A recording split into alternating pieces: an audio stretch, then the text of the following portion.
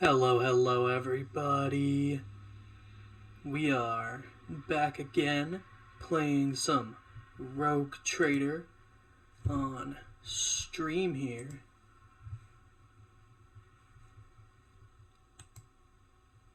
I have been thinking about this game a whole freaking lot ever since I started playing it the first time, and I just want to play the ever loving hell out of it. Um, some quick housekeeping stuff for today.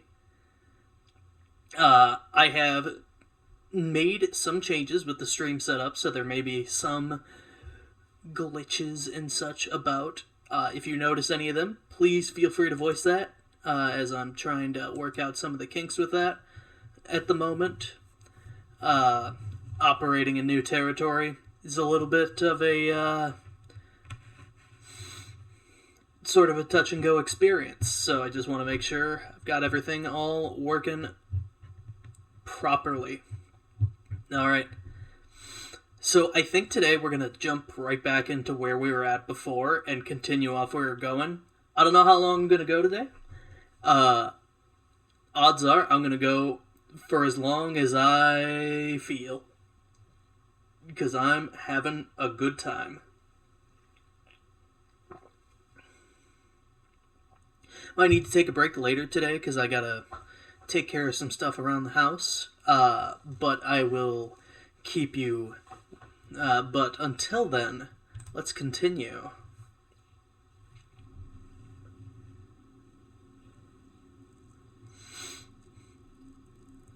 Oh, I seem to have unlocked a number of achievements. I heard that there was some scuff in this game surrounding the achievements, so so it looks like all those are finally hitting me now. Very fun.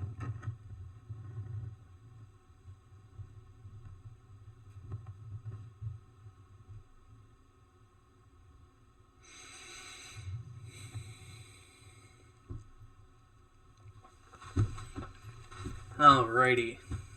So we got my girl here. There she is. I'm thinking when I might need to respec myself at some point because I'm just kind of like moving through mechanics of this game with the adeptness of a 4-year-old. So I'm guessing that at some point I'm going to need to respec, and then I can swap over to some character art, which will be fun.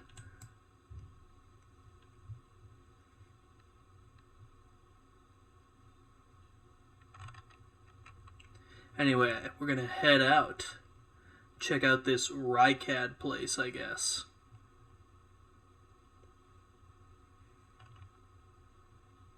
The events of Warhammer 40k Rogue Trader take place in a vast region of space known as the Coronis Expanse. This sector is composed of numerous star systems, many of which you will get a chance to visit. You will find yourself scouring the void in search of routes leading to new uncharted systems, discovering more routes as you explore the expanse. What you see before you is the map of one such system. Each star system contains objects you can interact with, such objects are marked as points of interest. Move your ship to a point of interest, then click the left mouse button to initiate the event, or open the planet view. Intercessing.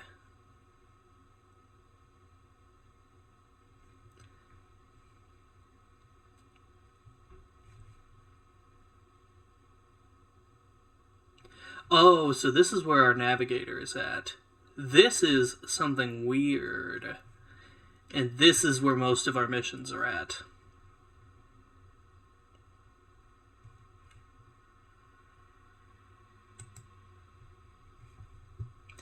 I wonder... Ah, there we go. A classic.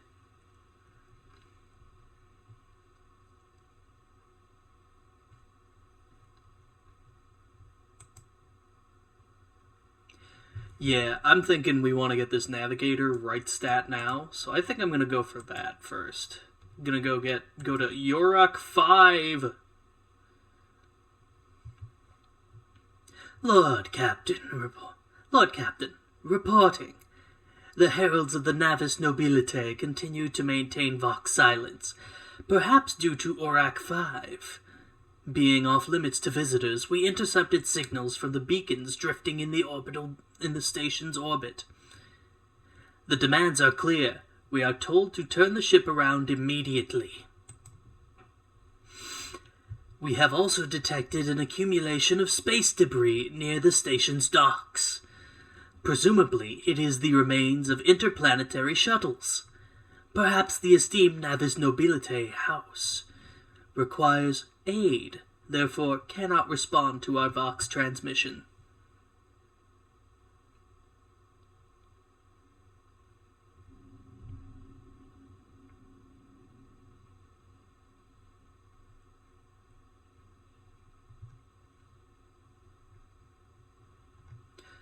How about we order the auger crew to scan the station first? Yes, Lord Captain. The Vox remains silent for a while, but then you hear static and Vigdis' measured response. The officers from the auger crew performed a full scan of the station, but the information is imprecise. They note wave distortions of unclear genesis that are throwing off most of the readings. We are able to ascertain that the reactor core of the station is still active, but many compartments are unpowered, and some fully depressurized. The signs of biological activity are largely present in the central module, which means the station has not been abandoned. So the question remains, why are the esteemed navigator's heralds ignoring us?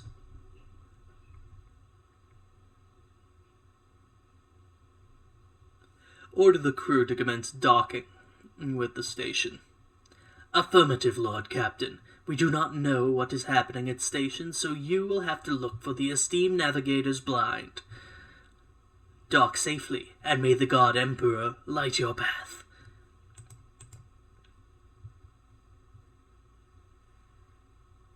The Navis Nobilite station is not responding to any signals, but the auger arrays detect some shit.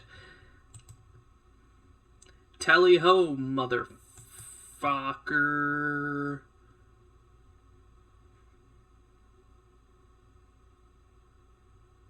Urek 5 added to the Worlds of the Expanse. Alright, well, you're the only crew I can take, so let's go!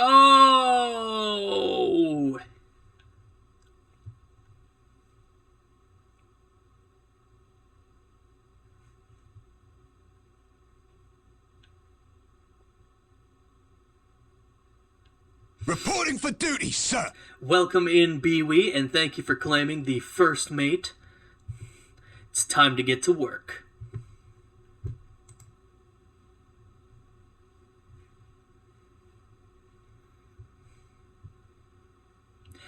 Also, how was the sound on that particular redeem? It's very loud for me, but I can't tell for others.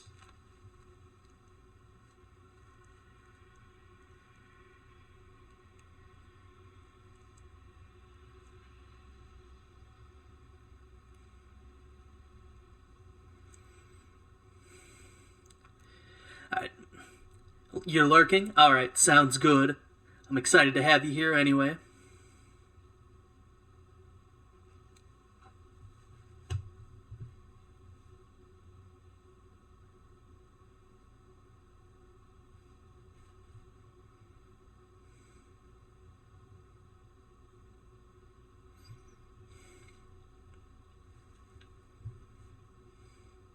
Wretches, you will be consigned to the oblivion for your transgressions against House Orsilio.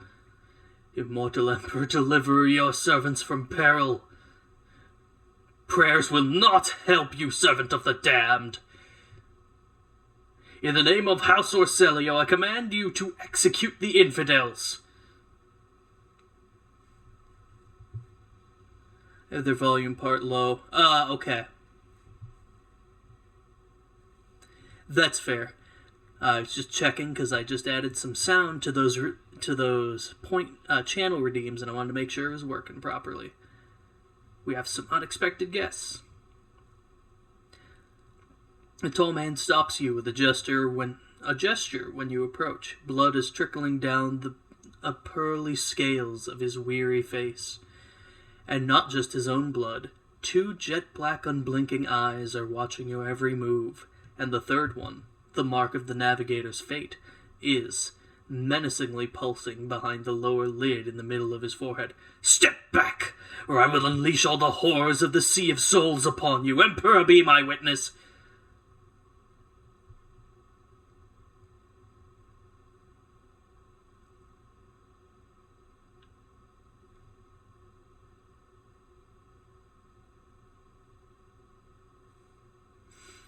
Abelard, if you would be so kind. Seneschal takes a deep breath. Before you stands her ladyship, the rogue trader Illith von Valancius, heir to the greatest protectorate in the Coronis Expanse and bearer of the sacred warrant of trade. Allow me to point out that nobilite custom requires the Lord Navigator to introduce himself first, but given the unusual circumstances on the station, her ladyship, the rogue trader, is willing to turn a blind eye to your hostility, but just this once. In this case, I shall turn a blind eye to your unceremonious invasion, but just this once. There is a dangerous glint in the man's dark, shrouded eyes. Very well, allow me to introduce myself. Before you stands Felic Christoph August, keeper of this place. So, you did not arrive to offer support to the traders. This is great news. Having said that, you must understand that Uruk 5 is a holy sanctum for House Orselio, and the path to it is only revealed to a select few. It pains me to say you are not on the guest list.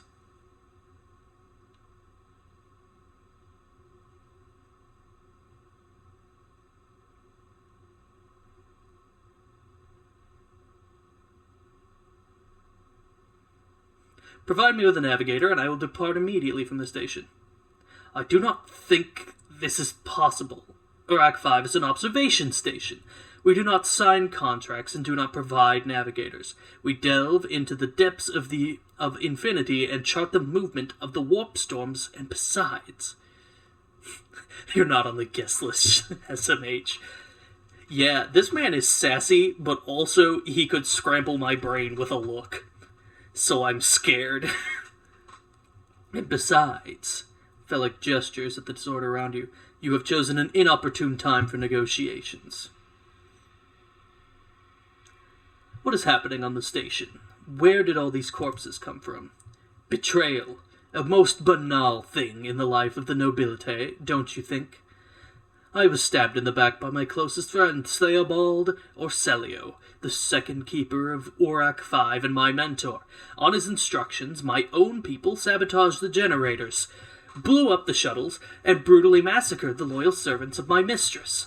Most unforgivably, they dared to take her prisoner, greedy scum. I swear by the throne's light, their souls will perish in the darkness of the void. Felic falls silent for a few moments, and then furiously slams the end of his staff into the floor. The madmen captured Lady Cassia, and are now torturing her upstairs while we are idly chatting down here. Help me rescue her, or be gone, but waste no more of my precious time.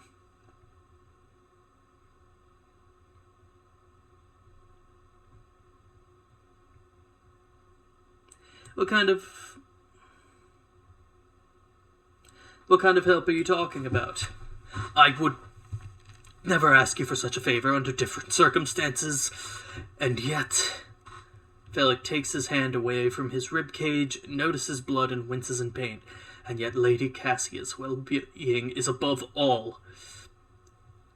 I haven't gotten many people left, and my wounds are too deep for me to act with precision and swiftness.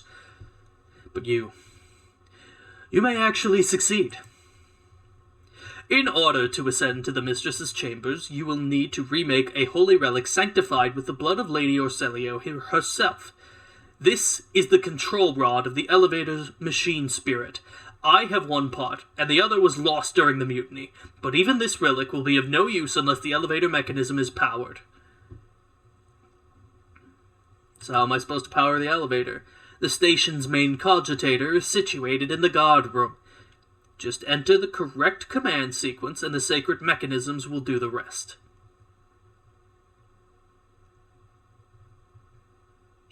Why should I help you? You came to the station for a reason. House Orselio will not be able to help you until the crisis is resolved. But if you aid us now, I promise we will reach an agreement that you will find satisfying, be it riches, influence, or the powers of our navigators. How do I remake the control rod? I have a phylactery containing the mistress's blood. It needs to be taken to the laboratory, which is located behind one of the reliquary doors. The most ancient of sacred mechanisms will help to rebuild the rod. The tech priests ceaselessly performed the rites of appeasement so that the machine spirit would serve the house in its time of need. The fateful hour is now upon us. I guess that makes sense. So what have you decided, descendant of the Von Valancius line?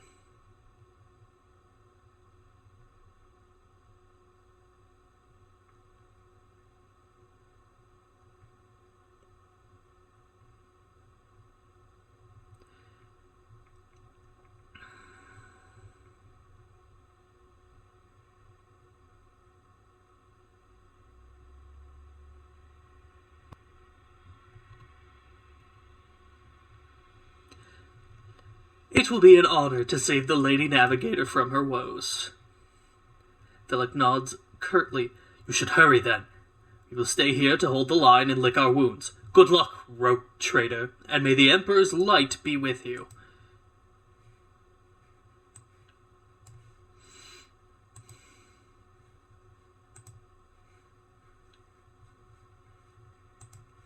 Alright, so all we have to do now is go find some shit. This is the elevator, I assume. Oh, I've got level up stuff to do. Shit.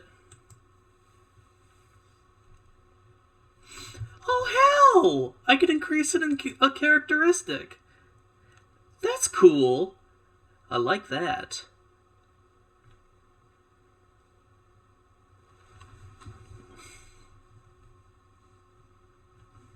Also, get a common talent.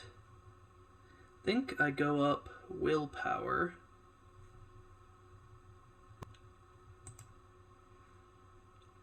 And then I shall pick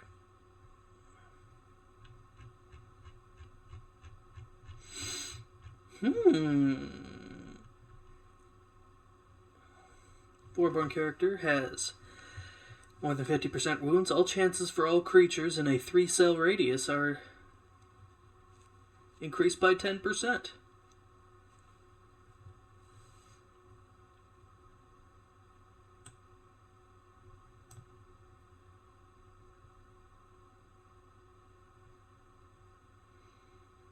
Using a non-damaging ability on an ally grants the ability to reroll any failed attack, dodge, parry, characteristic, or skill check, as with a 20% chance of success for 1 round. This chance cannot be greater than the base success chance of the roll. Using a non-damaging ability on an enemy grants them a plus 20% chance to fail a successful dodge, parry, area test against any enemy for 1 round. Anytime an ability or talent uses the fellowship bonus, a Voidborn character can use intelligence if it is higher. Funny you should mention that. It isn't.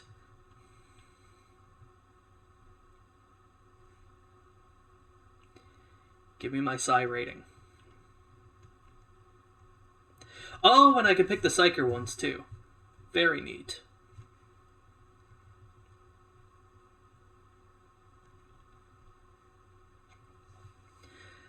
Psychic powers that have range of 2 cells or more have their range increased by your perception bonus. Not impressive.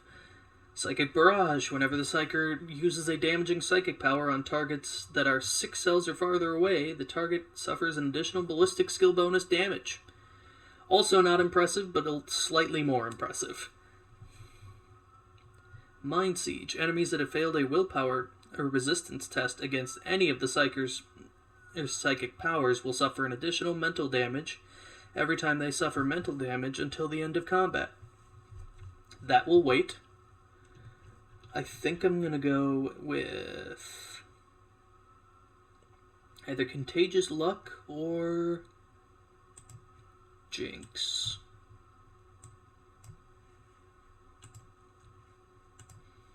Alright, Abelard.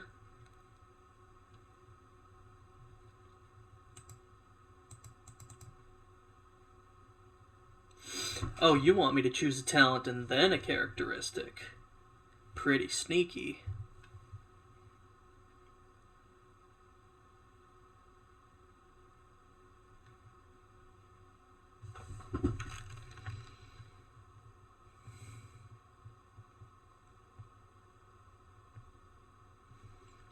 Whenever the warriors attack, they gain a +1 stack of Epicenter of Slaughter until the end of the turn. At the start of their turn, the warrior gains +1 temporary wound for each stack. Interesting. Deals an additional agility bonus damage to enemies that have no allies in adjacent cells. Not that great. Thick-skinned. Gain +1 damage reduction. Their parry chances increased by 25% of the warrior's total armor. Fuck yeah, that sounds awesome.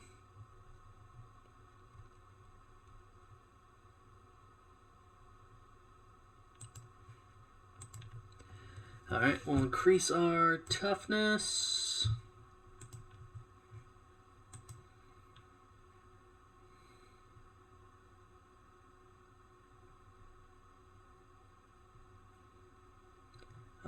Fresh target. What did I have you spec'd into? I think I was going more damage for you, if I recall.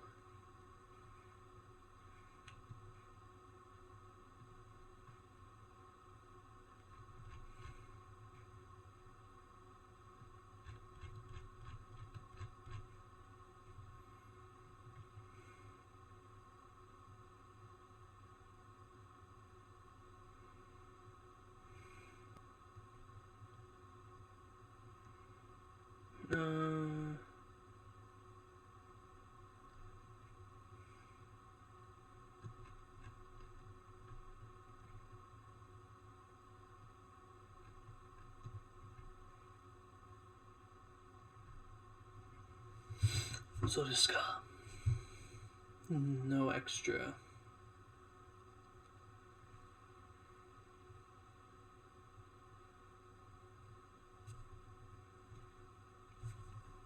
When an Imperial Worlder is affected by an ally's non-damaging ability or affects an ally with such an ability, their resolve increases by Fellowship divided by 2 for 1 round.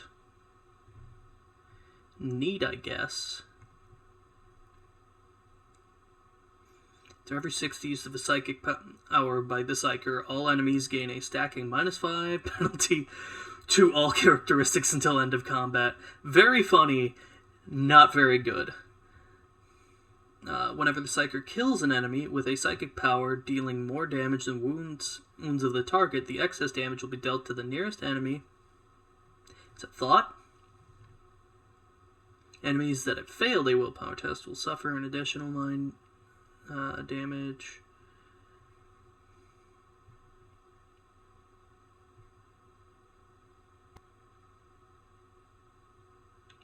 I think we're going to go with Mental Breach, because that one seems pretty fun.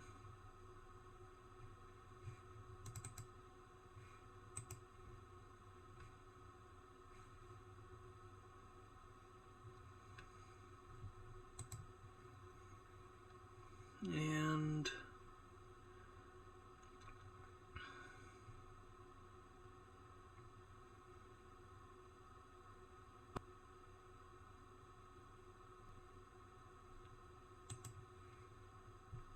I don't think it'll hurt to have more perception, because I know I am only so much.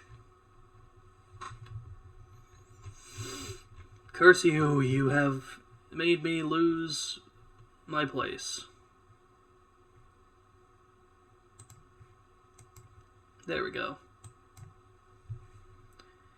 And lastly, we'll go into Argenta, our loverly Adeptus Sororitas. You're getting your ballistic skill cranked. Loverly. You need groceries? That's a mood. I need groceries too.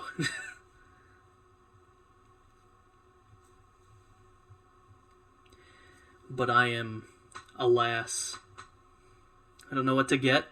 You could get chimkin, pasta, penne pasta.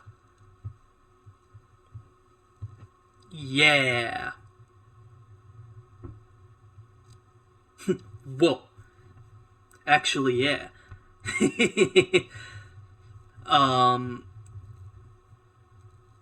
You got pasta and sauce at home? Ah, that's a shame. Okay,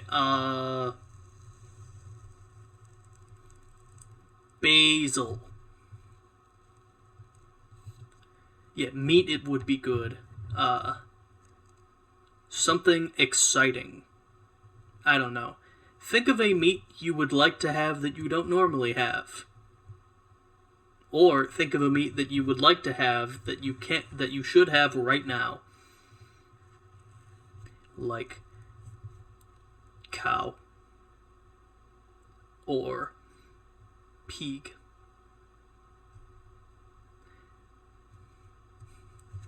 Rather get something simple and easy. I'm on a budget. I feel that. Yeah, that's fair. That works even better, in fact. I'd say fish, but I know how you feel about fish.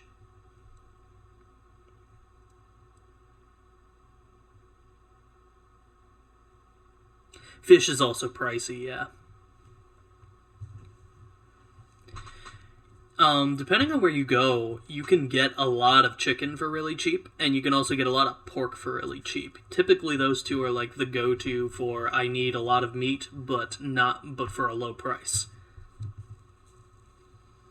And they're real easy to cook too. Pork belly. You got me feeling some sort of way about that now too.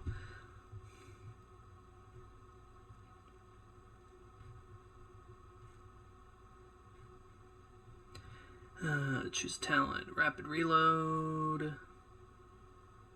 I already have Rack and Ruin.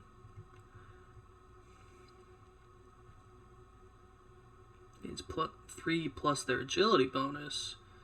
Percent critical hit chance. Score is doubled against enemies from which the soldier is protected by cover.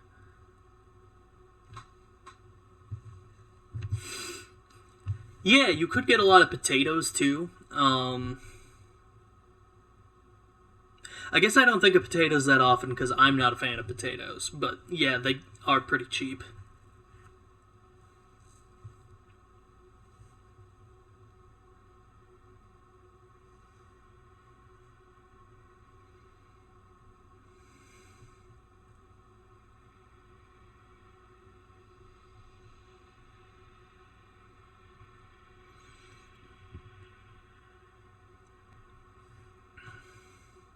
$8? That's really cheap. That's absurdly cheap for potatoes. Successfully dodges or uses cover. No. All of the areas when they're within 3 cells. That's cool. I don't think I want you being that close.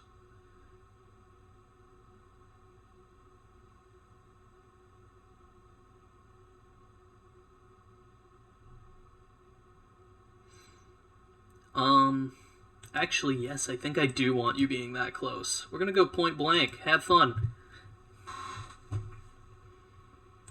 Alright. Leveling has been sorted. White, bright, pure color, and it's all riddled with horrible veins that carry poison or fear throughout its body. Who are you? Why are you crying? The corpses were mauled by a force beyond...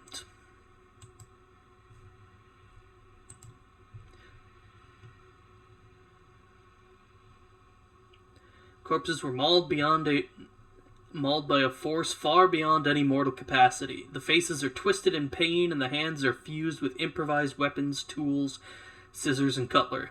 If the witch is talking about the enemies of humanity who set upon this abode of navigators, then our weapons will soon dispel their wicked misery. Thanks, Argenta.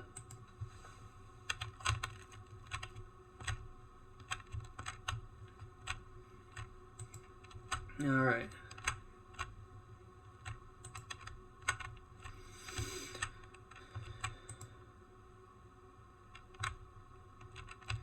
Currently trying to piece together where I'm supposed to be heading.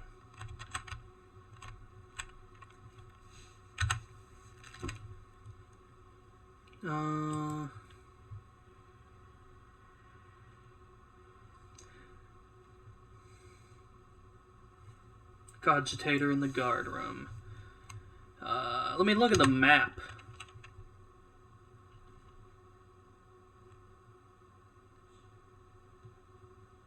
Turn to the void ship.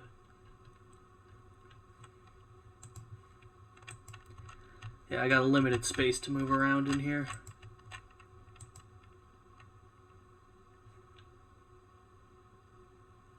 A multi-key? Hell yeah.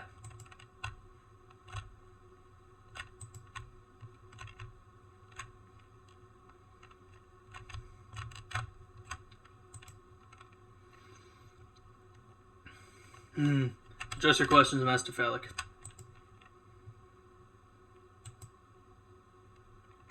Elevator's power is out, of course. Oh, we jump over. Excellent work.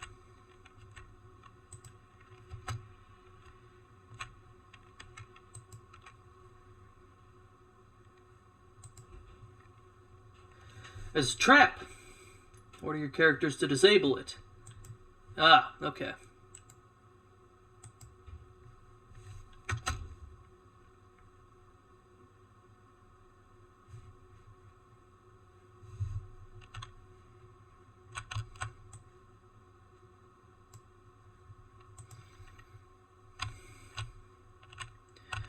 Alright. Take more of a look around here. Ooh, more goods. No services. Many goods. Car's iconoclast. As follower. Each heroic act used in battle increases the wearer's dodge. A sealed vial gripped the initial CTEO. Ah, it's where they're keeping the blood at.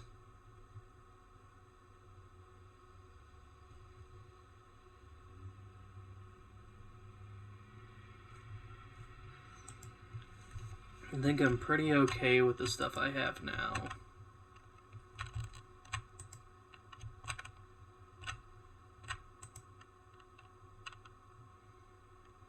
Stand firm! We must not let the miscreants defile House Orselio!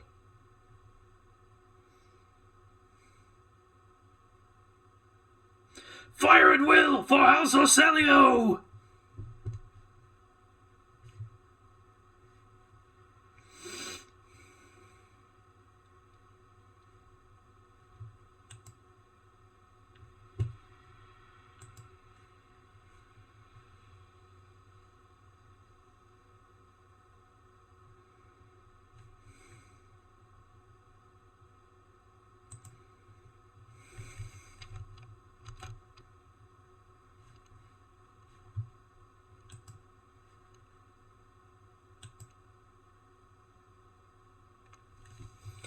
Oh, whoops. Started this off too early.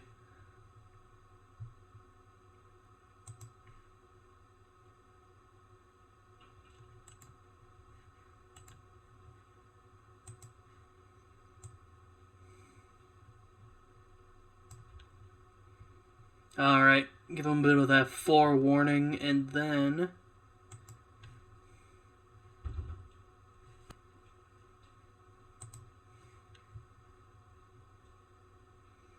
analysis.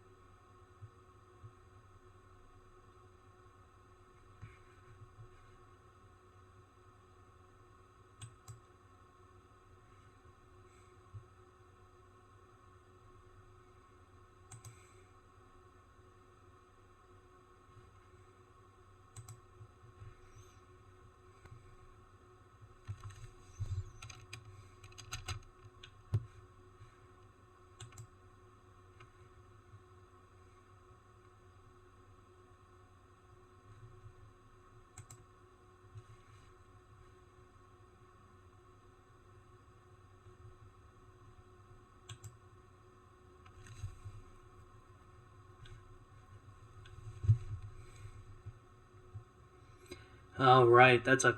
oh my god! Oh, you just killed him! That's good! But horrifying.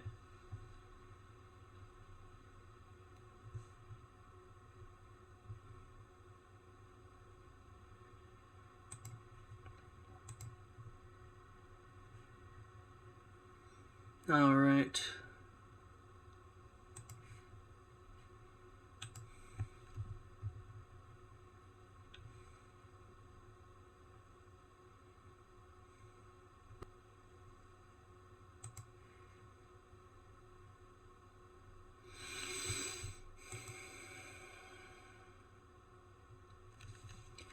Let's try these.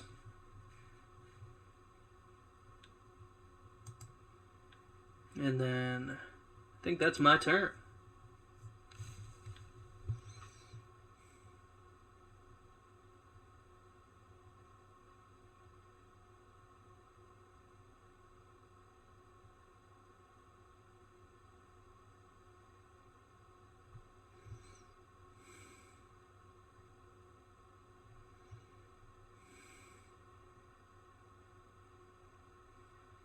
Fuck.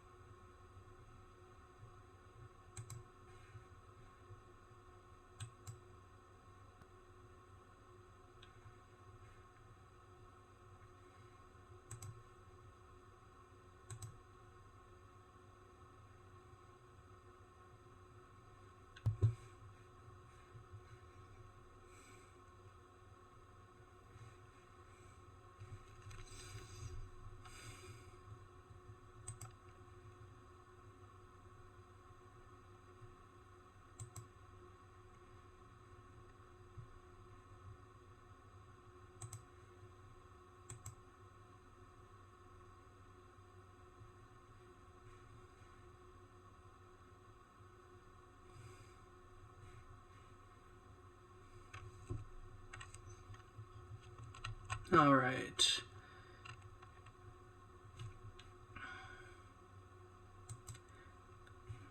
And then you'll have enough to move up here and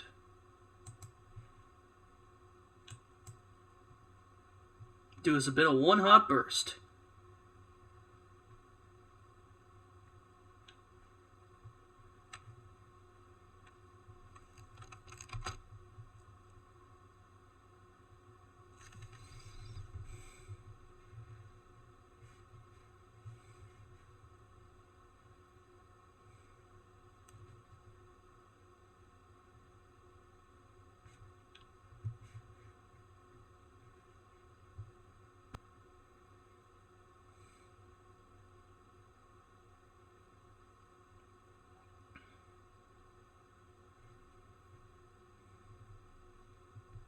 For one round.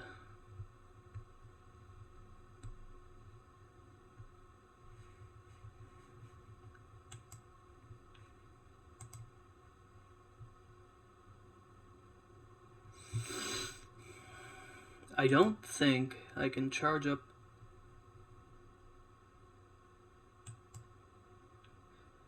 Hell, I can! Nice! I didn't think I could. I'm watching from bed, so I can't type much. That's okay. That's okay, Namo. I'm happy that you're here anyway. Thanks for joining up.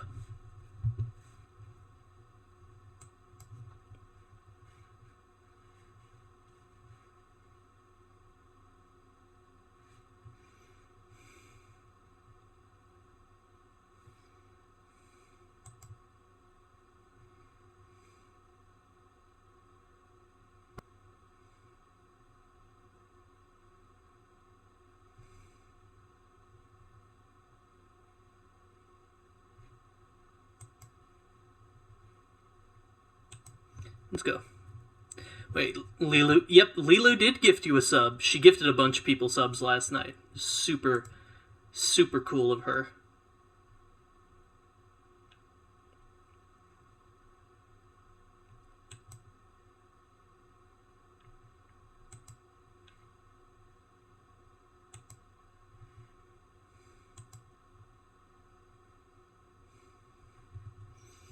All right.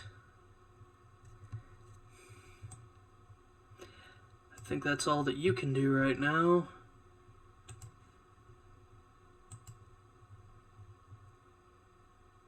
So I'm going to give him a little bit of pain to chew on.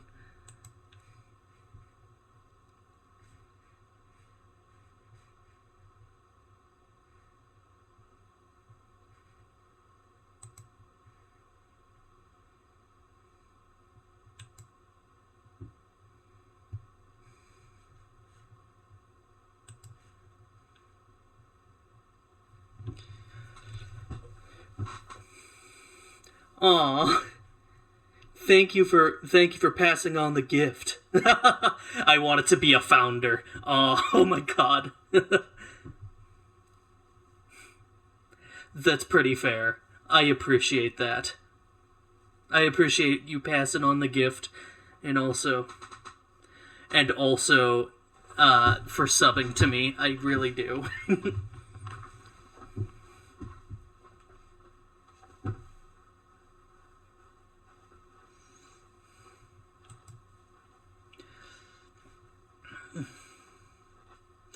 Also, you forgot about subbing. Honestly, I'm good with whatever. Because you got so fast to affiliate, because you rock.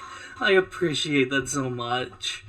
I've had a lot of people who are rooting for me, and it's really heartwarming.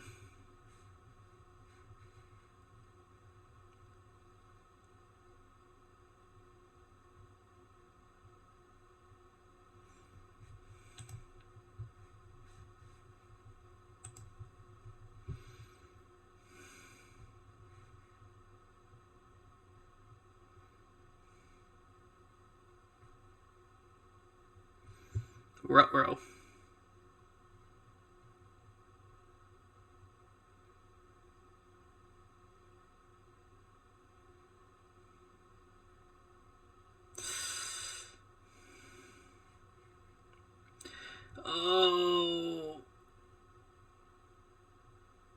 Oh, we are... How the game going? How the game going? Game is going pretty good, but I am currently in a very large battle with a bunch of traitors to the Navigator. The Navigator houses have a lot of their own internal politics, and apparently there's some sort of political nonsense that's happening right now that we stumbled into, and the rivals to the people that we're helping have turned their guns on us.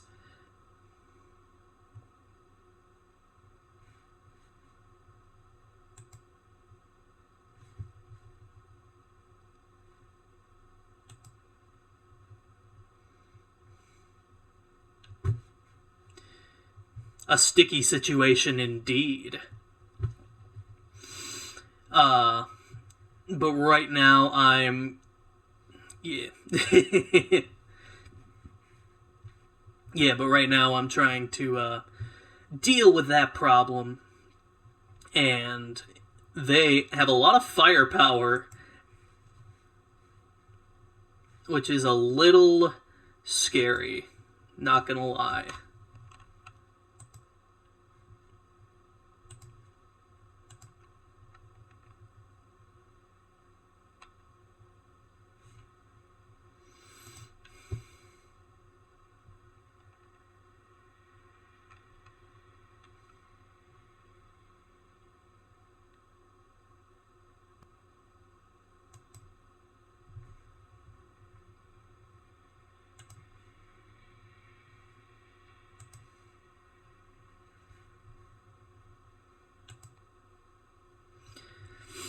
Alright, give him hell, Argenta. Hell yeah! One shot, one kill.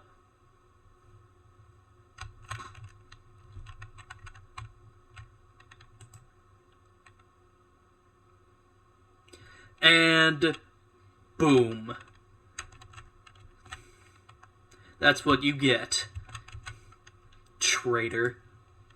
I guess. I don't know. I don't know your life. I don't know your life. I don't know what you're up to.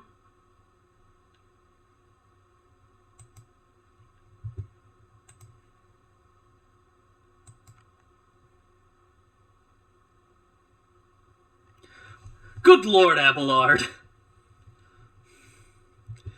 Abelard is a fucking beast.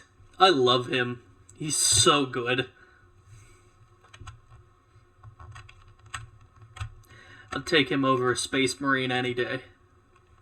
Just send me my dapper or money man. He'll get the job done.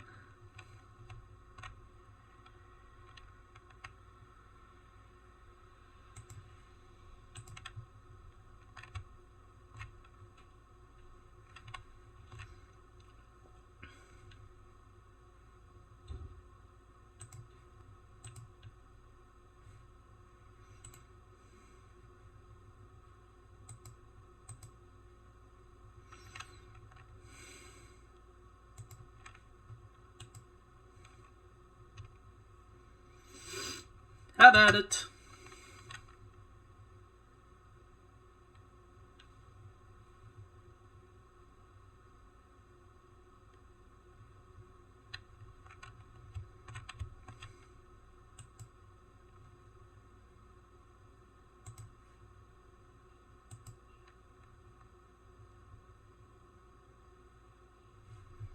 And he's gone.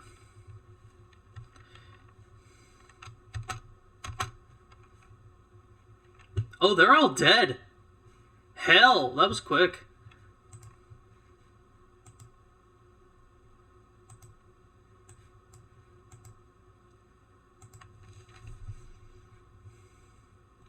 Scrappy auto pistol. Not too bad. Yeah, I'll take it. Guard defender. You have probably a pretty nice las gun on you. Look at that! Oh! Oh shit! Let's do it. I want them. Guard Medicaid. Flag. Las gun. Sword. Las pistol. Fuck it. I'll take it.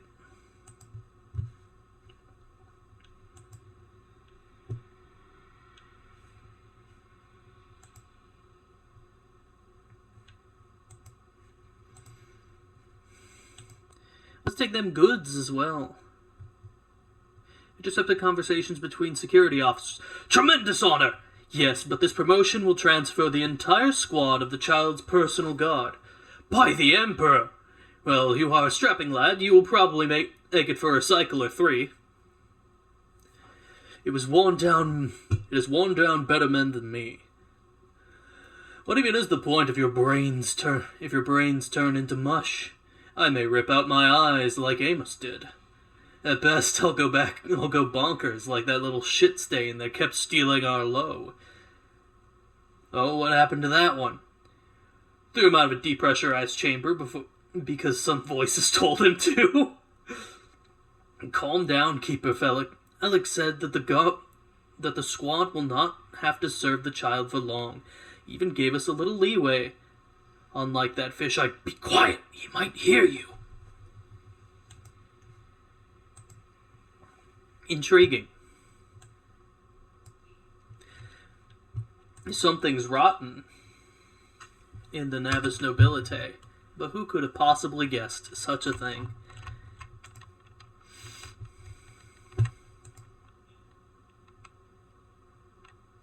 Congrats on your disarmament. You're an expert, you fucking idiot.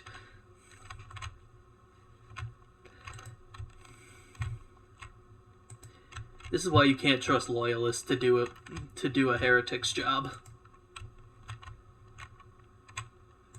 Examine Imperial lore. Statue of the famous Calixian sculptor and chronicler Zacharias Werner.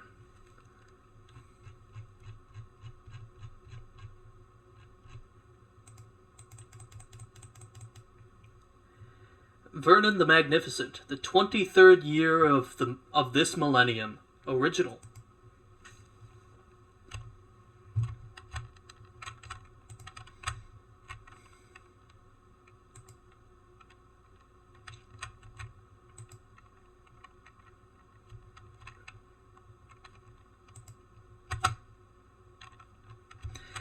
Alright, nasty.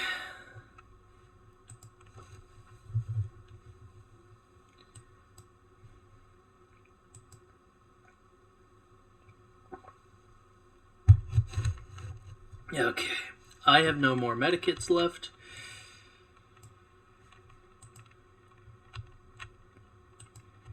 We are playing on hard mode. Navigator flesh sample, what the fuck? Hey guys, I think the Imperium's a little fucked up.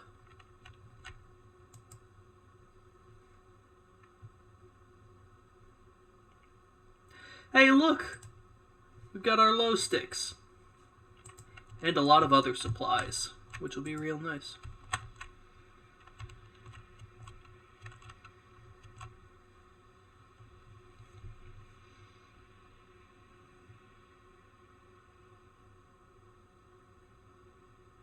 Damn. Abelard telling you your business. Abelard is a good man. I get this impression that Abelard is a good man.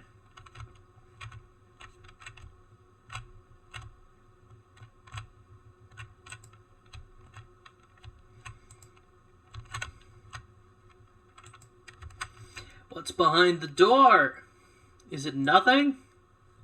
Fuck! There's nothing here!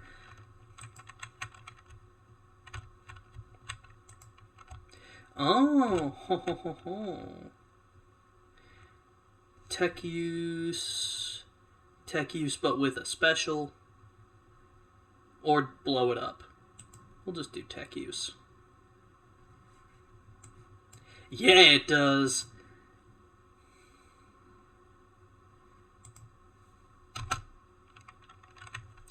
Alright, where's the trap? I didn't see it.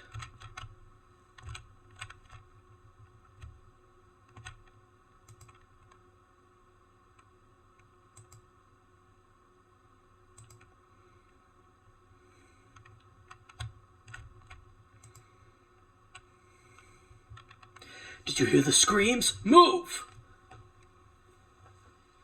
Sir, are you alright? We can't hear anything.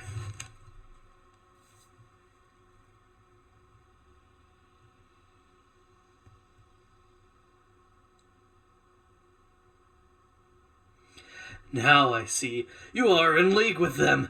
Is this an insurrection? Yes, indeed. Death to traitors! Sir, what are you doing? Get a hold of yourself!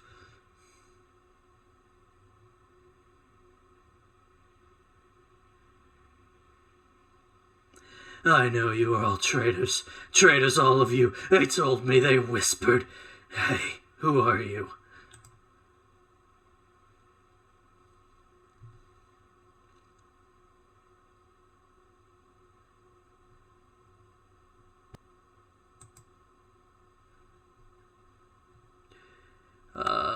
Looters of your body. Give me your stuff. Incidentally, what the fuck was that? Some shit's going on, man.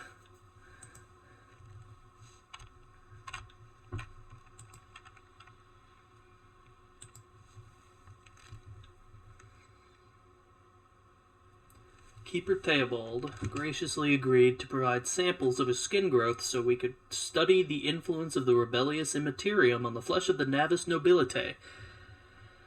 Just as we thought, navigators are positively resistant to the restless currents of the warp, the God Emperor truly does shield some people against corruption and misery. But let us get back to the study of mortal flesh. Another servant will be carried in shortly. I must ready the organs.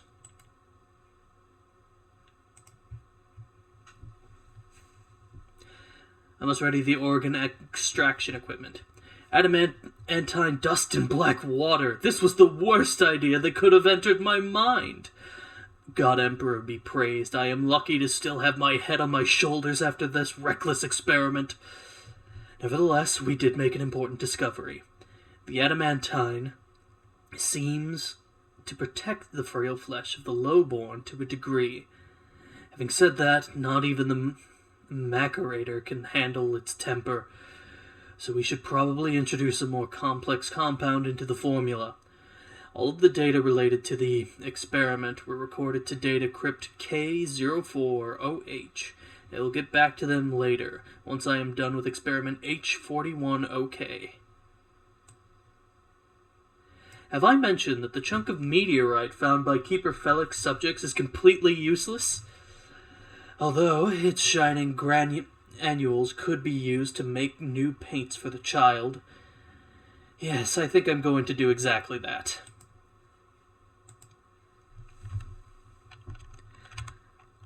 Some shit is happening in this place. I think they're experimenting on human bodies.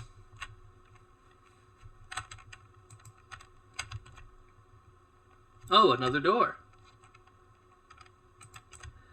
Oh, well, that's a fancy little situation there. What the fuck? Oh! The cogitator vid is covered in cracks and stained with dried blood.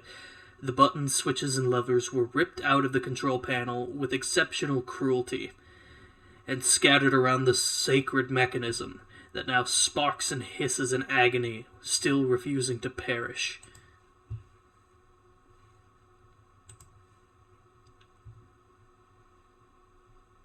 Awaken the cogitator.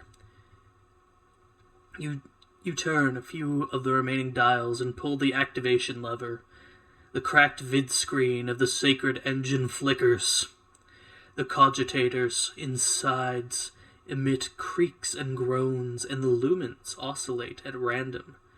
It takes a while, but eventually the machine spirits do grant you access to the cogitator systems.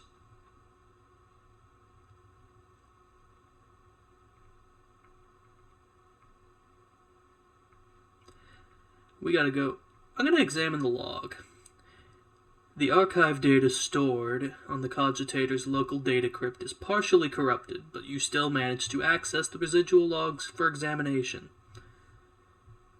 Examine recent entries of the incident log.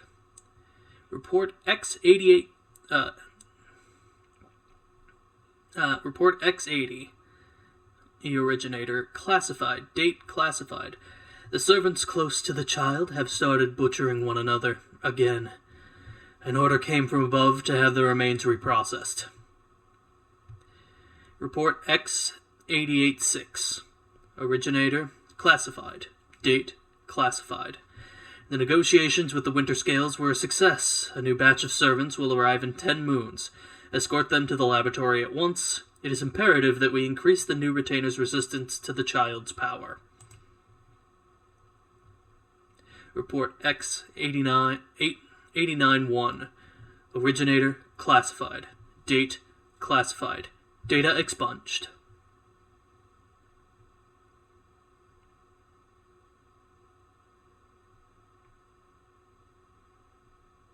Review Vox Report 12AH890. The Vox recording hisses for some time before you hear a voice. This is Officer A282. Do you copy?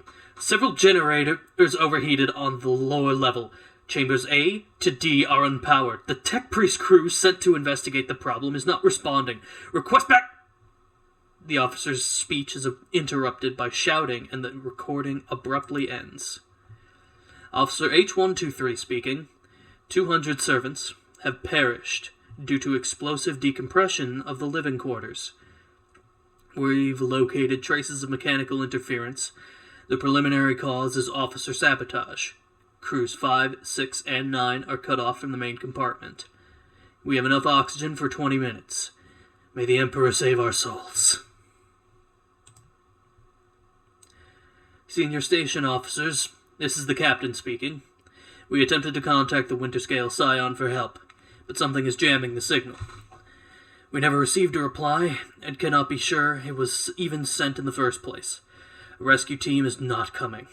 We are on our own. So remain vigilant. Anyone could be a traitor. You hear me? Anyone! If you are in doubt, shoot to kill. The Vox recordings are too badly distorted to make out even a single word. The following ones.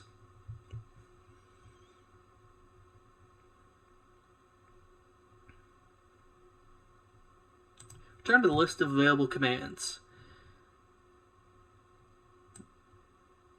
Main elevator controls. A few manipulations with the switches make you realize the elevator to the upper chamber is blocked. Activate the elevator. Processing query. Confirmed. Turn to the list of available commands.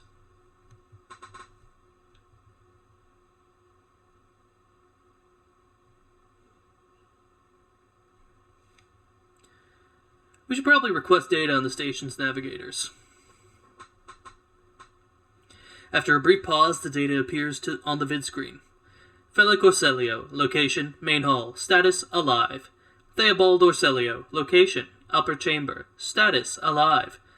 Colomira Orselio, location, upper chambers, status, deceased.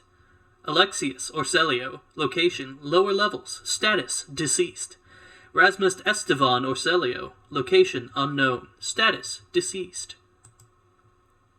The child, location, upper chambers, biometric parameters, rapid heartbeat, elevated blood pressure, stress levels exceeding the permissible limit. Status, unknown error. Attention, calming procedures advice. Attention, upper chambers inaccessible. Error, the control rod is not present. If the control rod has been misplaced, immediately contact a station keeper or the Navis Laboratorium custodian. Step away from the cogitator. You thank the machine spirits and reset the operating protocol. End dialogue. Well, all I have to do now is find the rest of that control rod. And then I can go into Eldritch Horror Place.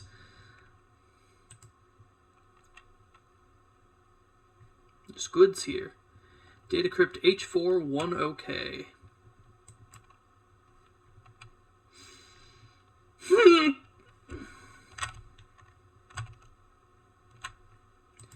I think I have to go look into that.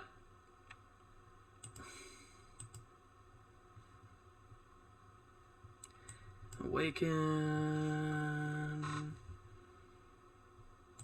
Examine the log.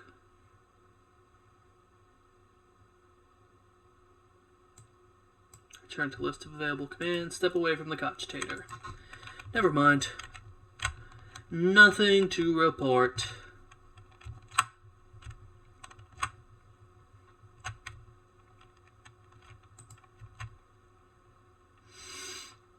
But this... Something must be done about this. Nicely done!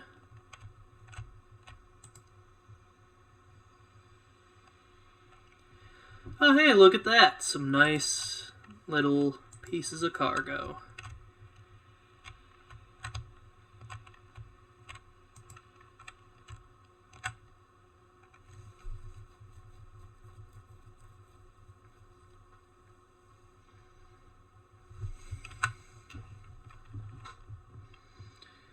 Huh, I appear to have missed something over here.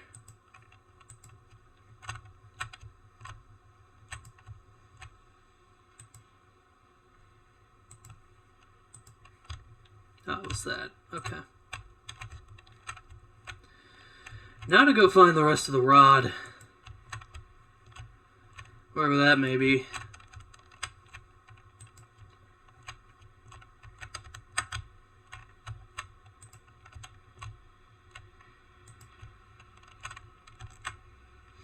Piracy has found its way into the walls of this esteemed house.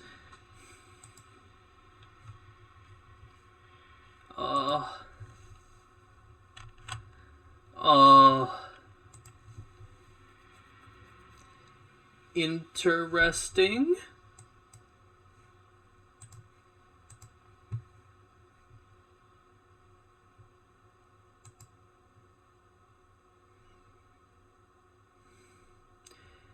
Must be some way to unlock it from somewhere else.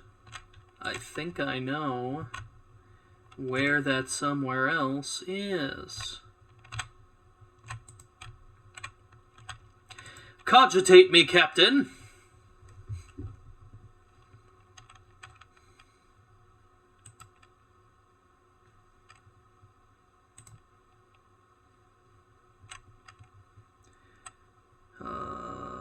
Switch to main chamber controls.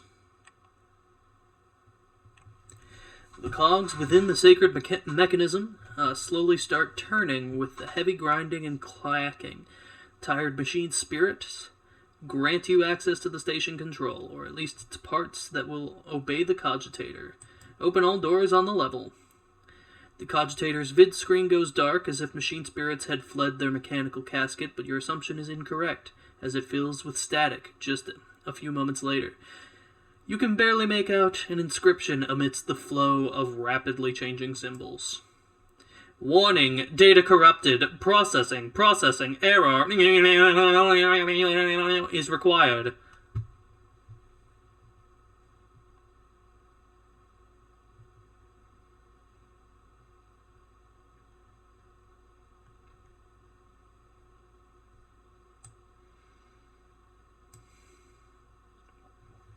Logic test succeeded! The vid screen lights up with a smattering of unfamiliar green symbols, and you hear a peculiar click from somewhere behind you. It appears one of the doors in the chamber has unlocked. Turn to the list of available commands. Step away from the cogitator. Nicely done.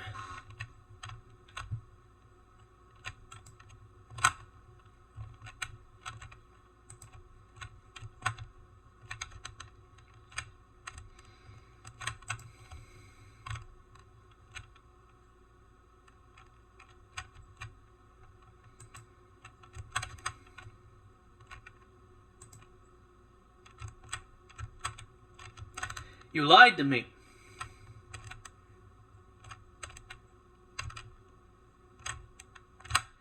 I have been betrayed. You said all the doors were unlocked. What am I gonna do now?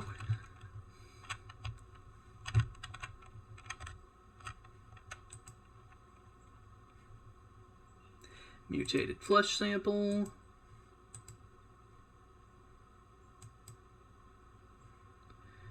Some goods, a meteorite chunk. Neat. Oh. A new pistol touches the beacon.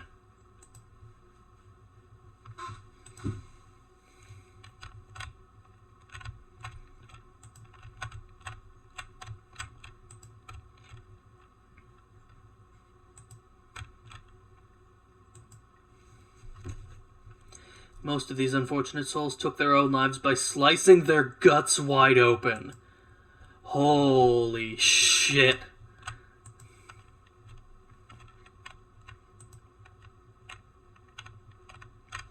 I was like, yes, the chaos stuff is done. We're done with the abject horror. No, we are not. We're jumping directly back into it.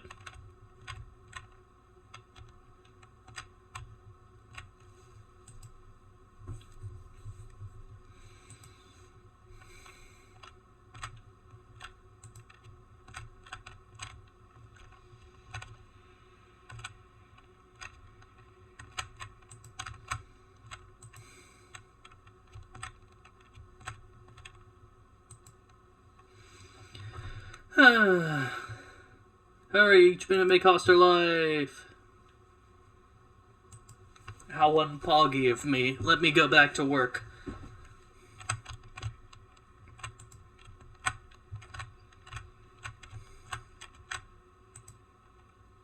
The Lady Navigator's statue looks pristine and new.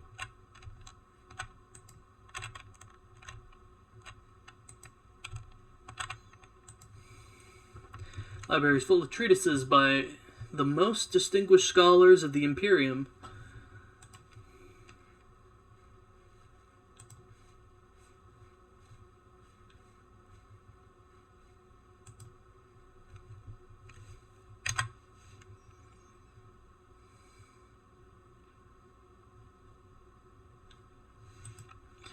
Oh, I think I found the door I was looking for.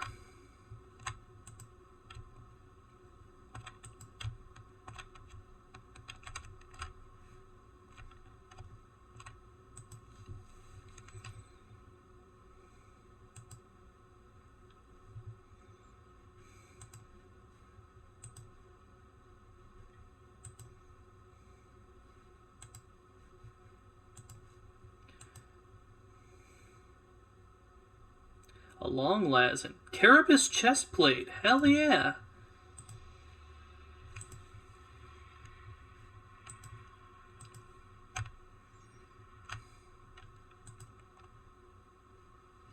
This is all very cool, but this is decidedly not what the doctor ordered.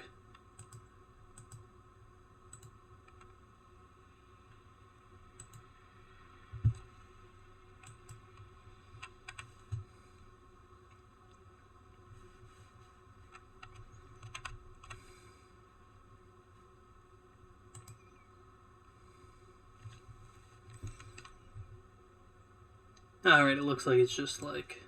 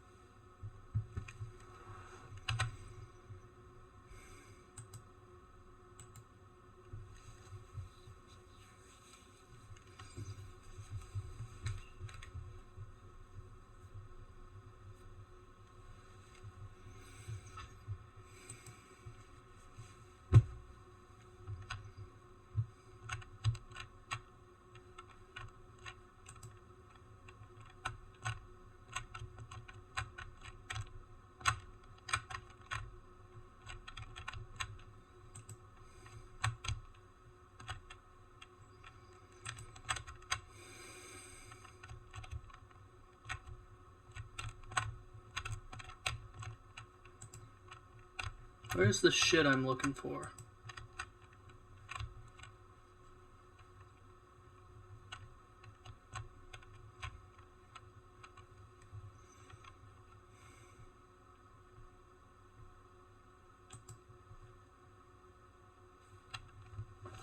Grocery acquired. Hell yeah. What'd you end up getting?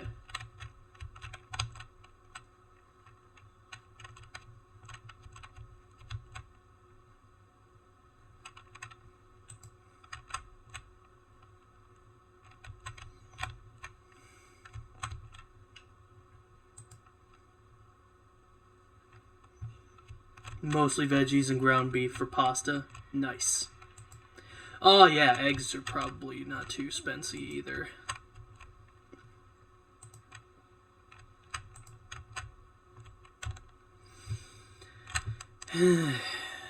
I'm missing something, but I don't know what.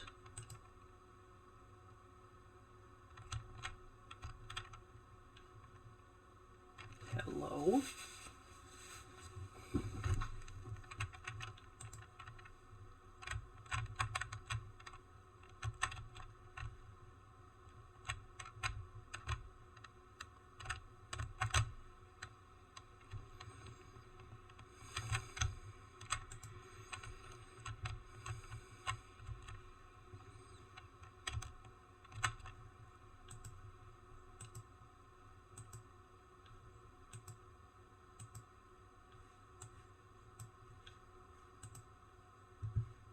Oh, there they are. They're just molding into each other.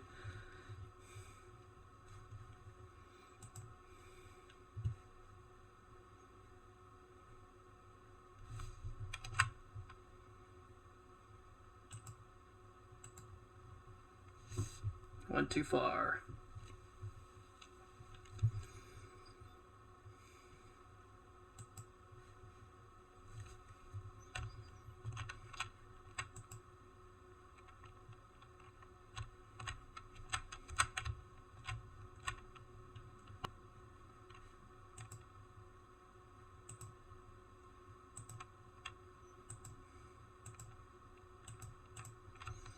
I can't see anything.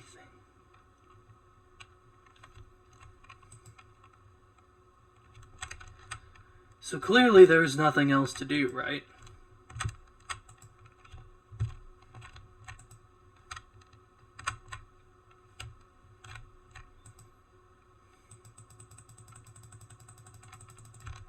Let me in.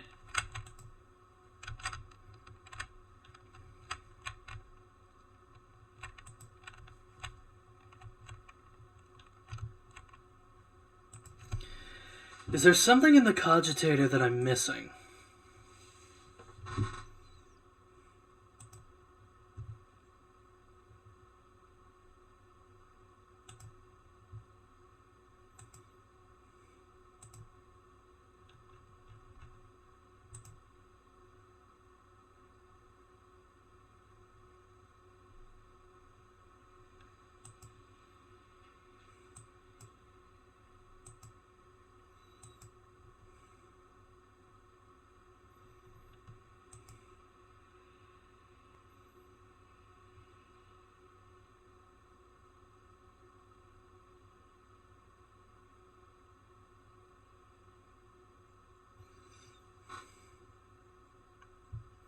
Oh, there we go.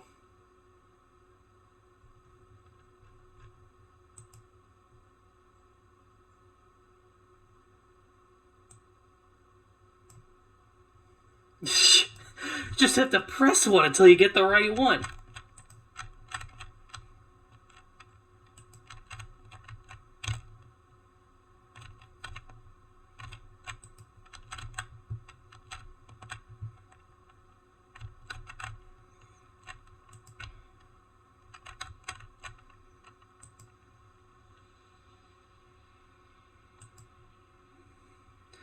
Someone disrupted this experiment in the most brutal fashion. It is impossible to determine what was inside. I have a hunch based off of everything I've been told, and I'm horrified.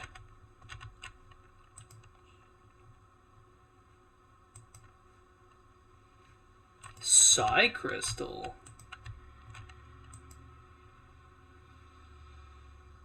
Biogel, black water, acid. Probably take those.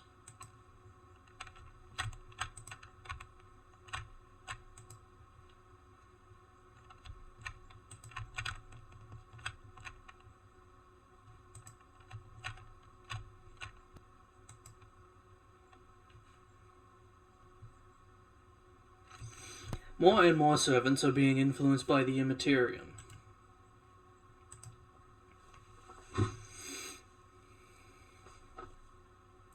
and it has nothing to do with the child's more frequent tantrums. We've discovered that the corrupted flesh of the mutated reacts most unusually to the crystals we purchased from the Winterscale dynasty. I strongly recommend finely grinding the reagents to catalyze the reaction. Do not use acid under any circumstances. Trust me, you will not like having to tend to the burns for the next dozen turns in a row. This calls for something more basic. Oh, and one more thing. The tech priest blessed the data crypt H410K for the calculated number of chronoturns, which means it is no longer necessary to remain near the device while waiting for the reaction to start. The data crypt H40K0 malfunctioned over the course of our research. I should remind the technomats to deliver this sacred mechanism into Magos Dioctius's capable hands.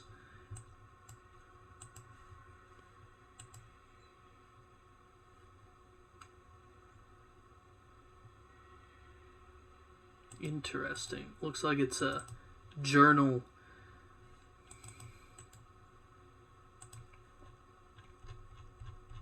It's quite long.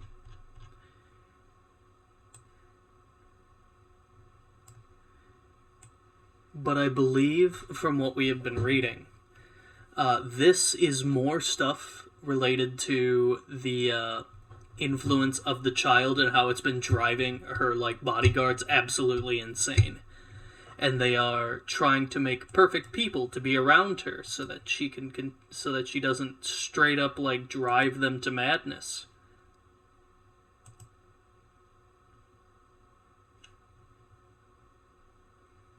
Alright, we have remade the control rod. Transducer.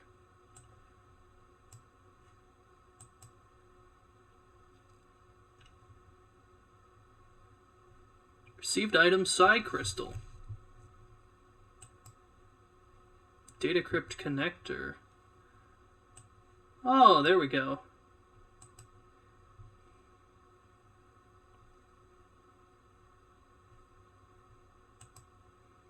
Catalyst flask.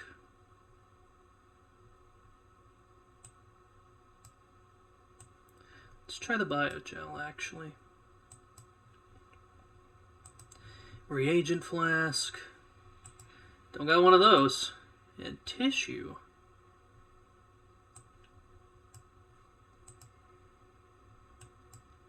Lady Cassie's Medicaid. They all just lost their minds. Please don't kill me.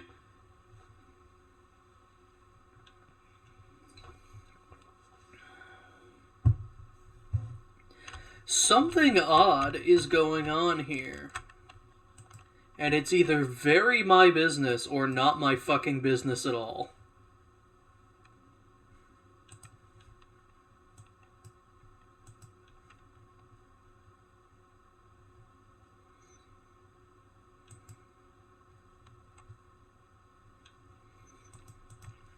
Yeah, I haven't found a reagent yet.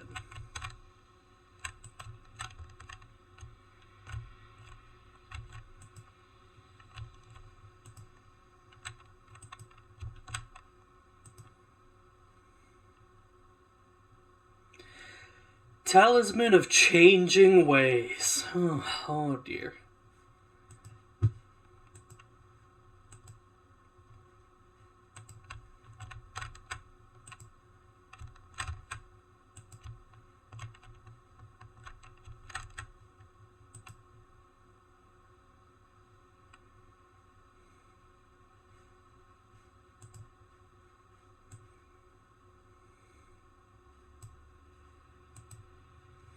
We'll collect it.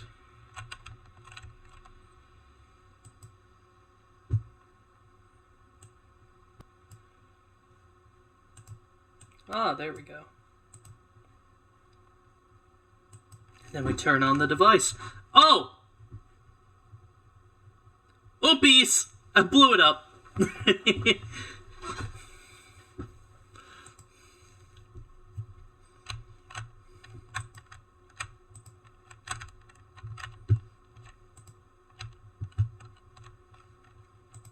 Don't worry, Mr. Navigator. I've done nothing. It was the subjects. They did this. I mean, sorry, it was the traitors. Oh, fuck. Oh, dear.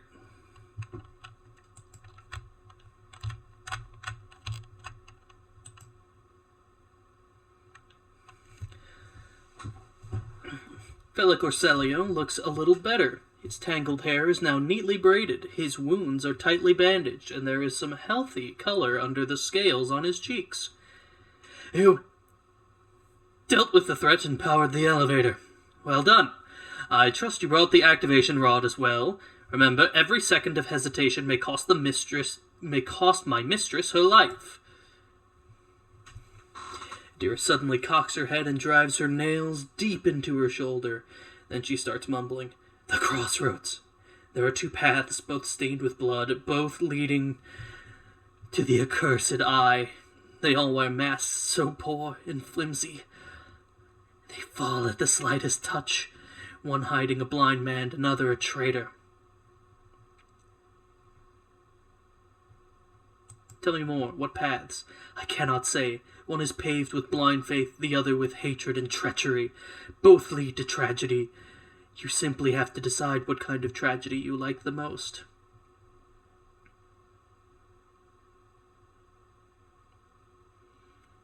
Who is who? Do you see behind the masks? My whispers are giggling nastily. They will not speak. The naughty little things. They say to tear off the masks in your concern. Thank you, everything is clear now. Adira nods tiredly and glances at Felic out of the corner of her eye. This station has enough problems without your sorcery, Psyker. I have many questions regarding what's happened on the station. You think you are worth the life of my mistress?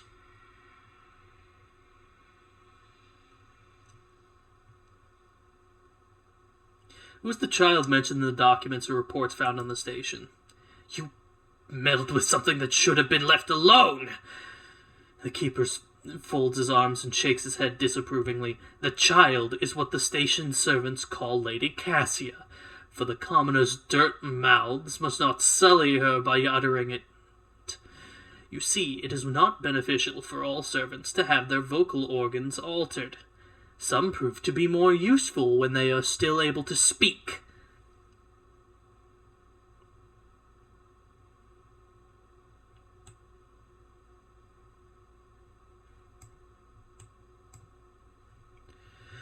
Felix exhales loudly and smiles. Thank you, rogue trader. I don't even know what to say. Status and honor prevented me from admitting it before now, but you awoke hope in me. Hope that I might actually leave the station together with the mistress. Which is why I am about to ask you one last favor of you. The lowly insurgents got their hands on a weapon that suppresses my navigator powers. Their absence makes me a living target. But this weapon is useless against you, as is the bunch of lunatics wielding it. I humbly ask you to deal with the scum huddled upstairs and hurry to adorn my mistress with the relic of our house, a sacred amulet against all evil. Recent events have badly disturbed Lady Cassia's psyche, and warp entities always lust for weaker souls, especially when the veil grows thin. You too will be safe next to this charm.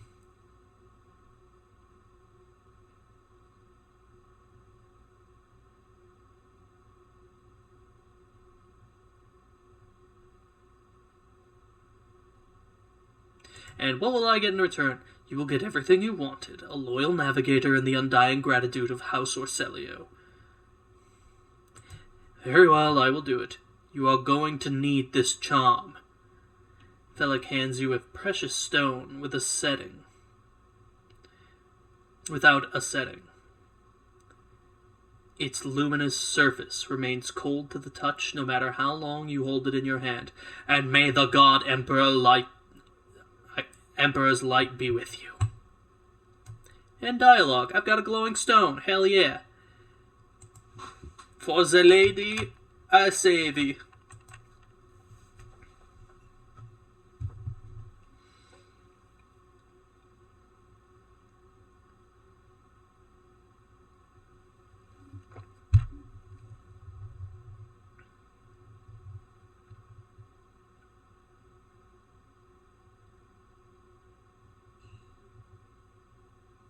The pale figure with unnaturally long limbs stands with her arms raised, her hands deformed with talon-like nails. Her deathly pale face is coated with blood that continually streams from her scarlet-misted eyes. Her spiny gills, slightly hidden from under her disheveled hair, twitch nervously at your approach. Only now do you notice the third eye on the young woman's forehead, hidden by a jeweled ornament. By the way, is there no audio in the game? I don't hear anything.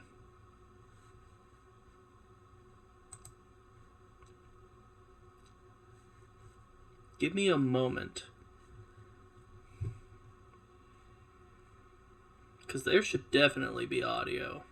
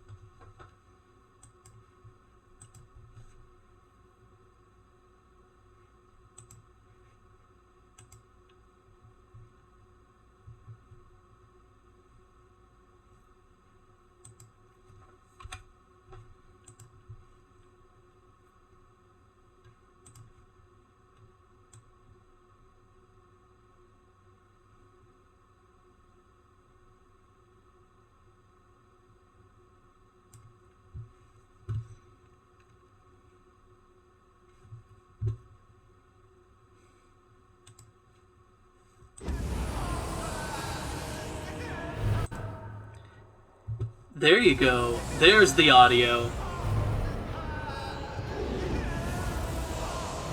Do you hear it now? Okay. That means it's been going since the beginning of this stream. Oh goodness. It needs to be a bit louder?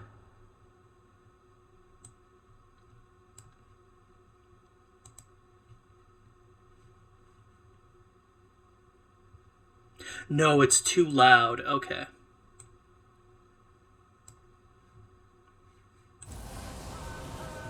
How about that? Is that, how's that working? Just a bit less? Okay.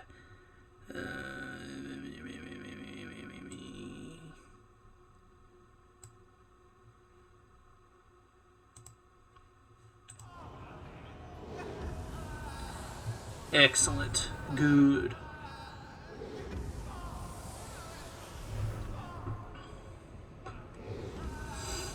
And when your eyes meet, you sense overwhelming, soul-smothering power.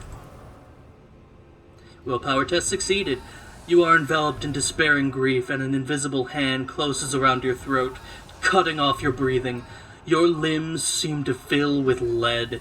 Your heart hammers in your chest, and the desire to turn and flee from this room, from this station, almost gets the better of you.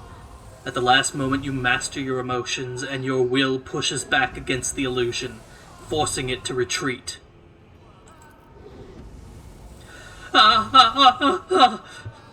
if my own little pals weren't bad enough, now this one's barging into my head. Somebody stop her! Piracy. Argenta looks at the tall figure with a strange mixture of anger and sadness, then she lowers her head and her white hair veils her face.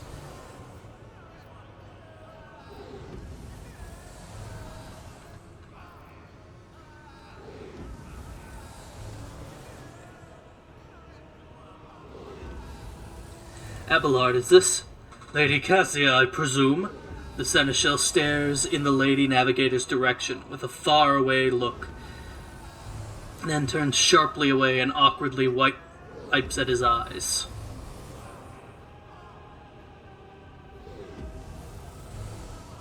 Lady Cassia, I'm here to help you. Please calm yourself. Persuasion test. Succeeded.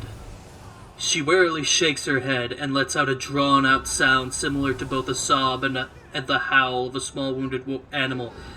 What is happening? Was someone calling my name? Are all the betrayers dead already? And you? Who are you?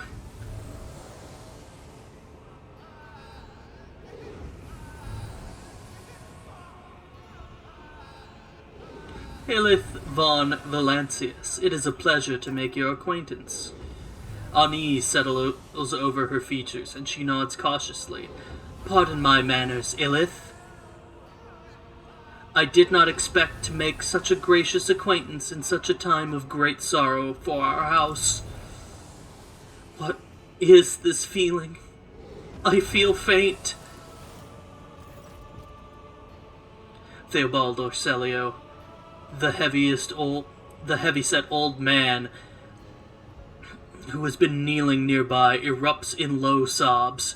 His eyes, swollen from crying, dart desperately around the room as though the veil of ignorance has just been ripped away from them. The child. Lady Cassia, where are you, sacred child? Throne preserve. Despite his venerable age, the navigator leaps up and rushes to the young woman's side.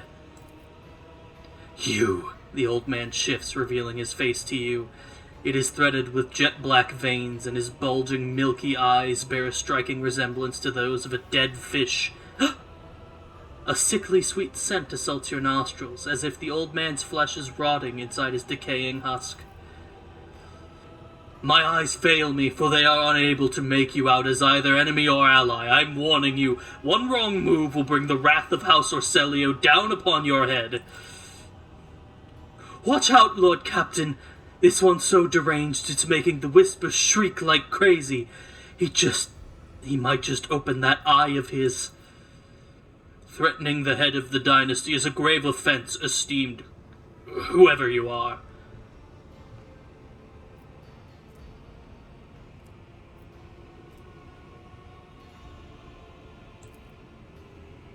I mean you no harm. I came to seek the navigator's aid. I'll grant that you do not look like pirates who have come coveting the riches of a wrecked station, or like scoundrels in Felix's service. So who are you? Elith von Valancius, rogue trader. Or, Abelard, introduce us. Her ladyship, rogue trader Elith von Valancius, heir to the greatest protectorate in the Coronis Expanse, and bearer of the sacred warrant of trade, extends her greetings. Another rogue trader in our corner of the galaxy? How interesting. Your kind always make an appearance in desperate times, ready to cut a deal that benefits one side alone.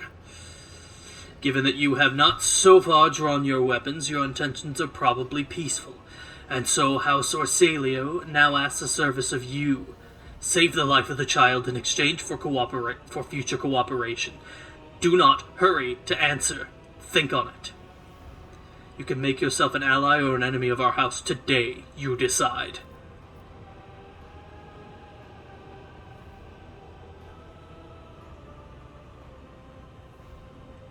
What is the curse that has taken hold of everyone in this room? Theobald frowns. Curse?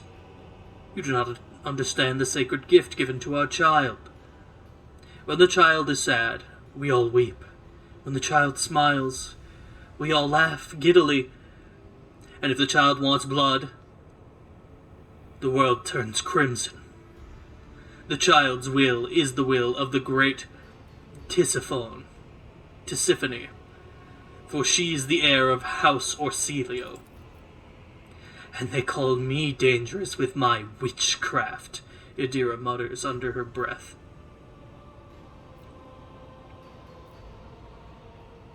I want to know what happened between you and Felix. Felix is my wayward student. He came to Yorak 5 as a callow youth. I personally mentored him and entrusted him with the care of the child. He was like a son to me.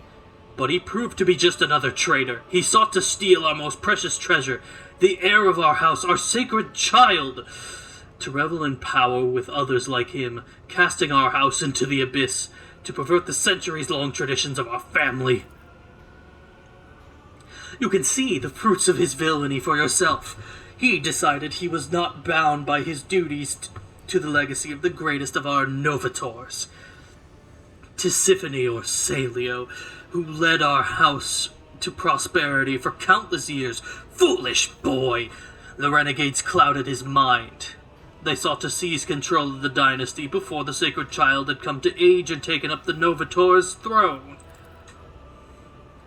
So choose whose side you are on, a murderous traitor or a lawful scion of a noble house.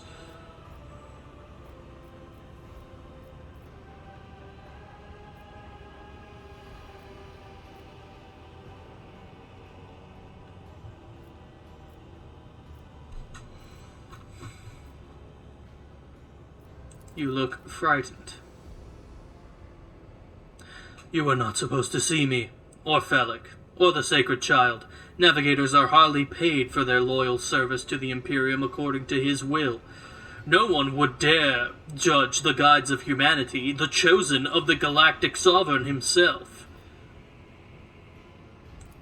What service do you ask of me?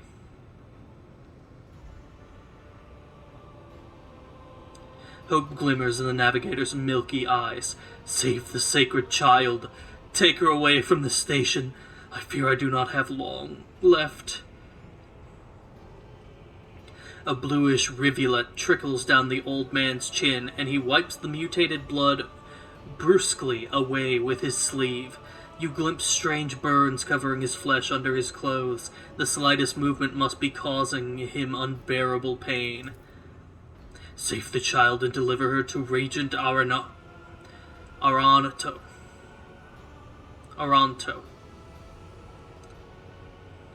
Acting head of House Orcelia in the Coronis Expanse. Rest assured that the reward will be worth your effort. I know we came here for a navigator, but after everything we've seen, I've got some reservations about this girl. Such a fragile thing with such a heavy burden upon her shoulders.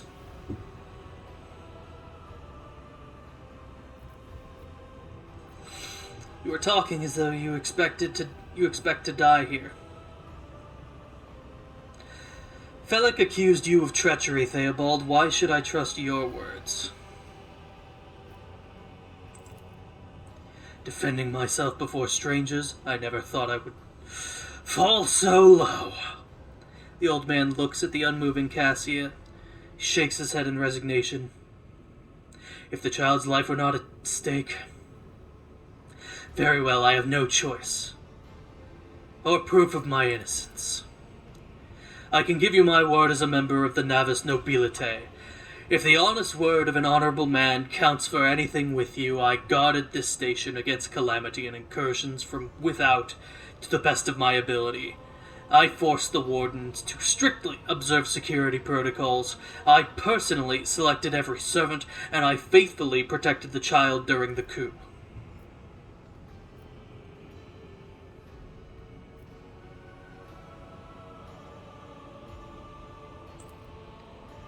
How could you lose control of your own station? Do not thrust my heirs in my face. I am twice your age and twice as wise. Take my advice. Trust no one but yourself and the Emperor. Even those closest to you will betray you for gold, power, or a far-fetched idea of a bright future.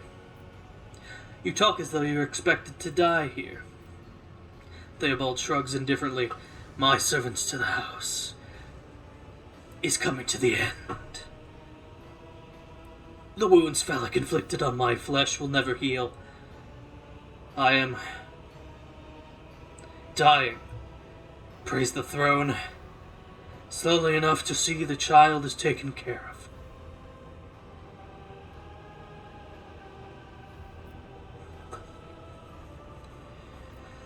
You need help. There is a Medicaid deck on my ship. But Theobald only shakes his head. No. I am the keeper of Urak 5, and I perish along with my station. On that note, I have other matters to attend to. I believe I have made my decision.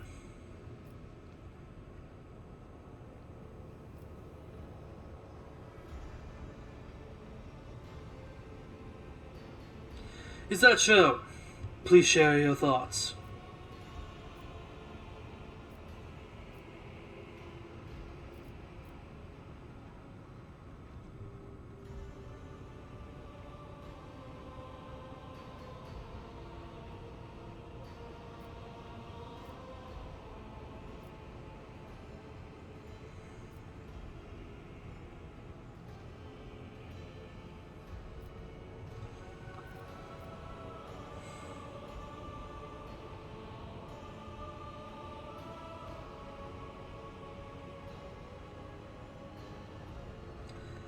Oh, I'm really tempted to make some choices, but I don't know what's gonna happen.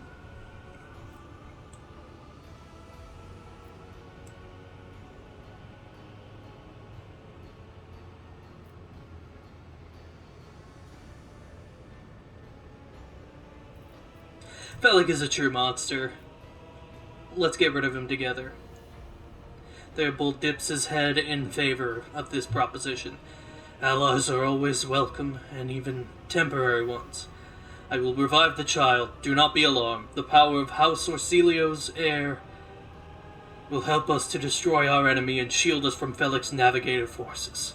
But you, rest for a time before the battle comes.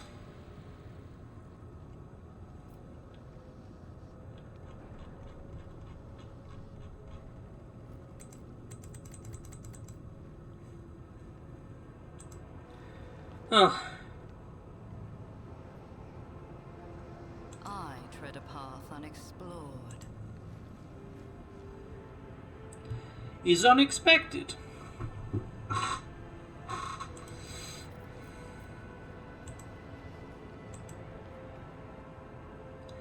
Servant opens his mouth in prayer, and you see the stub of his mutilated tongue. Powers unseen uncover my path.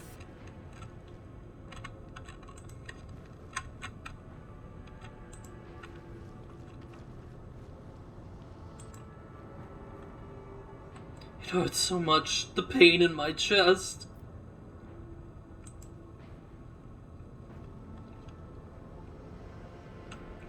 While this may be an alliance of convenience, we shall follow you.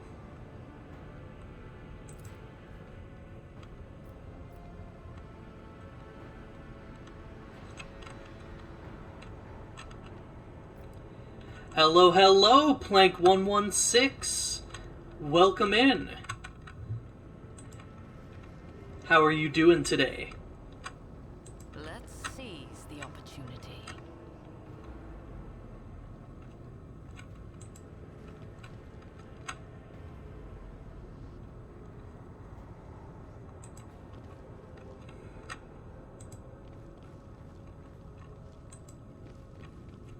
Embrace true power. Lady Navigator's private library is brimming with essays and personal accounts from the trailblazers and explorers of the Imperium. I think it's time we take revenge. It's time for a fight. It's about time we repay those who betrayed our house. Come!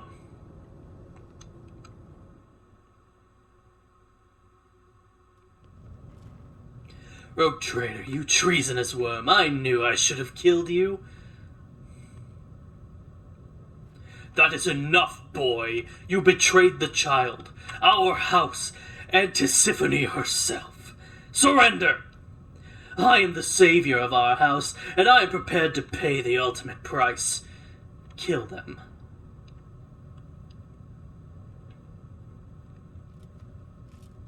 The absurdity of your struggle amuses me. To the death!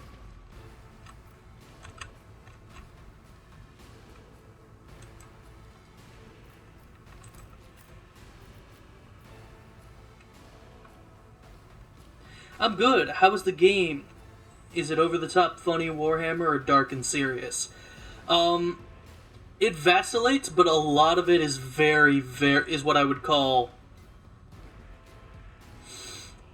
It vacillates so far. It can be a little goofy, but a lot of the opening stuff has been like grimly serious. More on the horror side of Warhammer than anything else, to be quite frank. It very disgusting. It describes a lot of like chaos shenanigans and also like the grim body horror of navigators. And in a way, I appreciate that.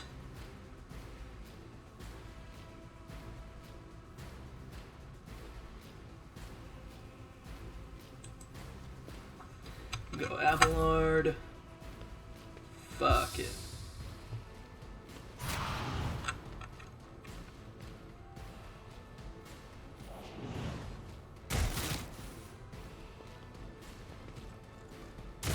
To the heretics!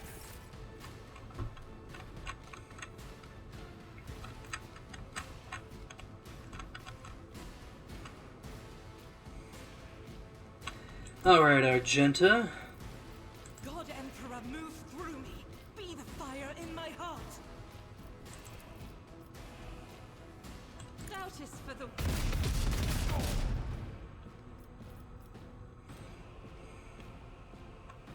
The horror books are always the best part, so that's good. Yeah, I'm actually pretty down with it myself.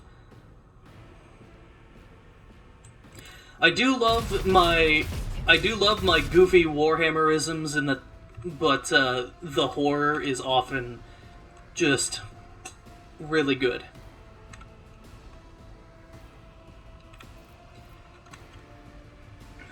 Right now we're trying to liberate this rogue trader from. We're trying to settle this dispute. Not liberate this rogue trader. We're trying to settle a dispute between navigator houses. And I don't know if I picked the side I'm most comfortable with, but I did pick a side.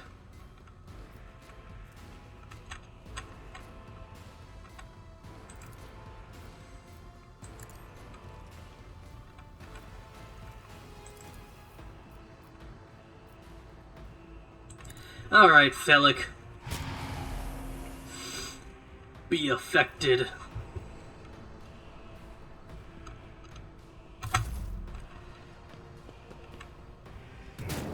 Oh, mama. Oh my god, that's a lot of damage.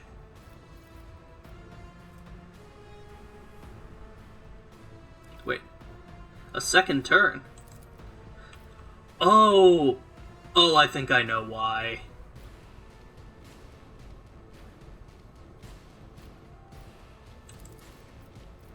Ruin beckons. Enjoy that.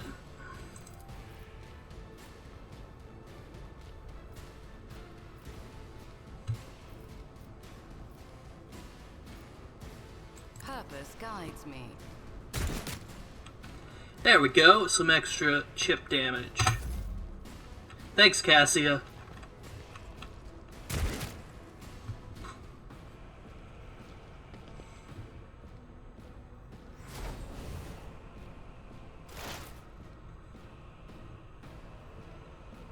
Alright, actually, we'll have you here. And then I'm gonna examine. On it. Abelard, take heed.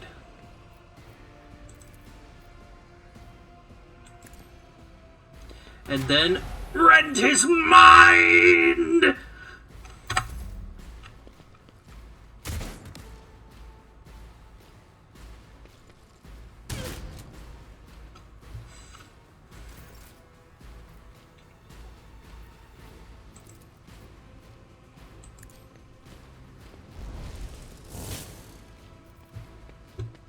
Alright, cool. I think we can get him. You a target? Nicely done! He's already dead! The battle's already basically over!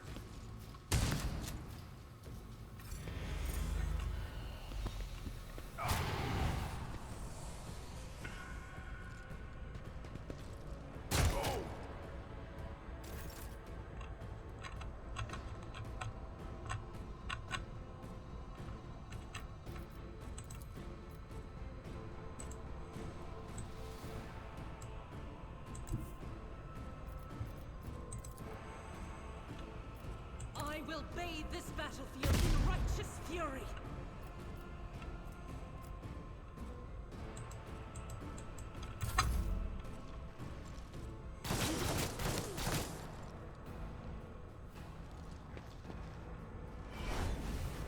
Nice, thanks. Just a minor setback.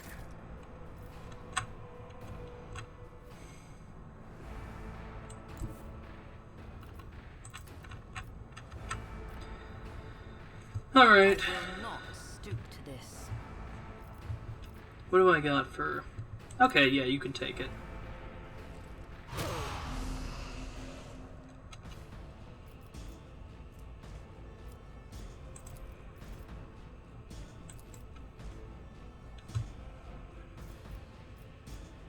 I reject the very idea.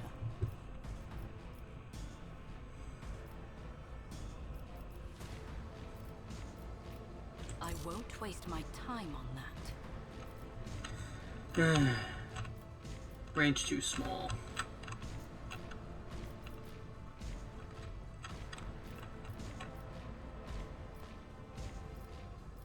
I will triumph. Have at it.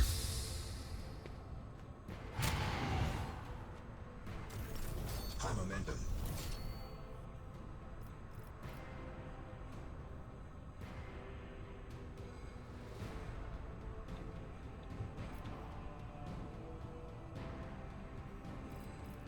And I think that's my turn.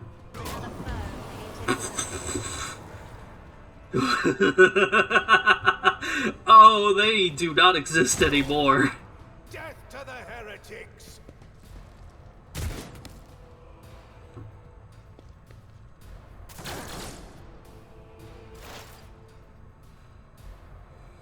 Oh, there you were.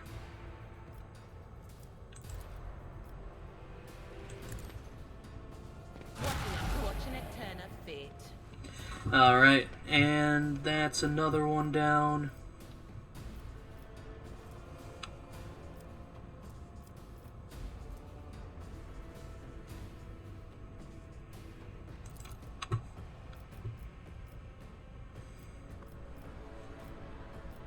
Anything is. Alright.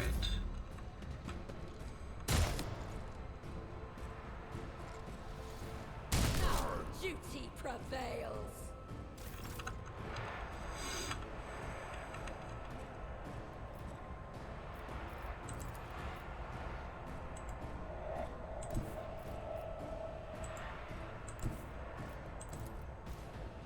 I will do my duty.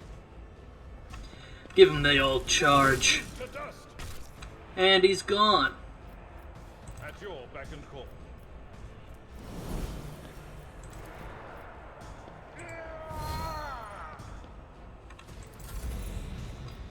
Alright. Yeah, we'll be finishing up this up real short. Like, this was way easier than I was expecting. I'll do it. Faith without deeds is worthless.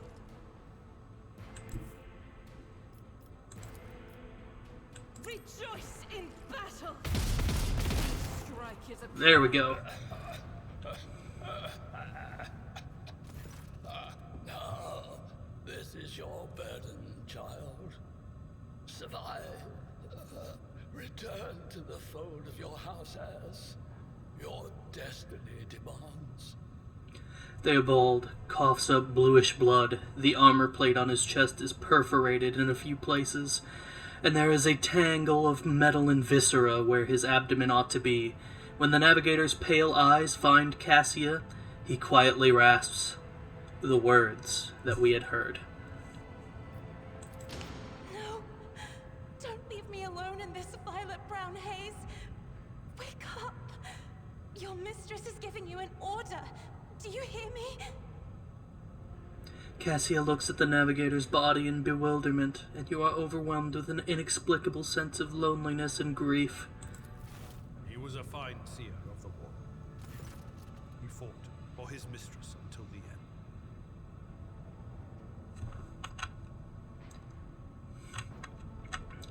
end. Abelard, you loyal man, you. Yeah, no.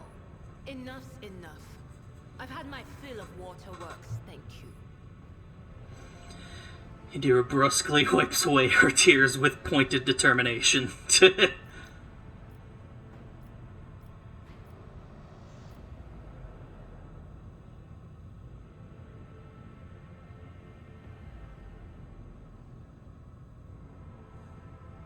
Cute navigator girl, you seem to have made the correct choice. I appear to have indeed. Regret that we had to meet under such circumstances. Your regrets. I just want things to go back to the way they were before. Cassia looks sorrowfully at the destruction around her. What are you going to do to me?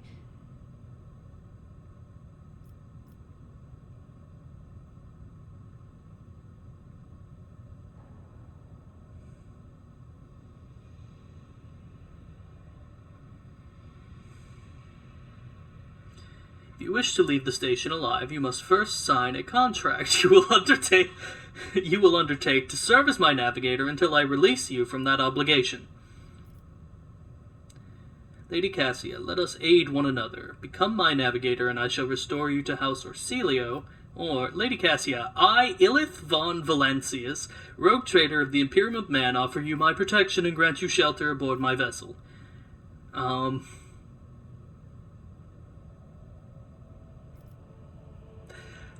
of these is funny. One of these is probably good. The other of which is acceptable, but way too kindly for me.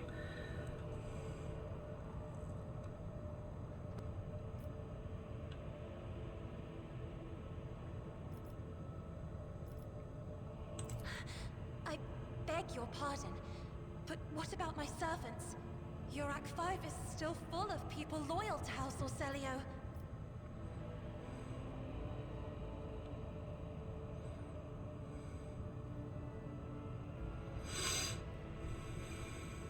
All who can be saved will be given succor on board my ship. The Lady Navigator ponders your words for a short while. Accompanying a rogue trader on their travels is an honor for any navigator. Let us go. I can no longer bear the sight of the deathly pale shadows that drape the bodies of the fallen. Oh, how sad. You are in the presence of House Orsilio. Oh! And you got stuff? Hells yeah. Choose a characteristic. Perception and willpower are your good ones, so I might want to... Origin Advancement Unknown. I'm gonna go with willpower for now.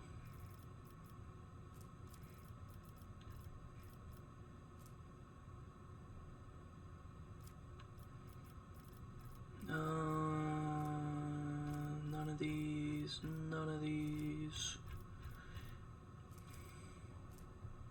The Navigator uses a Navigator power that hasn't been used this combat. The Navigator gains +2 perception until end of combat. Blood Augury. Enemies damaged by the Navigator suffer a penalty. Additional damage from the warp damage. The bonus...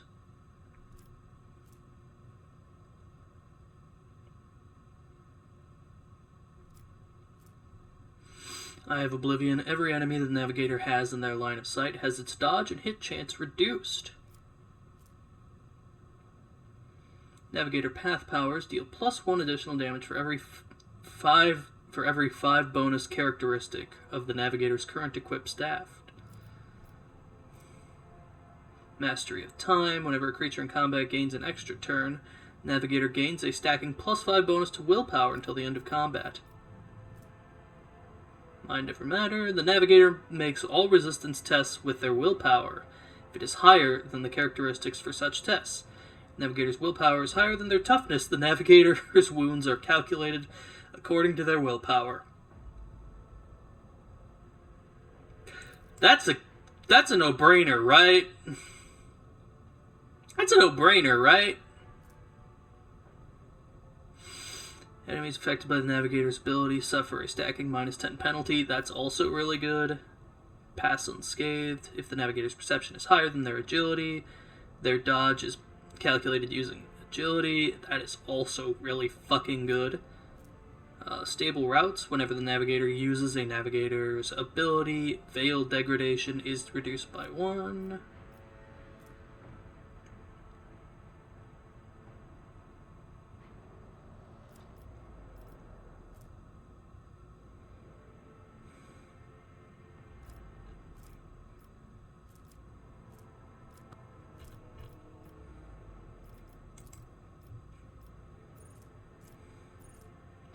Finest Hour, and Inspire Courage.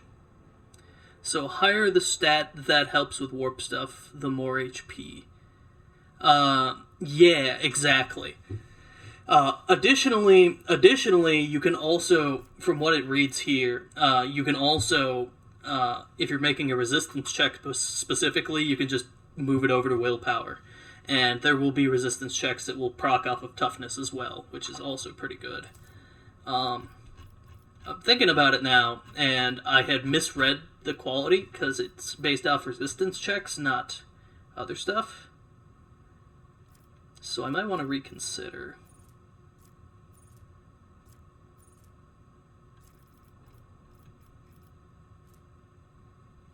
The effects of any Navigator power, enemies have their armor reduced by -2.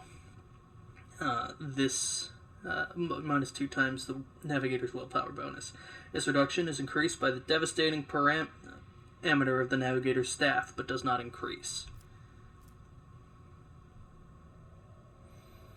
by the Navigator's ability, gaining +5 resistance to all warp effects. Unnatural Allure gains a +5 fellowship and an additional +1 fellowship for every Navigator talent and or Navigator power taken.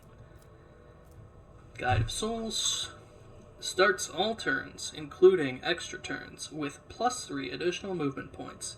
First ally targeted each turn by the Navigator with a single target ability gains the same amount of additional movement points at the start of their next turn.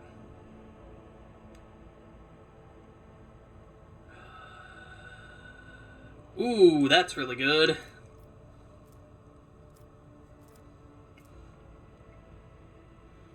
Allies that are targeted by the Navigator's power gain +10 armor. It's cool, but not all that.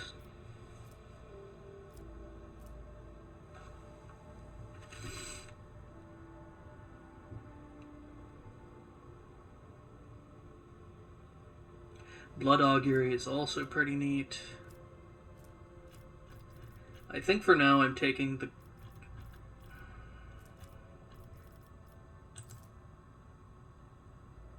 I have to think about what I'm going to do with you. Like, what direction I want to take you in. Because I am already an officer whose whole thing is going to be buffing with telepathy stuffs. So I have to think on whether or not I want to do something entirely different with you.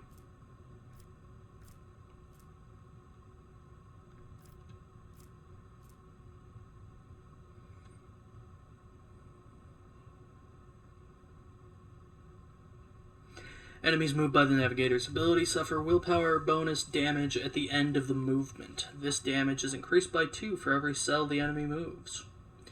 Interesting. Strange Vitality. The Navigator heals willpower bonus wounds at the beginning of every turn and gains +1 additional wounds for every Navigator talent. It's whatever.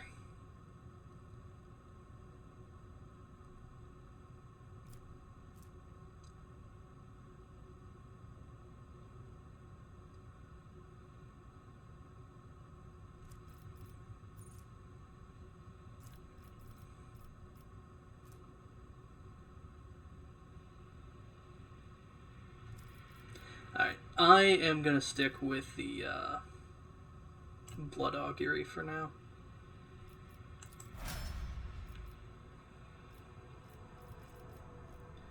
Alright, and that is my crew. To the Void Ship!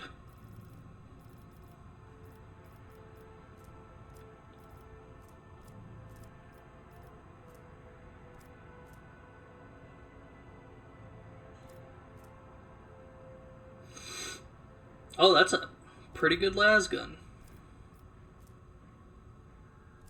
And these stabs are pretty nice as well. Alright, let's get out of here.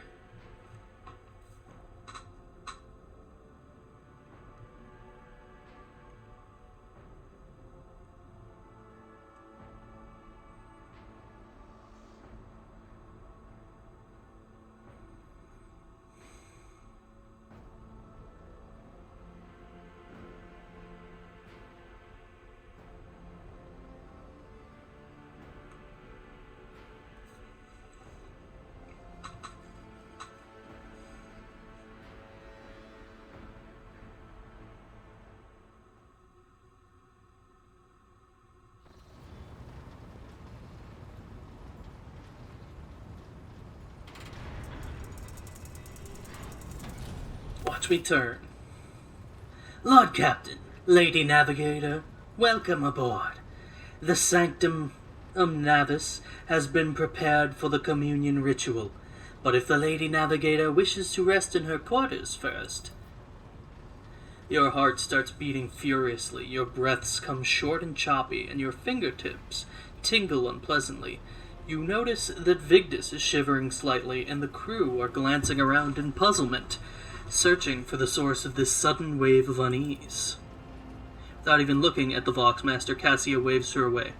First, I wish to speak with the rogue trader. Leave us. Of course. When you are ready for the ritual, please let me know.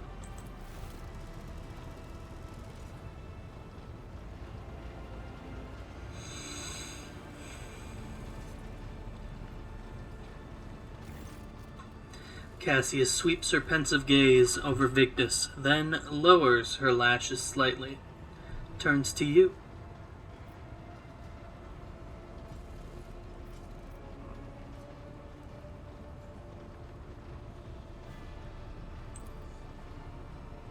What do you wish to speak to me about? Before I begin the ritual, I wish to look once again into the eyes of the woman whose fame is so great it managed to penetrate the impregnable walls of Urak 5. Long before we ever met, it truly is you, Illith, the person the whole Expanse and the Calixis sector are talking about, and now, a rogue traitor as well. After a few seconds' hesitation, Cassia lets out a small exhale and then raises her pointed chin. I have not yet thanked you for saving me on the station. My thoughts were clouded with so much mournful ash when Theobald's heart stopped, but you acted honorably and did not exploit me in my wretched position, and for that I am immeasurably grateful. I am also deeply grateful that you saved my servants, especially my valet, Uwe. Right. Uwe served on the station for more than 5 years, much longer than any who preceded him. He knows how to properly attend to me during journeys through the Immaterium, and what to serve me for breakfast. His presence envelops me in a cloak of amber. But now... Cassia throws back her shoulders. I am ready to go to the Sanctum Navis and perform the sacred rite. I require brushes, canvas, and the best paints you have on board, but no red.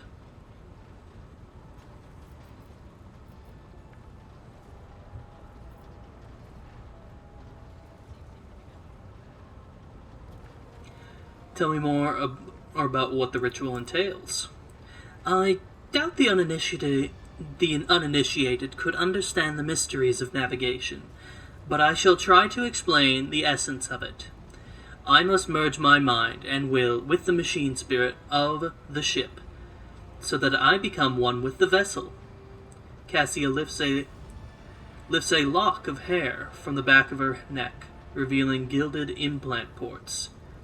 After that, I use the House Orcelio ritual, which I am loath to reveal to you, to free my mind of all errant thoughts, and then it is time to open my third eye and peer into the depths of the warp itself.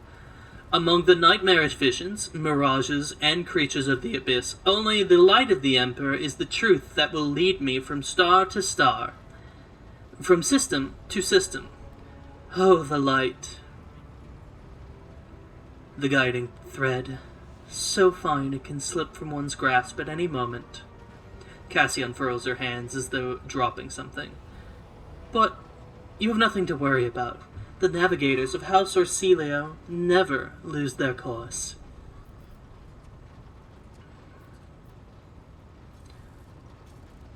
I shall ensure that all the necessary supplies are delivered to the Sanctum Navis. Cassia nods and thanks. I shall take my leave of you for the duration of the rite. I ask that you do not follow me. Few can survive the gaze of my warp eye when it is opened.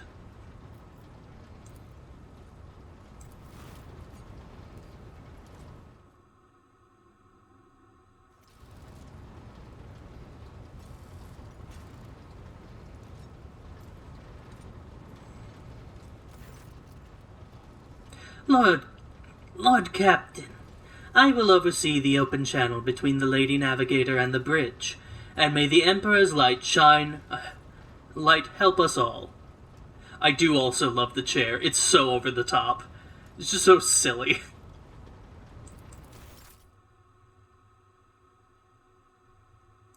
Seneschal Abelard Wesserian is one of the closest associates of the late Theodora von Valancius. He has many opinions, and also he uses a chainsword to great effect. The Voxcaster in the Sanctum Navis picks up the serration of clothes, pious chanting, and the metallic clicks of implants. Then the serene voice of the Lady Navigator breaks the silence. Initiate communion ritual. What? Of the Lady... Yeah. Initiate communion ritual. Come here, Uwe. The exultant ring of metal freed from its scabbard, the low sob of the servant, the rhythmic drip of liquid on canvas, the faint whisper of the brush. Go. Footsteps hurrying away. I see violet vortexes lashing an ocean with a million flails, and umber shadows spinning over the surface in a fiery dance. A storm rising above foaming waters. Armadas drowning in fog.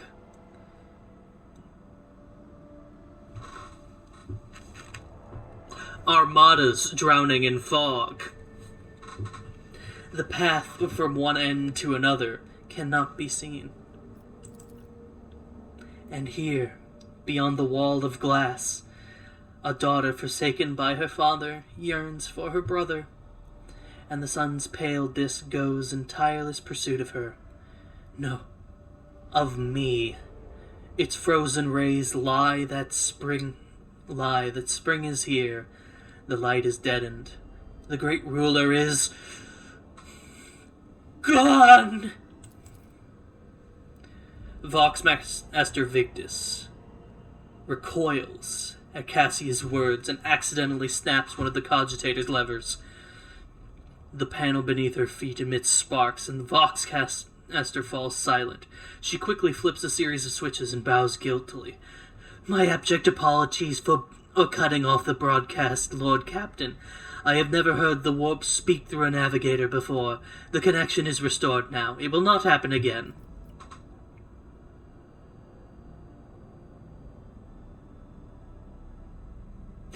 Foxmaster, see to it that you receive 5 lashes for the showing of clumsiness. What is happening to Lady Cassia?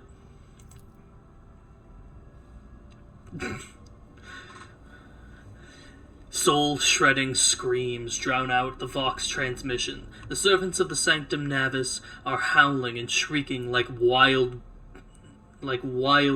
beasts, moaning in pain, their throats raw from the strain. And then, sudden silence.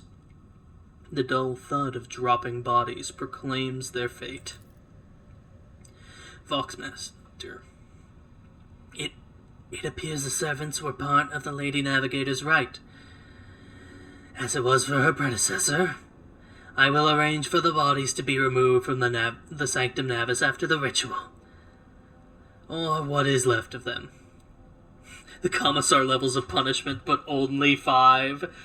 The Voxmaster is very important. She manages all of the Vox communications on the ship.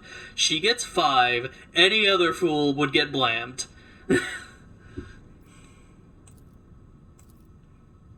Rogue Trader, I fear I have unfortunate news. Endless blackness has spread across the canvas, dividing what should be a whole in 2, and my sight cannot glimpse the light of the Emperor as clear as before. I cannot turn around. My brush only draws me onward. The way is blocked. You hear a heavy exhale, rustling fabric, and metallic clicking. By the Emperor's grace, the ritual was successful. Your vessel's temperament presented a challenge. Its cold steel grip did not allow me to breathe freely even for a second. It was as if the depths of the ship housed not only machine spirits, but something other. Now I will retreat to my chambers to recover my strength. Send for me if you have need of me. Lord Captain, congratulations on acquiring a navigator. Spare me a few moments of your time, please. There are several matters that require your attention. First of all, I want to report on the condition of the station Urak 5. Had you opted to begin your visit on Rykad system with a different destination, the station would have become critically unstable. Fortunately, the decision to immediately visit the representatives of the Navis Nobilite bought us precious time.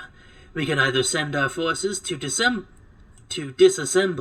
the station and procure technological components, or our own vessel, or attempt to save as many valuables as we can. Gather any components that may be of use to the ship. As you command, Lord Captain. With your permission, I would also like to remind you that we are still looking for an Engineer Prime. Both the vessel and its machine spirits are in desperate need of oversight by an experienced tech priest. We are also missing some crew, and much more importantly, we have not yet recovered Heinrich van Calix, the right hand of the Lord Inquisitor. Now, we know for sure he was not at Urak 5, so keep this in mind when making any future plans.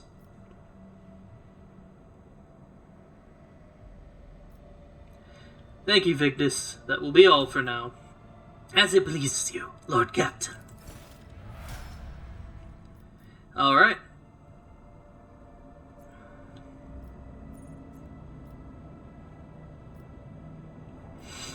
So, we have gotten our navigator, and we are in a pretty good spot right now.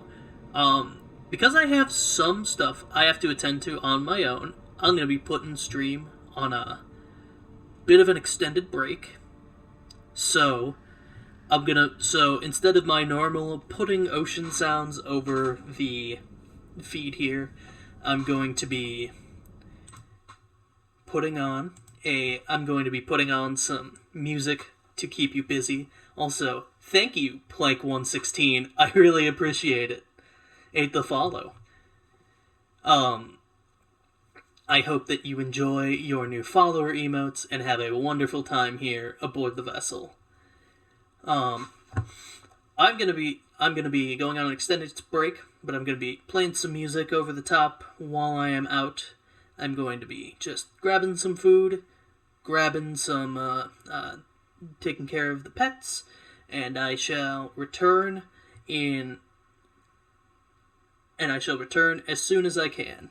So, in the meantime, sit tight and enjoy the sounds of whatever I put on.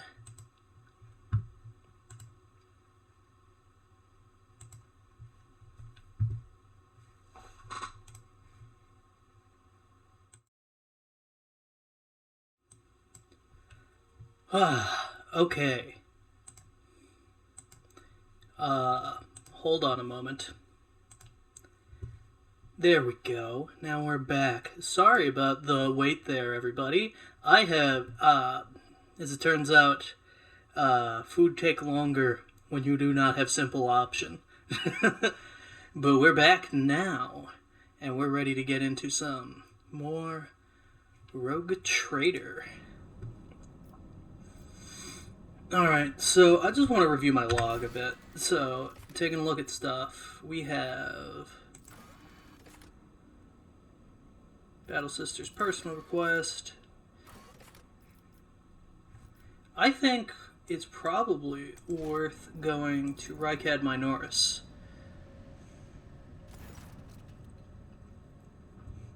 Lord Captain, there is some commotion on the officer's deck. The Lady Navigator has left her quarters and is currently in the wardroom, where uninitiated crew members are shunning her terror. Perhaps you should find out what has brought Cassia to the deck.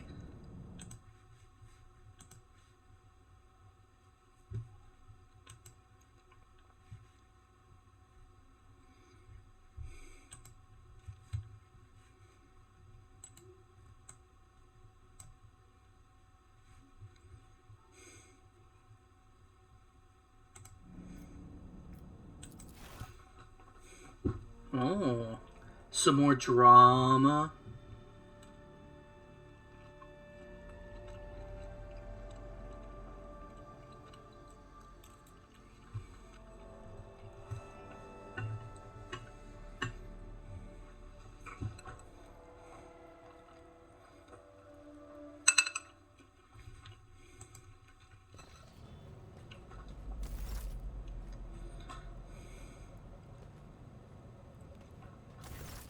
Lord Captain, my apologies. I did not notice your entrance.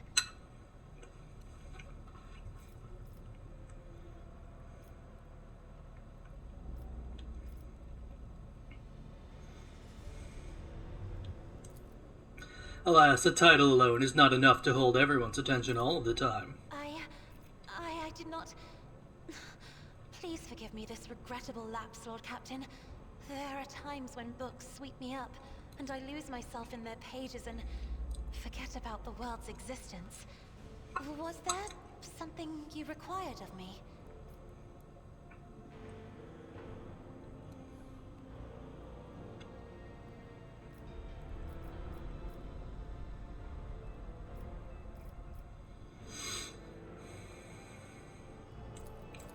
One should not underestimate the navigators of House Orselio, Lord Captain. Like a shawl of pale smoke, a faint malaise hangs upon my shoulders, but it will not be the slightest hindrance to my duty to humanity, and my duty to you. Hella.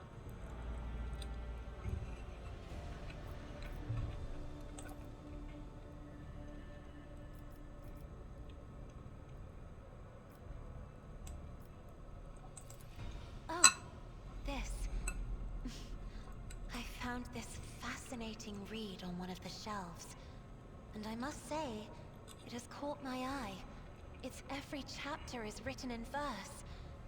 I find it so beautiful and enrapturing. That's so sweet.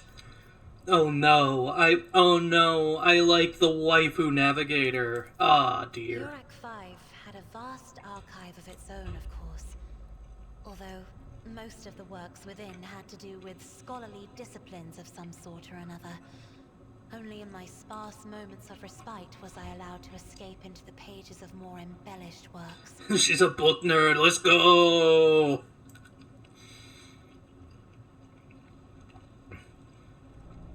You can have her. I have only eyes for one man. And he's not even in this fucking game. The travesty. Let me fuck Daddy Lorgar. What are you doing here?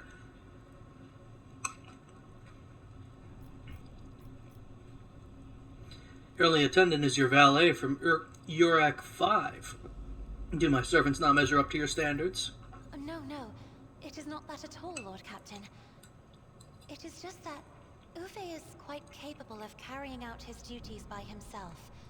He is well accustomed to my whims and preferences.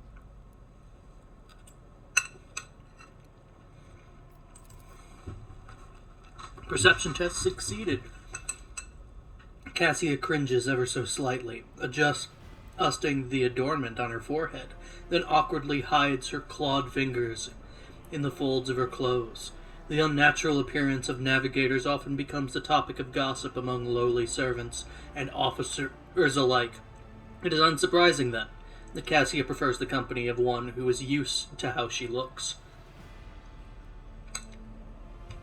I hope that you have had ample time to calm yourself and your powers. There are people on this ship who are far more impulsive and dangerous to others, and far less devoted to the God Emperor than a herald of the Navis nobility. But I did not need your words to see the shades of umber unease that whirl around your subjects whenever I am near. Were I not acquainted with such a reaction, I could have found their behavior in your question just now insulting.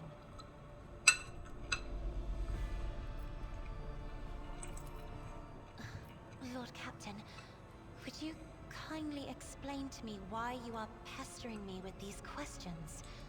Inquiring about my mood and my needs, showing an interest in the books I am enjoying? You are behaving as if you possessed a shred of fellow feeling for one such as I. Well, shit, when you put it like that. I beg your pardon, Lord Captain. That was no way for a navigator to conduct herself. Sass as well, 100% love interest bait.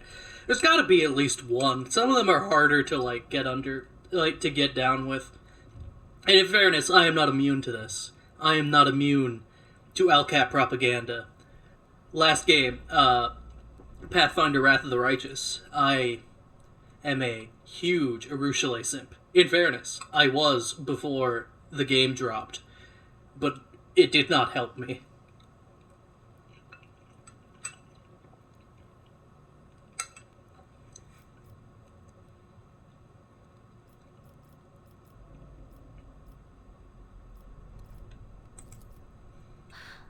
Please forgive me.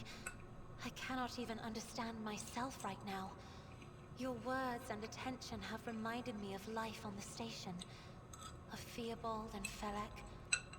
I do not understand. They were merely the keepers of Yurak 5. So, why do memories of those two make me feel a strange heaviness here?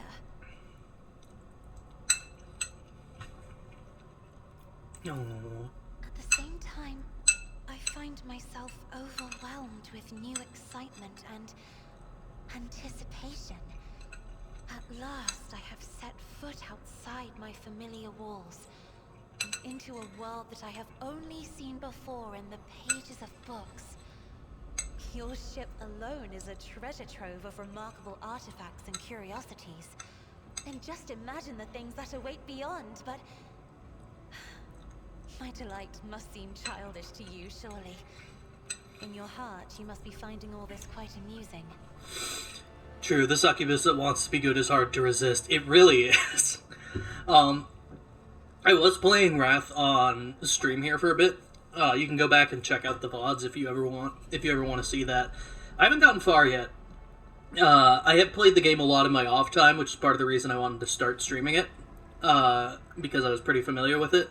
But I'm finding, as I go further along, that the progress I make is very slow, and I do not have the time to devote to such a game. So I do not know what the fate of that run is anymore, but I did definitely want to romance her in that run. This time about, I have no idea what I'm going to do in this run. I think I have been made aware of some of the candidates for this, and I am aware of only one that perhaps meets my expectations. But we will see.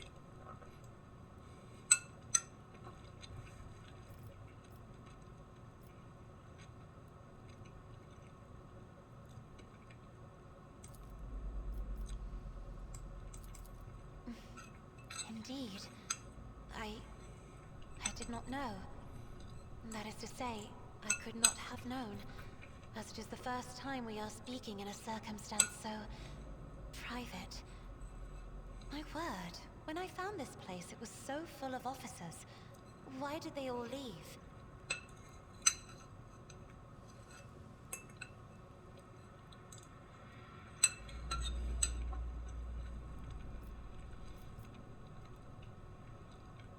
I do not tolerate idlers on this ship, and my officers know it well. Or, perhaps my people did not wish to disturb you.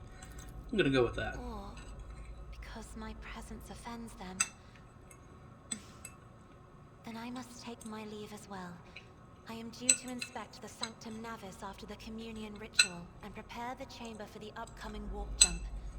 Thank you for your company.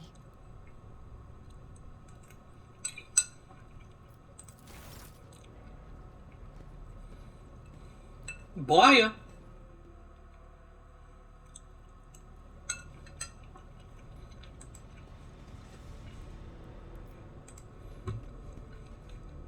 Oh. Is it that time already?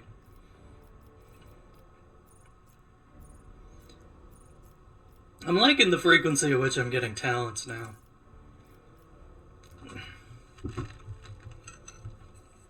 Alright, let's take a look here.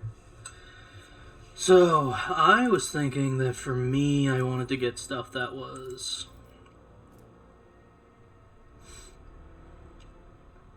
I do like that, having the extra... When an ally uses a heroic action, that ally gains temporary wounds. Nah. Focus. Whenever the officer uses an ability on an ally, that ally gains a bonus to their perception and ballistic skill equal to fellowship. Inspire Courage. Whenever the officer targets an ally with an ability for the first time in a round, that ally gains plus willpower bonus temporary wounds. Personal Oversight. Whenever the officer targets an ally with an action, that ally's resolve is increased by 1 until the end of the officer's next turn. This effect stacks and is prolonged until the end of the officer's next turn, each time it stacks. Cannot be prolonged past the officers. I don't like any of those.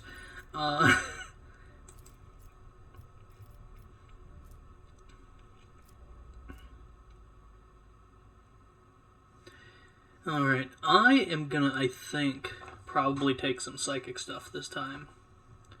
Whenever the psyker uses a damaging power on...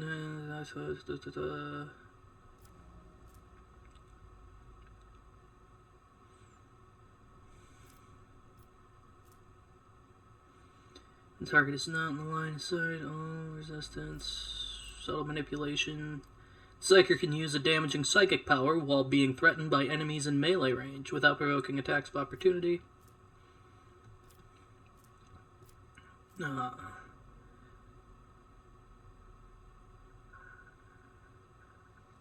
That's a thought. Suffer an additional mental damage each time they suffer mental damage until the end of combat. Let's fucking go.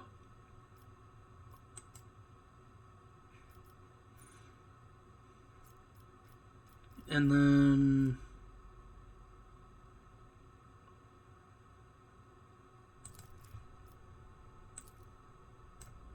We'll buff it to 60.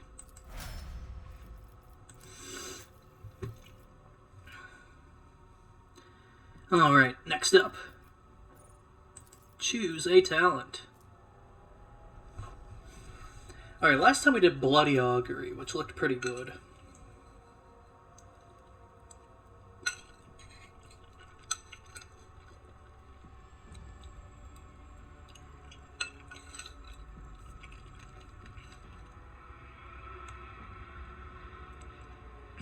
Enemies damaged by the Navigator suffer plus 2% times perception bonus additional damage from warp damage. The bonus damage stacks for each. Eye of Oblivion, every enemy.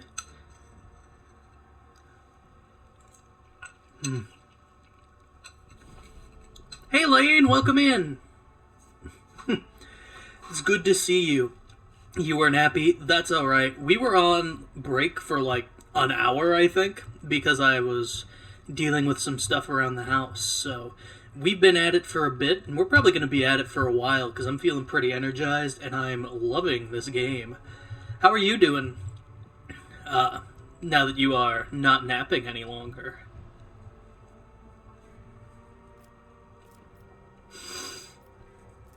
Also, just as a point of order again for chat, there have been some updates to some of the channel point redeems. So if you are interested in any of the ones in there, like claiming one of the ship roles, they have new effects attached to them.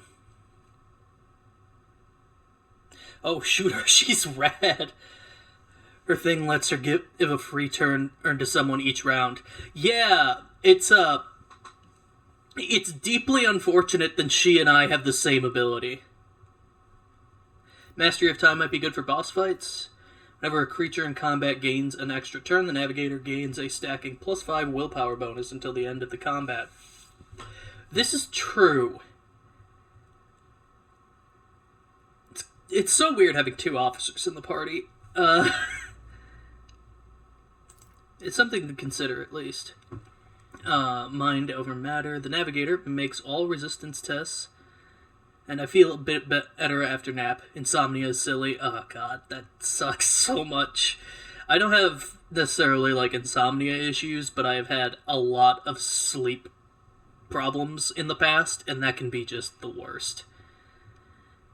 Makes all resistance. Yeah, I've already talked about that one. Enemies affected by Navigator's ability. -10 to resistance. That was one I was considering taking. The pass unscathed. Veil degradation. Willpower bonus. Wounds at the woods. Don't care.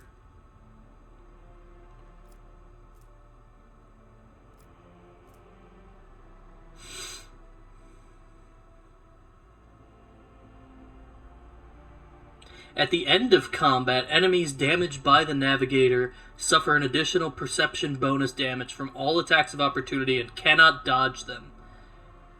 What does it mean? Undamn the Sea of Souls. While under the effect of any Navigator power, enemies have their armor... That one I was also considering.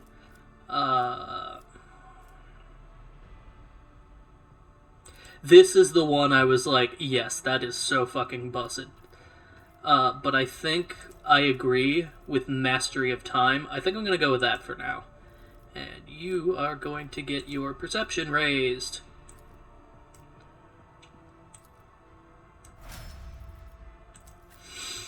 Next up, we've got Argenta. And we'll go into your characteristic. Your ballistic skills looking nice.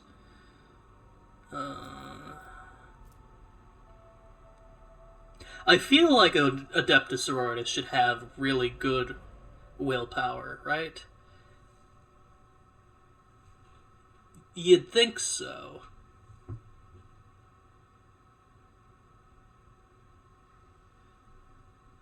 At the very least. But I'm gonna go with agility, I think. Because I think she has some abilities to proc off of that.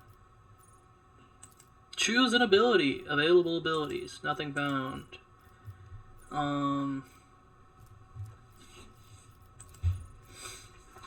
what do we got here? Dash. Soldier immediately dashes in the selected direction, spending all their movement. Controlled shot. Gives a sign that they are about to open fire. The soldier and their allies will automatically dodge the soldier's next shot. My party has been the gun party. My MC and half the crew just firing squads the enemy before or my melee crew can be useful. That is honestly pretty fair. I can see that being a really viable strategy. But also, I love Abelard a lot right now. Incidentally, what you have seen me play on stream is all that I have played on stream thus far. Aside from getting the Navigator.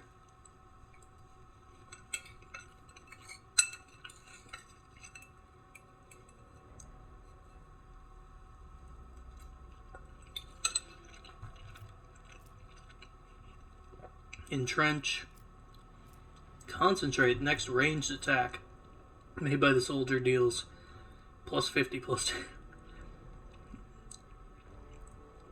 That is an insane thing, but also rapid fire. Next burst attack will have its rate of fire doubled, but deal minus 25 less damage. Oh, he's fantastic. He's the guy I send N to look tasty while I position the gun, lads. Yeah.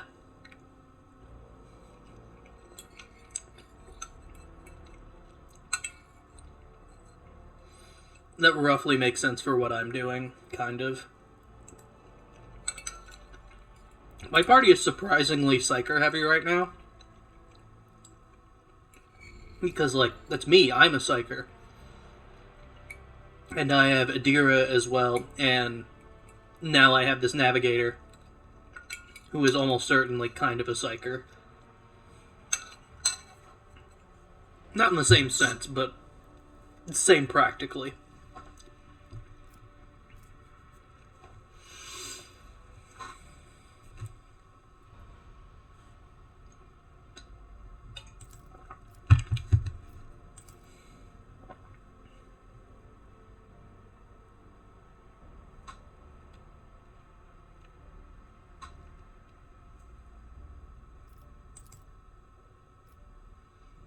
I think I'm going to do Concentrated Fire.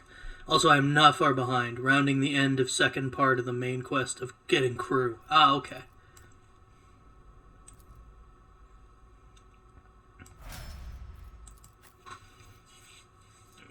Alright, we go to Adira, and I think what we're going to do is...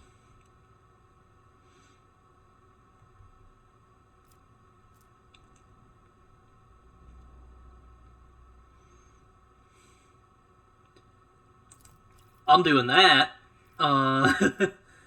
Which crew member are you getting second? I am unsure.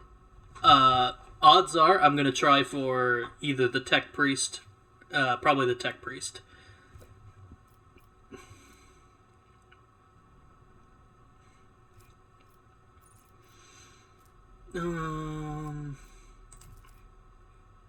Let's give you Perception for now. And Abelard, you will get an ability. Sworn enemy warrior marks target, gains plus 10 on melee attacks against that target. Reckless strike, next melee gains armor penetration. That's what I chose. I love them. Nice. I am excited.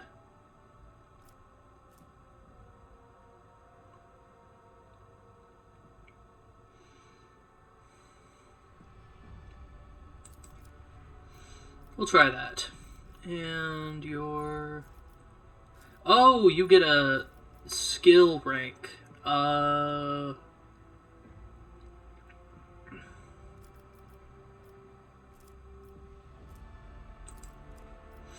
You could use the buff to Medicae, so you're getting it. And that is everything.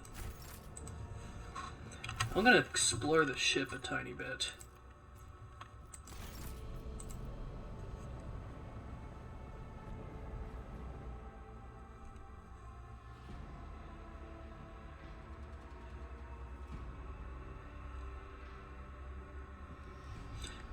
The sister that cannot aim. Sorry, Plank, I just saw that.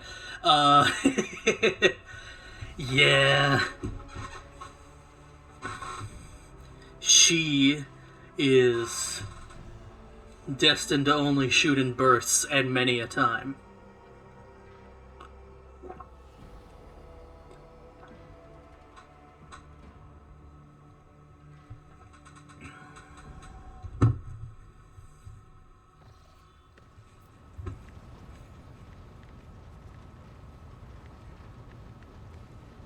All is well on the bridge, eh? I'll be the judge of that. Idira, I want to talk to you.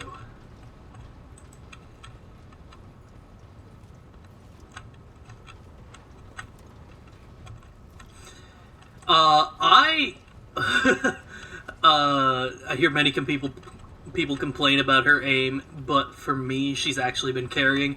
She goes between carrying and absolutely fucking shit, just fucking up the entire encounter. So it's a mixed bag for me and Argenta right now. But also, this is just proof that they have to give them bursty bolters so that they can actually get, like, so that they can actually land one of their shots. That's why flamers are a sacred weapon for them. Because it requires absolutely no brain to use. Maybe it's because I stay close even with gunners. Maybe.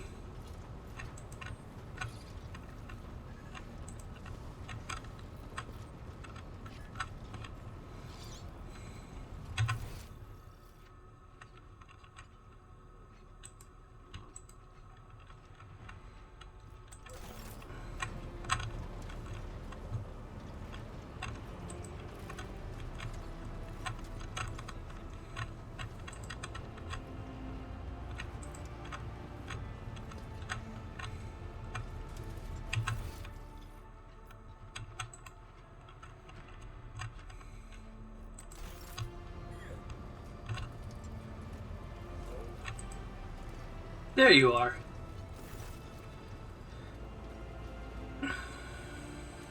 The tall, middle-aged woman stares straight ahead, her eyes vacant as she rubs the implant at her temple. Her collar is undone, and one of the clasps is on the verge of falling off. Sensing your presence, Idira turns her head towards you and offers you a crooked smile, even as her eyes look right through you. She's still rolling 76 with one tile away, though. Ah. Yeah.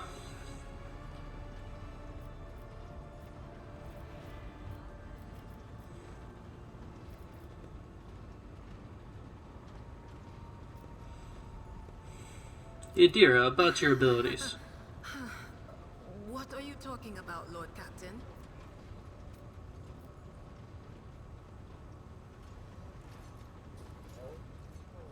You are a Psyker. Psykers are only granted the right to live with the Emperor's blessing. Have you ever been to Terra?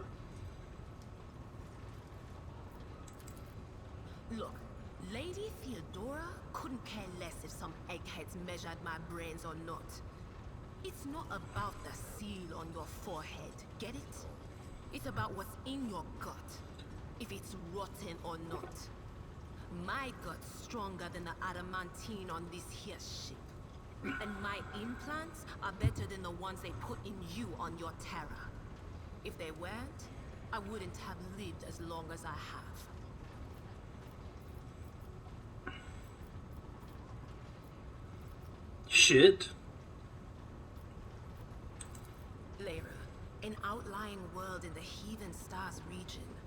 In the Coronis Expanse, the deeper you go, the less visible the Astronomicon gets, and the less people know about the Imperium. The arrival of a rogue trader is the best thing that can happen to a world like that. The very best. I love Alcat for the huge increase in voice acting. I am of two minds about it. On the one hand, I do love that they have increased voice acting. On the other hand, I get a certain amount of joy from reading off lines in the way that I have.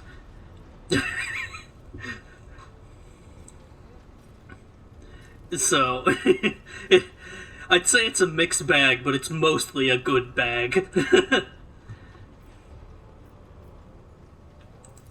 It's an out-of-the-way planetoid between two faint stars. On Lyra, a dozen local tyrants fight over 5 measly continents. But they use everything they can to win, from poison to psychers. I haven't been there in many years, but there's nothing for me to miss. Trust me.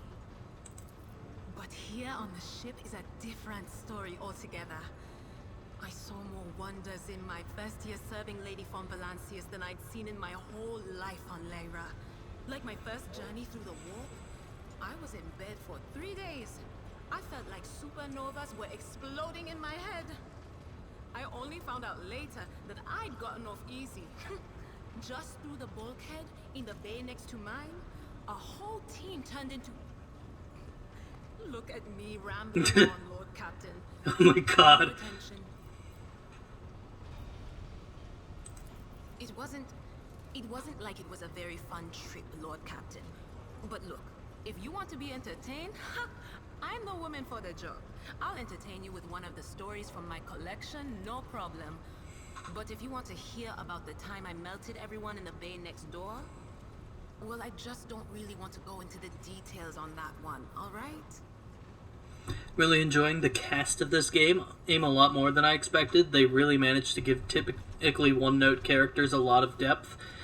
I have not dug too deep into a lot of the characters yet. I've been mostly just like futzing about doing quest stuff. But I am liking... Abelard has a lot of hidden depth that I'm noticing. Because on the one hand, he's definitely like your commander of the Navy Breachers, and very stern, but also he's got like a heart of gold, and that's something that I'm noticing. I'm liking what I'm hearing from Madeira so far. I came to her because I thought she had a quest that I was supposed to be doing, but I kind of want to listen to more people now.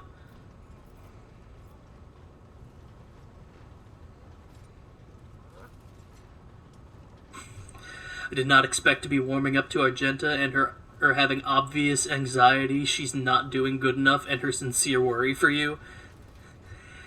That's actually really sweet and a really good way to handle a lot of that, because imagine you are basically beat into your head from day, like, number 1 of your, like, induction into the Imperium. You get put into the Schola, and you are basically just brainwashed from top to bottom in the love and light of the Emperor, and then you are put into a monastic order of fierce warrior women who continue to keep affirming that. You're gonna just have the worst anxiety you can possibly imagine. I can't even begin.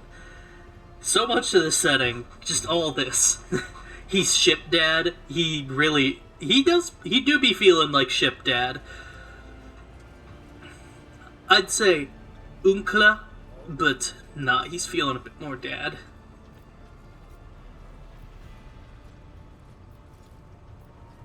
How did you end up in the Rogue Trader service? Valancius paid a visit to the ruler I was serving at the time. I don't know what the visit was for, and it's no business of mine anyway. I can still remember the way the voices in my head changed when I looked at her. They were practically screaming. She had so much behind her, and plenty ahead of her too. As I gawped at her, all of a sudden I heard a whisper. A hint, a suggestion, nothing more. But I know the difference between idle chatter and a real threat. I seized my chance and approached Theodora. I managed to whisper a couple of words in her ear before the wardens dragged me away. They beat me and locked me up. No wonder. It wasn't my place to converse with outsiders. And then Theodora's people came for me. They broke down the wall, butchered the guards. Also, I could tell them my warning in full. So I said the rest, but I didn't want to go back to my old life.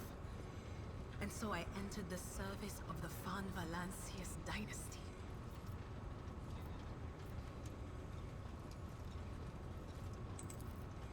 course, Lord Captain. The little sister is afflicted with her own set of voices. Ones that whisper to her about corruption and heresy. The silly girl doesn't realize that if she wants to find the source, she needs to start by looking in her own head. Oh. I feel bad that I'm absolutely gonna start that I'm absolutely gonna starry her from her path because I'll want on her to stay despite being a stinky heretic, and that's gonna come out sooner or later. I think part of the reason I have written off Argenta is because I just assume that is going to happen, because this is my heretic run. I don't know if you could tell by my blatantly chaotic costume, but that's what we're doing here.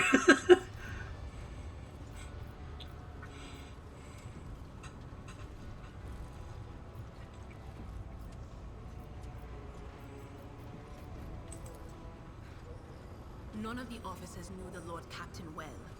Not even Abelard, and she was always closer to him than anyone else. She told me from the off that if I ever listened to anything in the warp about her without her permission, I'd be going out through the airlock.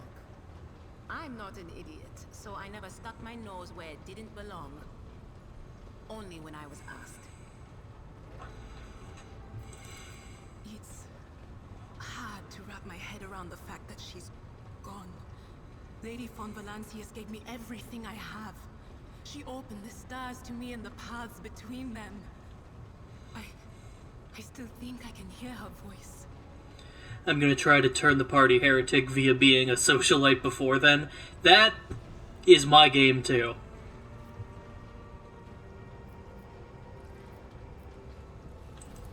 All right, let's hear what they're whispering about you. Idira laughs, rubs her hands together, and suddenly freezes with a vacant smile on her face. Her head slightly tilted. You feel goosebumps appear on your skin, and your collar begin to waver ever so slightly, as if moved by a breeze from a half-open door. Wow, we really had the same idea. Yes, we did. We had absolutely the exact same idea. I wasn't kidding when I said... Damn, you're calling me out right here in this thread. Among the blind men and false prophets, a red-robed sage seeks the answer to a question. He does not know that it is not the answer he must seek, but the question that will draw everything into focus. Will you help him, rogue trader? But mark that sometimes ignorance is sweeter than oblivion. A chained hound chases after glimmers of the aurora, but sparks in the scent of oil confound his nose. A chain trails after him. What will happen if you pick it up? Will you become his mistress? Or merely another beast in the pack of his true lord? The glow of dawn bursts forth from his prison. Dungeon walls cannot contain the dark essence wallowing in the dust. A naive cub pushes his nose into a familiar hand, one that holds death in twisted glass. Cherish it or cast it off as a burden. The sword of change has already been raised. What is one more life to it? I'm sorry, Lord Captain. The voices are going wild. I can't make out a thing. I'll try to rein them in, somehow. But for now... I must take my leave. Of course. Always at your service. Whenever you need me. So, you piqued my curiosity now, Lane. I want to go talk to Argenta.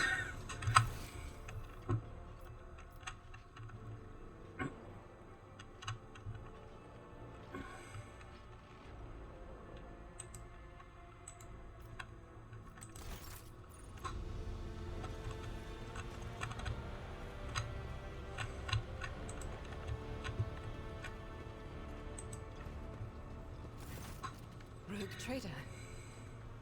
Sister Argenta looks tired, but there are dark circles under her eyes. Her hair is somewhat disheveled, and she moves like she's a little on edge. You said you had a personal request for me. I indeed have a request, Rogue Trader. The accursed servants of chaos who assaulted this ship took the lives of your loyal crew, and they orphaned many children, including the progeny of the brave officers who defended their post until the bitter end. I don't know what customary practices there are for cases like this in Von Valancia's territory, but in the world I'm familiar with, the children of such brave souls could expect to receive some special consideration. Perhaps the rogue trader could meet with the orphans. Argenta's whole deal from what I see. Heretic run so you can maybe get a demon companion. That sounds pretty rad and also very on brand. I want the biggest demon though. Send Daddy to me. In the mail. Do it. I long for his touch.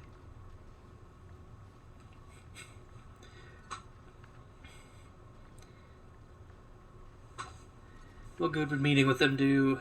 Make arrangements for a meeting worthy of a rogue trader. I will address the orphans with a speech. They'll meet with them, no formalities needed. These are children of people who gave their lives for the Von Valancia's dynasty. My consideration is the least that they desire. Deliver their order on my behalf. The orphans are to be properly provided for, but a personal meeting with the rogue trader is too much. Why would I? Do you wish to fill these children's head with the illusion that the world and its rulers care about them? I have no part in this.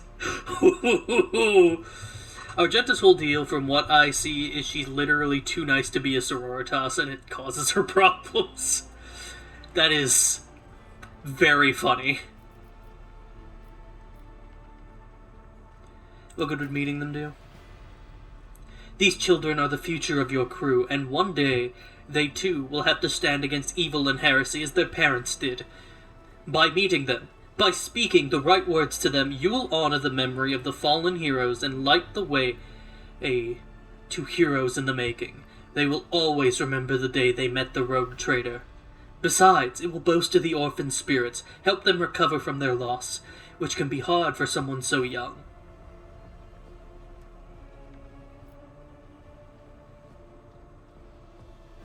You give these orphans a hug, please. Great Unclean One, he's from Reddit, is the biggest. That's not the ideal. That isn't my father. Put him back. How could you do this to me? Do you mock me? In my own home? Give me Lorgar. No one else will do. Get him out of the tower. Tell Corvus to fuck off for 2 seconds. Give me Daddy.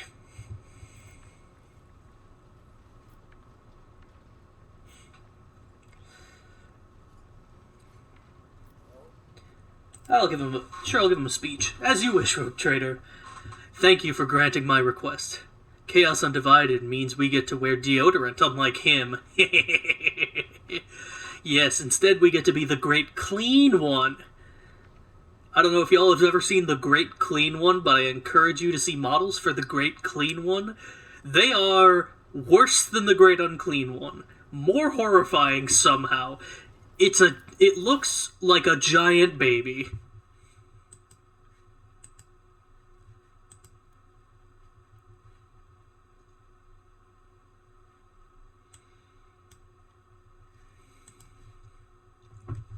It's one of my favorite conversions I think I've seen in 40k.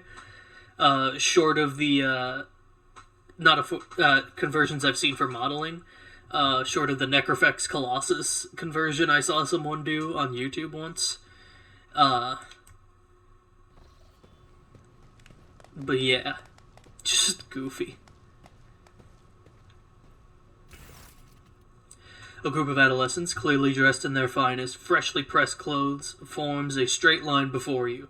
Some stare at you with wide eyes like you're some mythical creature, while others huddle together in fear and look away. Be nice to the orphans no matter how evil you can't let the Batman run wild. I know exactly what will bring the orphan's heart. Our indefatigable sister has been keeping an eye on these pups. Abelard glances at the gathered children. It's hardly the Scholar Progenium in here, but we have provided the orphans on our ship with adequate care and instruction. Argenta is standing to the side of the group. At your approach, she perks up and announces, her voice ringing. Brave ones! The master of this ship has appeared before you, the one who guides it through the darkness of the universe by the Emperor's will. Greet your Lord Captain, the rogue trader of House von Valancius. Grandly adjust the group. I, the rogue trader, Lord Captain, parents gave our lives, or in nothing here, just the chaperones. Give them treats and escort them to their homes. I believe a minute of beholding the Lord Captain is a great honor enough for them.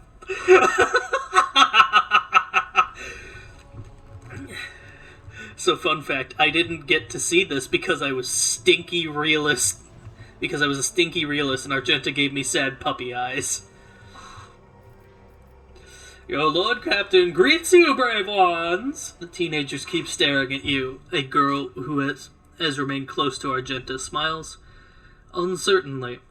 A skinny, pale lad tries to throw his shoulders back and stand at attention like a soldier. Only a few teenagers at the far end of the row seem sullen and not particularly impressed. So what? Why should we care? Our friends and parents died in their dozens for you noble lot, and you just give us speeches. Argenta quickly turns to the boy. Flurry of emotion flashes in her dark eyes, like she wants both to calm him and scold him for his impudence.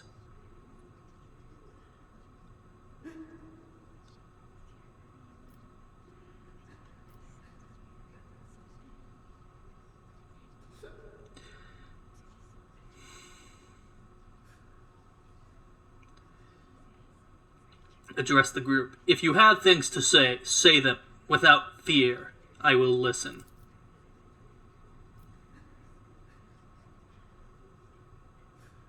To let him give you sass to the airlock with the child.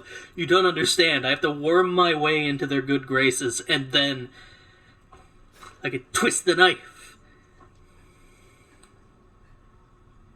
It doesn't matter what we say. It won't bring our parents back, and it won't change our fates either. We'll keep slaving away on this ship until we drop and die like our folks, or worse.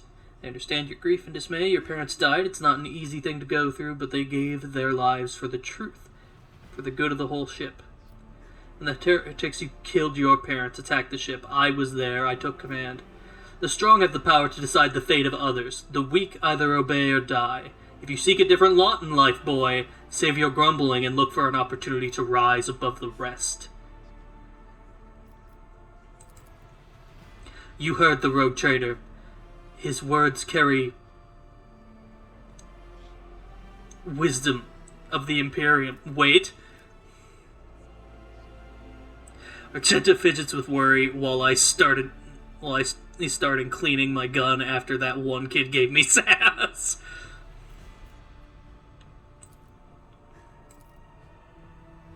It's hard to say whether or not your words have left an impression on the boy, but he nods slowly, then he catches himself and gives you an awkward bow.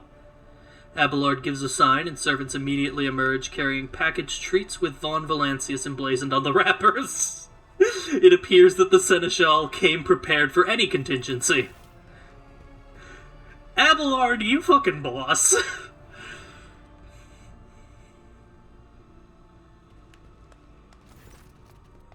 Argenta rubs her temples pensively. She smiles and offers a few more words of encouragement, then leaves the bay.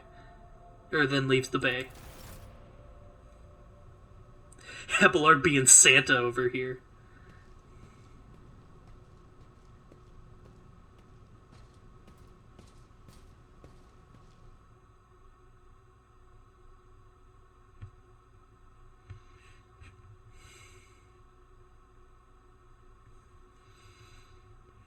Gotta get that self-promotion.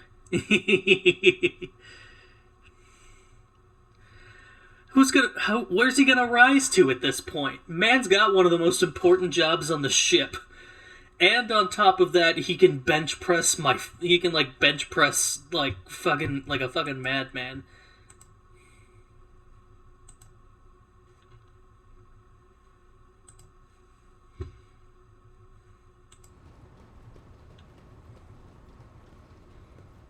He's gonna steal the helmsman job on top. Oh, I don't know that he wants that. Greetings. Even in stillness, Sister Argento radiates energy. With her dark eyes shining and a slight blush to her cheeks, she is reciting a prayer and looks at you only once she has spoken the final line.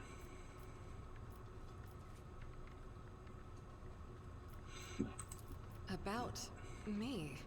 I am the Emperor's daughter and his servant. What else is there to tell about me? How did you end up on Theodora's ship?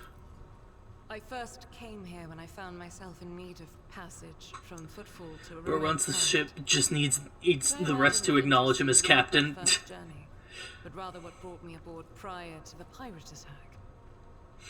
That story is complicated.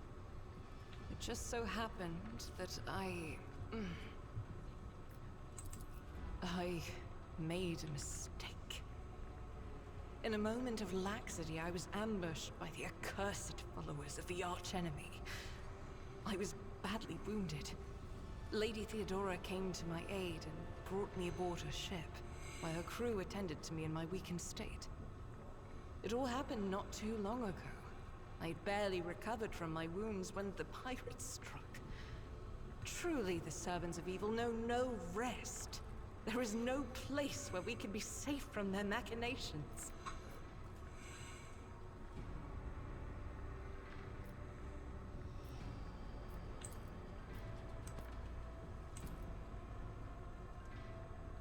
What happened to the people who wounded you? Did Theodora's men eliminate them?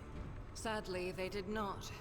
Lady Theodora was in a hurry and chose not to stay on the planet. Her people took me to a ship while I was unconscious, and when I came to my senses, we were already flying away. How I pray to come face to face with those heretics once more, and it's bound to happen someday. You mentioned making a mistake. It happens even to the best of us. My mistakes are my burden to bear. I'll find a way to atone for them. This read to me that while she was being nice as usual, she got backstabbed, which is sad because she seems super conflicted about it. That sounds rough. On one of the recently discovered planets in the Expanse, no one suspected that it had already been tainted by the filth of heresy. Had I known it beforehand, of course I would have been on my guard.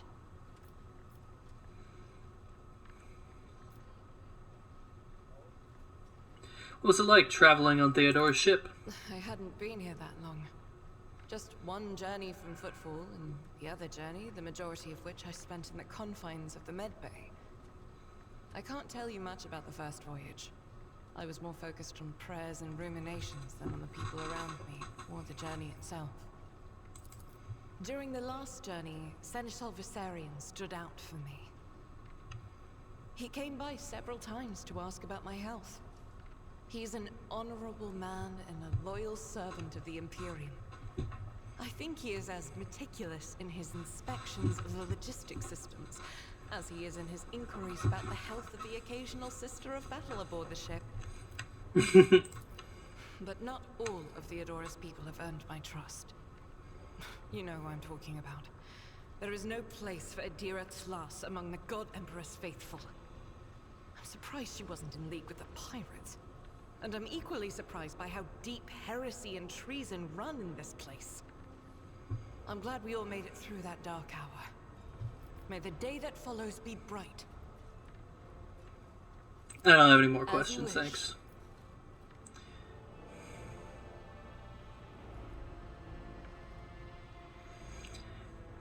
After all, mistakes are not treated well in the Sororitas. They really are not.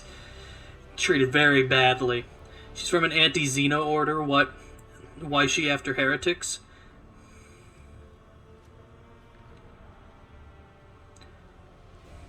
Isn't that the primary purview of every Adeptus Sororitas? Is dealing with heretics? Aren't they like the order militant of the Ordo Hereticus? I am not too familiar with the orders of the Adeptus Sororitas. It's one of my big blind spots, I think, in 40k lore. But I thought that was the case. Listen, when life gives you lemons, make heretic juice. What is it that's keeping you in my retinue? This ship was targeted by heretical pirates, which means that my presence here and the assistance I provide to you are my sacred duty. Sooner or later, I will likely have to return to Footfall to protect its reliquary. But for now, I wish to remain a part of the Rogue Trader's crew.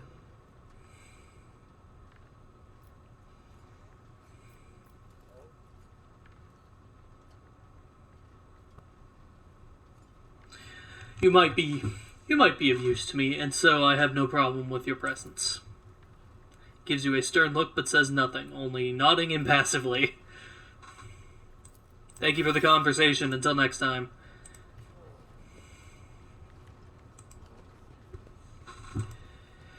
Alright, I think that is about enough exploring of the crew. Time to go expand the crew.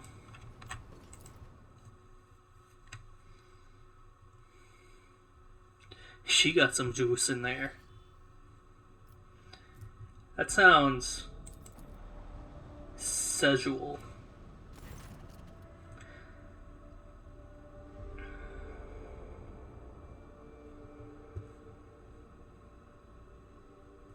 I can see you're having a really nice story arc. Yeah, I am interested to see where it goes. Lord Captain, sorry to disturb you. Victus pauses as if listening to something. It's pandemonium outside the bridge gate. One of the officers seems to be demanding an audience with you in person. I think I hear Master Versian's voice. In any case, I wanted to warn you in advance. For God's sake, I was trying to scan a planet. What do you want?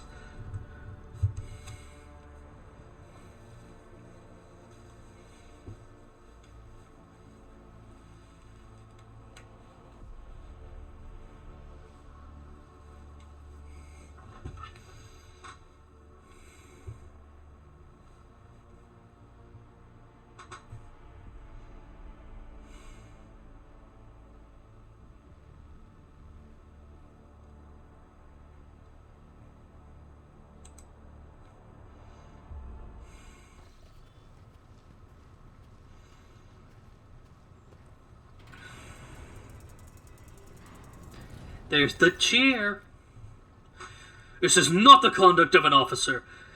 These are the antics of a highborn brat out on a lark. Explain yourself, Lieutenant! Sorry. I literally don't blame you for writing her off as a potential crewmate given the reputation. Yeah, yeah, I have some, yeah.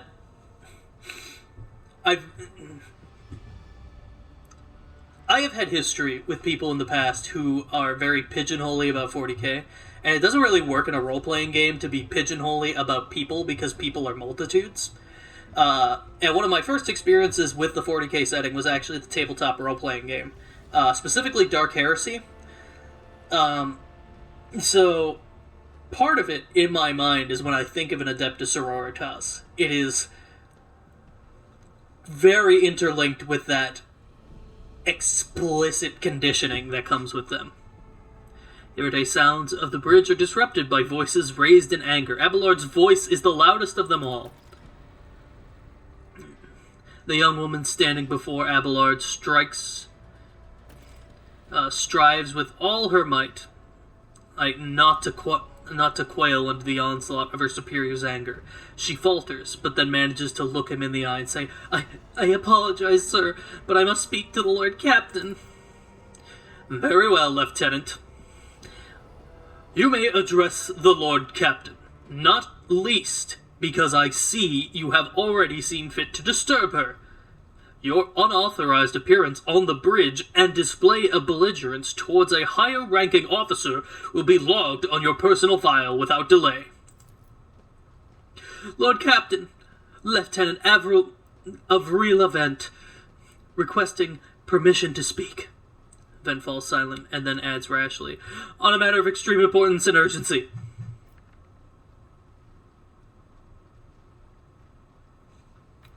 I do enjoy that they seem to give everyone cracks in their armor, and they did the best as they could with what is probably the most dogmatic of dogmatic groups in the Imperium. Yeah. I'm interested to see how, if you have looked at any of the promotional art, it is not a spoiler, but it is a slight spoiler, how they handle the Astartes that will come up. Because that seems like also an area that is prone to, like, dogmatism and has, like, strange quirks.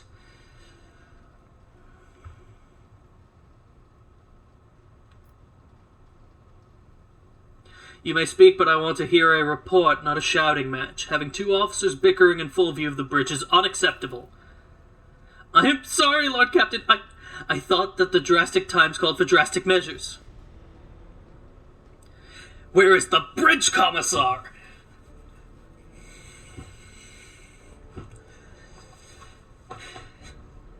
I'm more interested in how the fuck you make the Drukhari party member in promo artwork. Like, that seems almost impossible. Tabletop Rogue Trader had rules for playing a Drukhari, and it's not beyond the realm of possibility, but the fact of the matter is that if you have a Drukhari member of your crew, you are ostensibly asking for a torture pit somewhere on your ship to feed your crew member.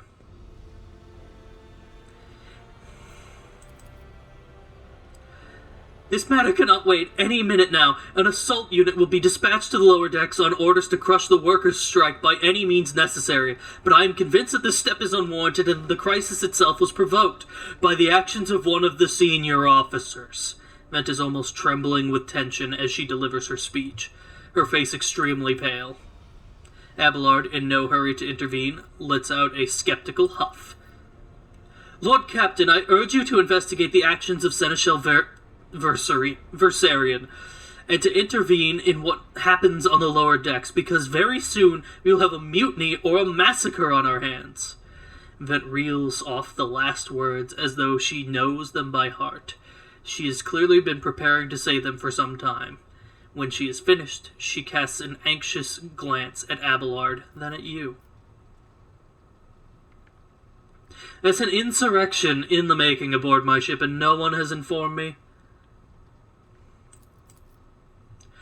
I would not deem it a problem worthy of the rogue trader's attention. The lower decks, as it so happens, are in revolt. 30-some years ago, we even had a revolutionary leader rise up who dared to establish workers' rule across the entire ship. I thought it was an Eldari. I want the good elf. There are both. In fact, you need a torture pit. It's non-negotiable. Or the clown elves. They're funny. Honestly, a Harlequin companion would be based, and I am so into it. Oh god, they're throwing orphans and a workers' strike at you right off the bat. They're really testing how dedicated you are to evil. It took a month to restore order, but even 8 years later, we are still battling rumors that the hero had survived his execution and was on the verge of gathering people to fight against tyranny once more. Needless to say, the rumors were baseless. As for the current situation, we have sufficient enforcers to deal with it. But on this ship, the word of the Lord Captain carries more weight than a salvo from 100 bolters. I'm sure if the rogue trader addresses the malcontents directly, she will quell the unrest. I dread to think what problem you will disturb the rogue trader with next. Perhaps you will ask the Lord Captain to break up brawls in the mess room. I have already given you the means to resolve the problem. You simply need to use them. If I may, your ladyship, sending a hit squad to crush the rebellion is a means of ignoring the problem, not solving it. Where does Seneschal Verenstein come into this? Verencian come into this? I shall explain, Abelard intones grimly. I beg you to hurry, time is running out. I will not hurry, since my competence is under scrutiny. I shall speak for as long as I see fit. There is an established order to the way things are done on this ship, and one of the pillars of that system is that the rogue trader's attention is not distracted by trivial matters. It is the Seneschal's role to ensure that. I have always handled internal problems myself, so of course, when I received information about cultists hiding on the lower decks, I took the matter in hand. So long as I live, not one vermin who murdered Theodora von Valancius will find refuge on her ship. You were far too heavy-handed, Seneschal Versarian. Arrests, interrogations, mass punishments for entire sectors. It has driven people to the brink. Now there is a strike on the lower decks in Depot 4, to be precise. 3 worker clans are involved, but many more are passively supporting them. The situation could degenerate into an all-out insurrection, but when I reported my concerns, the only response I received was an order to dispatch an assault unit and crush the strike with maximum force.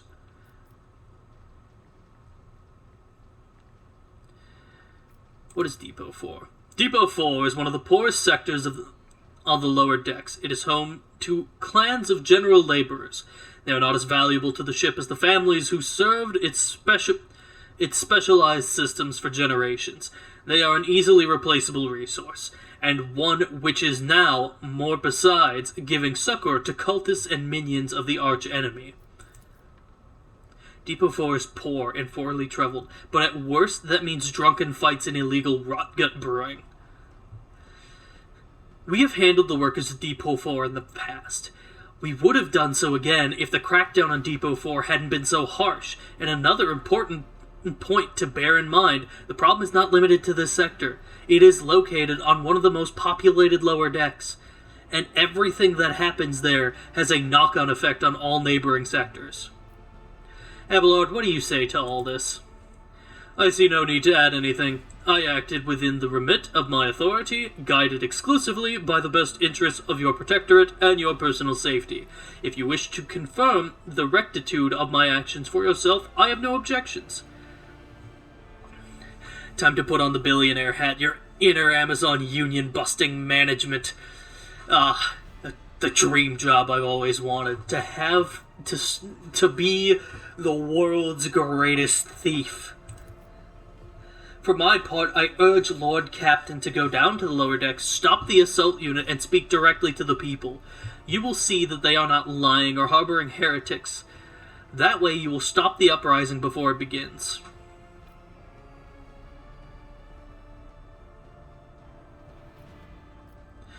I am certain the Seneschal was acting within his authority, but I will verify the soundness of his decision myself. This matter is not worth the rogue trader. Leave the bridge and don't ever disturb me again. I'm gonna do this because it's my first hand job. Throne preserve you, Lord Captain. I thank you for your support. Abelard grits his teeth slightly. An enterprise bordering on sophomoric, but please yourself, Lord Captain. However, I categorically insist that I escort you.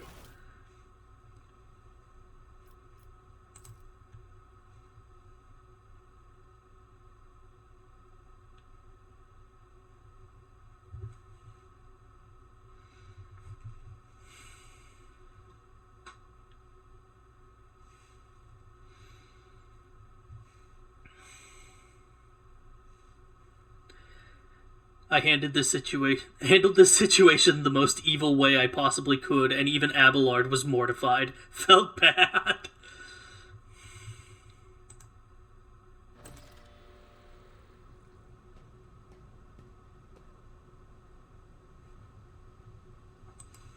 Oh.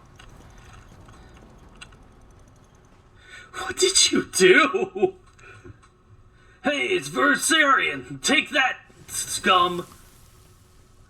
Look who it is! This is all his fault! All of it!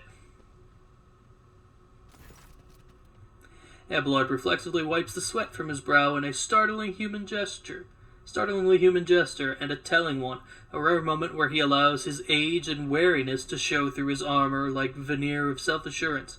The lower decks are a source of endless problems. Sometimes I dearly regret that we cannot replace all the locals with servitors. That can be arranged. Did you hear? They were shouting your name.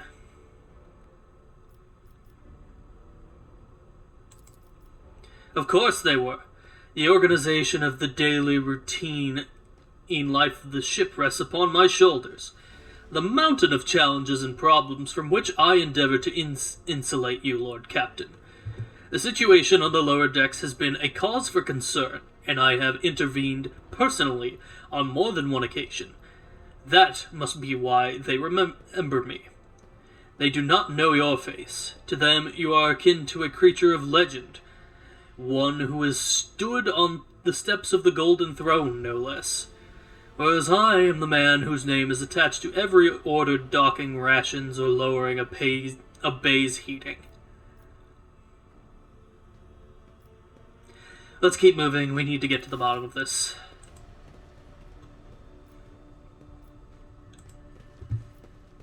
The world will bow. I still do not see our purpose in coming.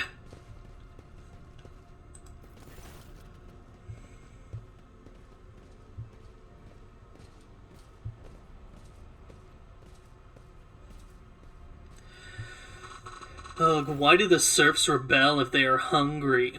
Why don't they just eat cake? I did indeed agree my voice and presence would make a stronger point, so I gunned down the workers personally before Abelard's men could even think to help to make the point clear. Jesus! The sounds of a heated discussion reverberate through the ship's bays. Lieutenant Avrila Vent of the ship's enforcers is barring the path of a heavily built assault unit officer. Abelard had an absolute mental breakdown. What the fuck?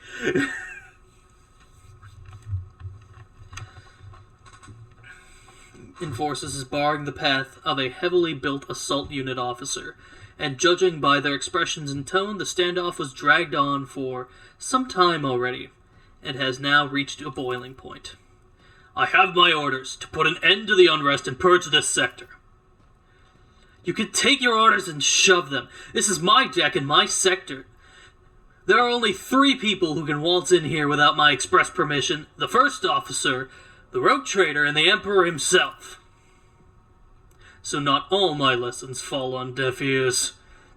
Abelard mutters in crabby approval. He does not clarify whether he means Lieutenant Vent, the officers looming over her, or both. It's the only time so far I've seen him break composure and ask me, what the fuck? Your ladyship, Avrila Vent notices. The 2 junior officers snap to attention, salute their subordinates, following suit a moment later.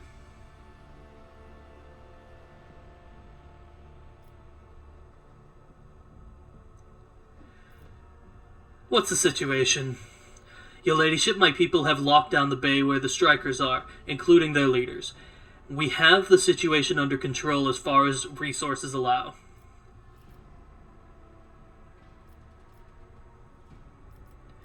I want to speak to the strikers.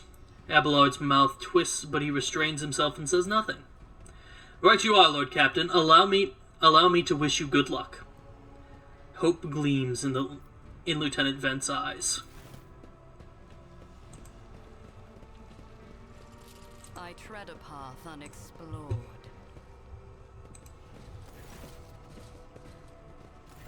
Whoa, nobles from the upper decks down here to see us! Your forces have tormented us enough, we won't stand for it anymore. A dozen pairs of eyes stare apprehensively at you. The people before you are typical inhabitants of the lower decks. You take their simple clothing, crude weapons, and faces that display varying levels of mutation, from the barely discernible to the strange to the outright grotesque.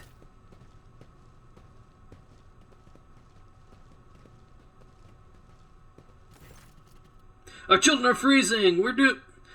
We've done nothing wrong and we're being punished! A whisper passes through the crowd, and you detect a mixture of fear, astonishment, and joy in their reactions. Finally, 3 people break away from the crowd, an elderly woman and 2 men.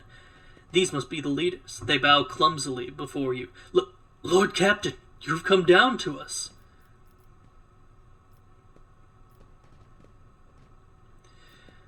Tell me what is troubling you. Why are you striking? Striking? That's news to us, your ladyship. All we're doing is asking questions. Saying what we think, says a tall, thin man in worker's garb. Shut up, Rivet, snaps the old woman, who turns her hostile dark eyes over to you. Here's the deal, your ladyship. Your damned enforcers are all over us down here. They say they're looking for cultists. One wrong word, and they're reaching for their batons.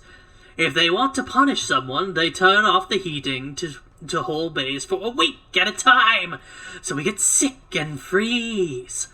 In my clan, 2 little ones died from inflammation in their lungs, all because of these enforcers.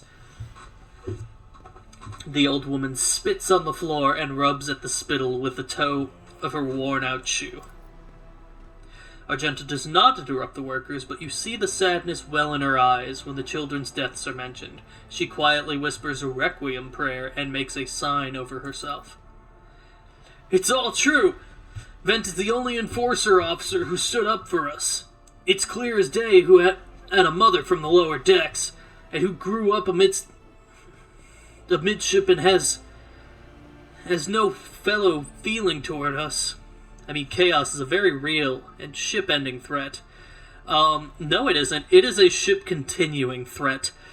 I'm going to, once again, point to my outfit at current time. Chaos is the only true answer. We bear his word in this house. Illith, no more toilet privileges for 3 years. Abelard's fetch them bottles. Your ladyship, we're no villains here. We're honest workers. You're servants. We plotted no disorder. We went on strike openly. And now we've got guns pointed at us. All we're doing is asking to be allowed to work in peace, without being harassed.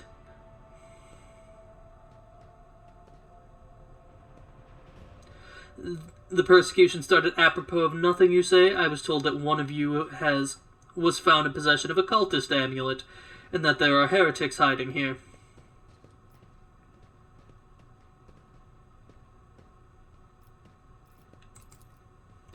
Cultist amulet? What's that? The goo-gow they found on the dead drunkard? If it was something evil or forbidden, we sure didn't know. The enforcers just said they were looking for heretics among us, and anyone obstructing their investigation would be punished. But how could there be heretics here? We know our own people. There have been no new faces around. Definitely not, and if there were, we'd be the first to report them. And as for the amulet, or whatever it is, they took it off a dead body. There are no cultists still breathing in our sector, that's for sure. But when that fight broke out, some enterprising folks looted the bodies. The boots they came by, with nobody's ever tread these decks in boots so fine, I can tell you that. Seems to me these cultists have better commanders than us. These boots were really fine. There was no harm in taking them, right? As for the amulet, it must have been pocketed by someone who didn't know any better. We don't need any amulets around here.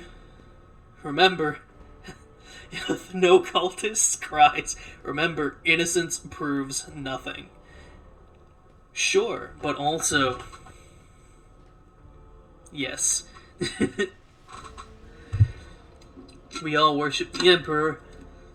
When we're working, we bow down before the machine spirits of the large and small transformers and the servo motor.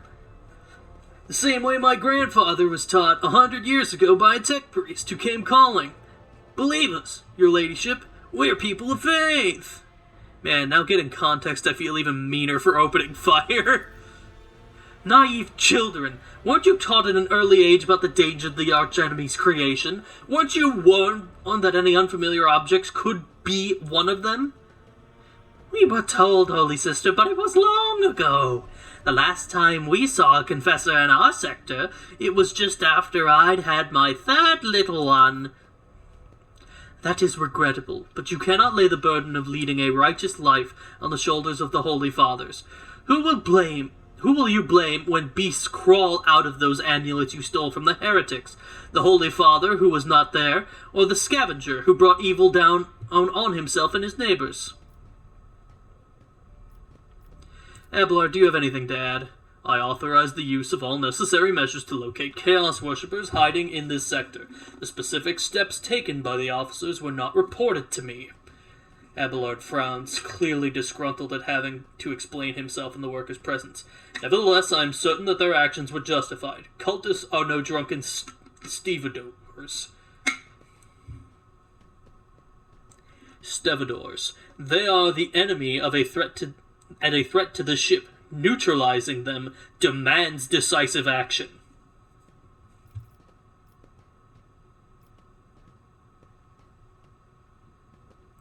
We were attacked on the way here. How do you explain that? Here's an explanation for you. The people have been pushed to their limit, and now they're lashing out. As if we don't know why these top-deck units are being sent down here. Like that one there that the lieutenant won't let past. Our clans are all inside the bay that has been sealed off, but the lower decks are big. I'm sure there are some people who have had just about enough. We're getting it from all sides. The soldiers have encircled the ones who've risen up. A death squad has just arrived. It's no wonder folks are lashing out.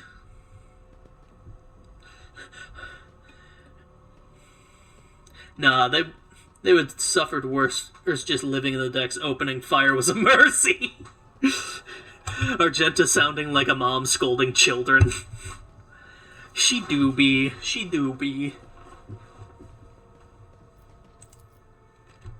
Awareness test succeeded. Their words seemed sincere to you. Their body language and their glances traded between them revealed that the news of the attack has shocked them. What changes do you want? Would you look at that? The exalted Lord Captain herself is asking us bilge rats what we want. Well, here's what. We want you to rein in your damned enforcers, to quit turning off the heat, and to stop battering everything that moves. No, that's not it. We want the enforcers gone from here, and we want to be armed. Give us arms, and we'll govern ourselves. We'll defend ourselves if the cultists do show their faces. I've been leader of my clan for 20 years now. Getting rid of these club-wielding thugs can only improve things around here. Oh, honey, no. You will not be getting weapons, are you fucking kidding me? You've gone too far, old man. They'll never let the maggots on the lower deck live without the enforcers breathing down their neck. They probably even insist on enforcers on the upper decks, too. As for weapons, what do we need them for? Before the first day's out, we'll have someone shooting their neighbors out of stupidity or drunkenness.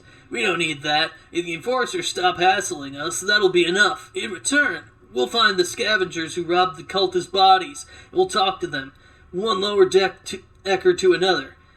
If there are any more of these damned amulets about, we'll hand them over to the enforcers ourselves. She demanded guns on top of... Wait, what? She demanded guns on top of rights. She wants independence. What a dumbass. I don't know who Old Nan is, but Old Nan is now... Old Nan is getting inducted into the crew. Abelard, your position is being changed. Old Nan is now in charge. Everyone gets a gun.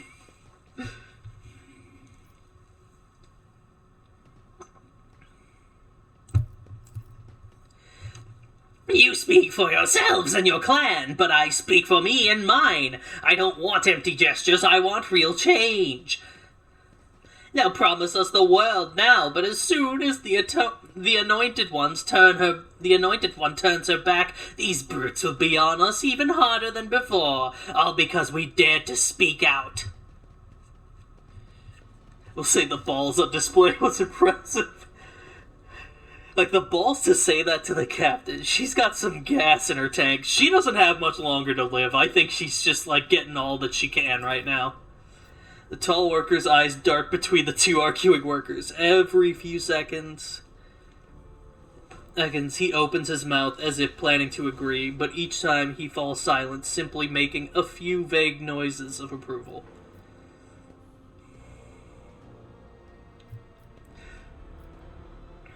For the enforcers to be withdrawn from the sector, and you will be given weapons. Let's see how you cope governing yourselves and what difference it makes.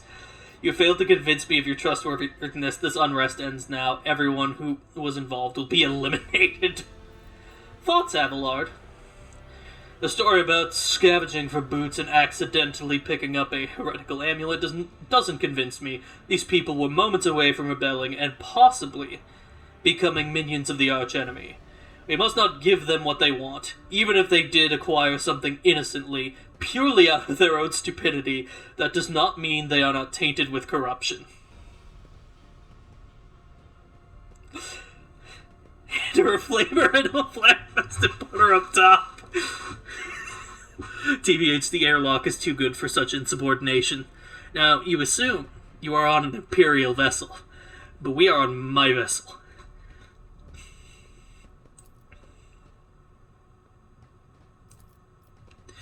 What begins as petty thievery can turn into a far graver problem. I have seen it before. Abelard's face darkens momentarily. In my second war, there was a sergeant in the Imperial Guard regiment that was stationed nearby.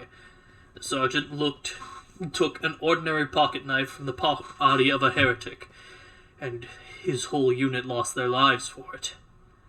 When they finally managed to break into the barracks, they found not a single survivor, only the pocket knife, which had grown through all the rows of beds like a metallic choking vine. So when it comes to scavengers, malcontent strikers, or whatever they'll turn into next, my verdict is simple. Give them no quarter. Chaos still executes its lower deck slaves when they rebel. I mean, true, but also...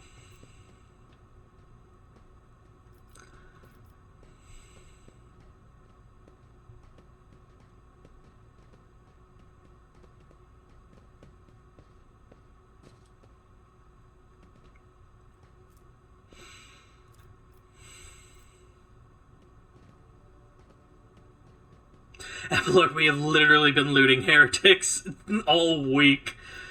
He has been looking at me with disdain for such decisions. I sold that one heretic's cool knife. Coercion test succeeded. Old man, listen. The Lord Captain herself has come down to us and is offering concessions. I don't know a single person in the whole of Deck 4 who's ever stood next to the rogue trader, let alone talk to them. Back down. Now's no time for you to be a stubborn old crone. Listen to us, old Nan. The three clans at Depot 4 ought to act as one. We've made our minds up. It's your turn to decide. Don't ask them to disband the enforcers or give us weapons. We don't need any of that. The old woman hisses in dissatisfaction. You two are ganging up on me, is that it? So brave you are against an old woman, but I'll shut up.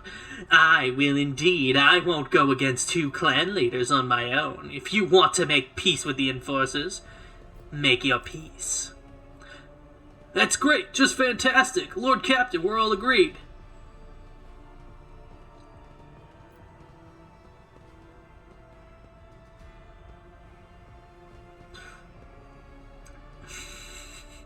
Old woman be like, hey, Cab, give me guns.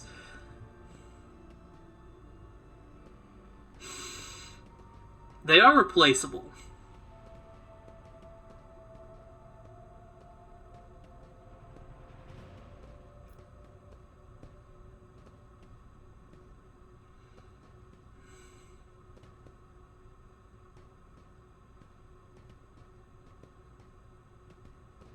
Nope, this'll do. Then it's decided. The persecution will stop, and I will expect you to assist in locating any remaining amulets or weapons left by the cultists. Your ladyship, thank you! You have not abandoned us lower deckers. You came yourself and settled everything. I'll tell my grandchildren about this. Of course, your ladyship. We'll root out any nasty business faster than the enforcers, and we'll leave no stone unturned. Cool, I've dealt with the problem. Can we go now?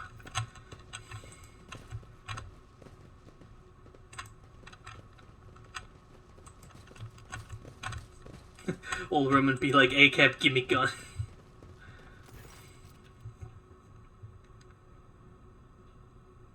Stopping unexpectedly, Abelard imperiously dismisses the unit to stand at a distance and addresses your other companion, saying, I have an urgent matter to discuss with the Lord Captain. Please, give us a moment. Oh dear.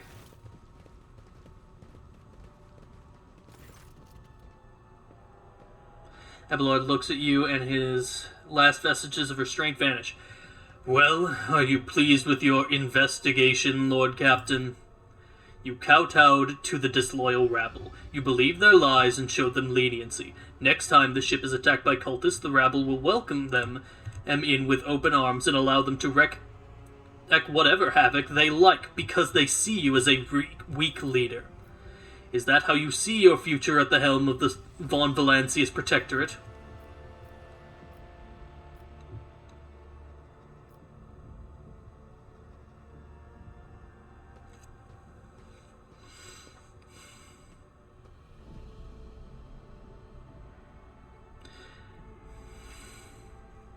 Really just wanted a teaching moment of how to be an Imperial noble.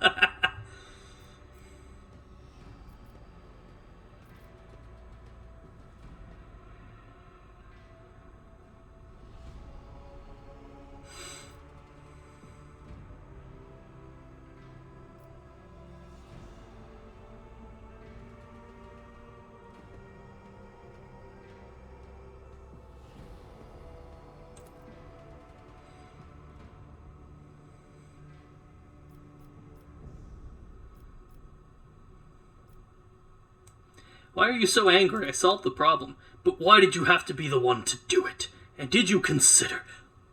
Oh my goodness! We've got a raid! Welcome in, Mochizuki VT! How you doing? Welcome in, Mochi. It's good to see you. Playing some Bloodstained Ritual. Gabby Nomad. Mochi Raid! Welcome in, everybody. I am Illith Sailing. I am a trash monster who is sailing the high seas in search of adventure and also in search of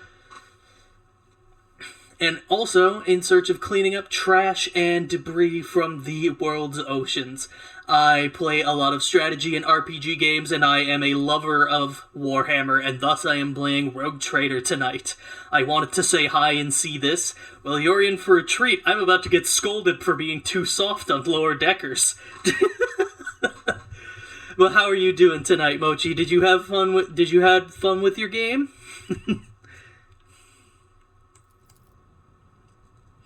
I would have handled the situation myself had you not decided to intervene, Abelard says.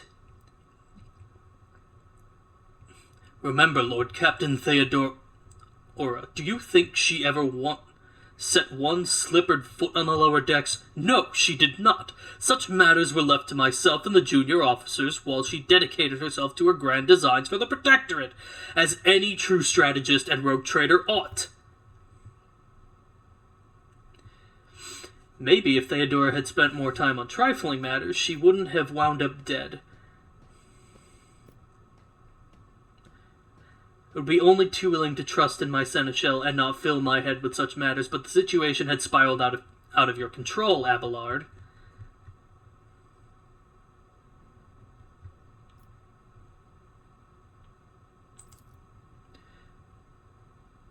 Abelard's face relaxes slightly. You're right. At least this concerns junior officers making complaints directly to you. Yes and no. I love Bloodstained so far, but the underwater section makes me want to cease to exist, Lamau. Unfortunately, I am not edible. A shame for all. But I do hope that you would. But yeah, I'm unfamiliar with the game. Is that the Bloodstained? Is that the Castlevania game? I'm a little out of practice and kind of an idiot when it comes to games, so.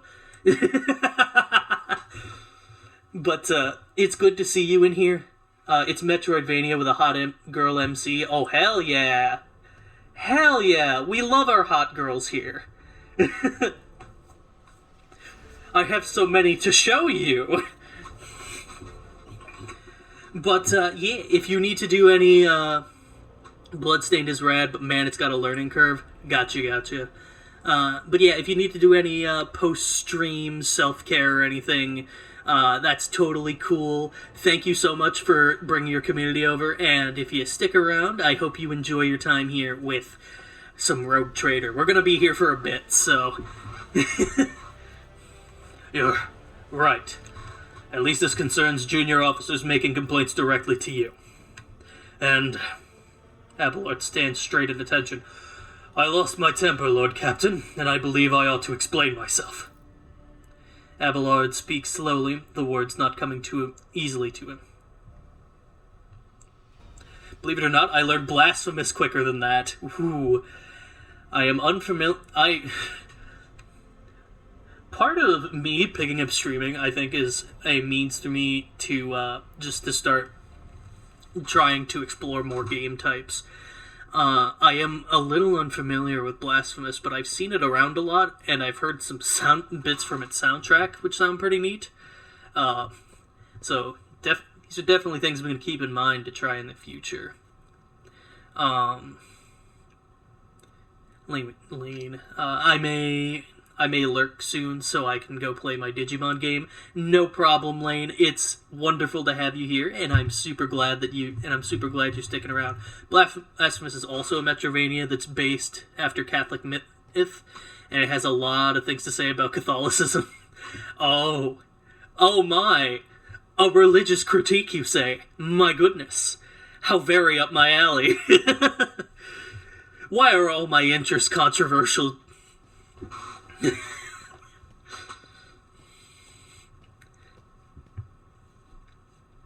The prosperity of the Von Valancius Protectorate is not just an empty phrase to me.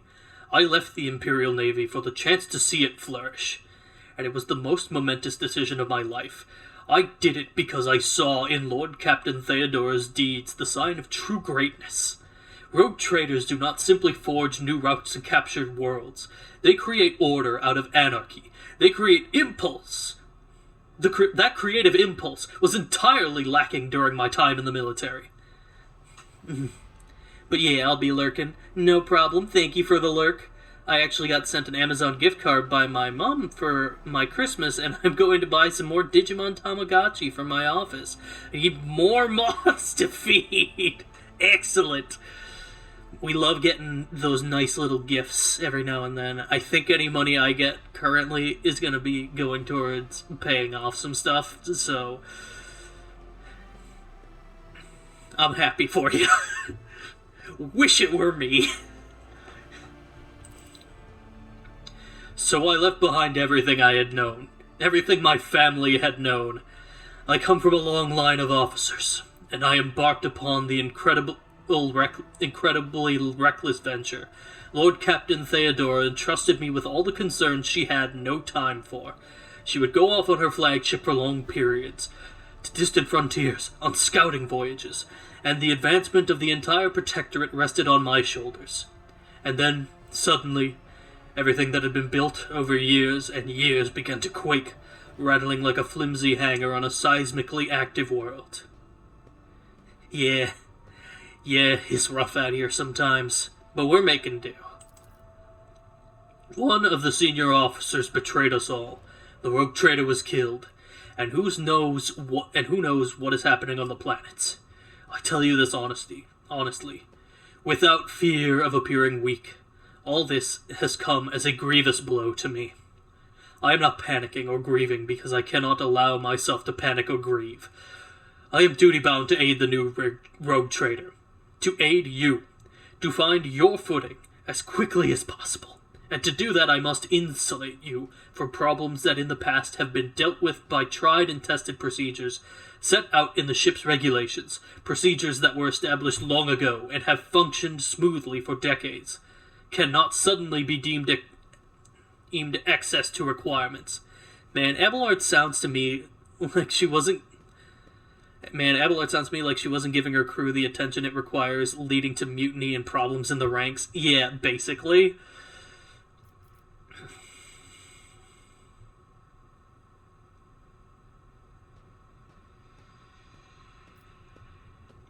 I understand, but you need to learn how to respect me as your lord captain and rogue trader. Accept it and start living in the new world. The prosperity of the Von Valancia's Protectorate is just as important to me. You are the only person who has comprehensive knowledge of how things are run on this ship. I think the future will follow your recommendations. Value what Theodora created, and I trust that this situation is an aberration in the ship's otherwise smooth operations. Since the established procedures are working, I see no reason to change. I've seen plenty of sentiment of hand-wringing in recent days, but very little competence. I have no plans to rely on your judgment on your tried and tested procedures in the future. Theodora trusted in established procedures, and she died. I won't make the same mistake. If you want to keep building the future of the Von Valancia's Protectorate with me, stop living in the past. Abelard solemnly inclines his head. Yes, Lord Captain. After a moment's silence, he adds, looking at you with interest, Your resolve is admirable, and demonstrates strong leadership. I shall remember this moment, should my old habits ever begin to creep back in. If she were nicer to the Chaos Fellows and didn't bar him from succession, this wouldn't happen. Exactly. Hot cousin turned to Chaos because he was treated poorly. Justice for hot cousin. I can't do a Chaos run with him around. I don't want to disappoint him. He just wants the best from us. That's how come I'm gonna set his expectations that things are going to change. And then I'm going to whittle him down. You see, Chaos works best from a honeyed tongue. Should you expect anything less from a word bearer? This was one of the few times I scolded him because he was objectively in the wrong. And now please, let us leave the lower decks. If the rogue trader desires to stretch her legs, there are far more suitable places.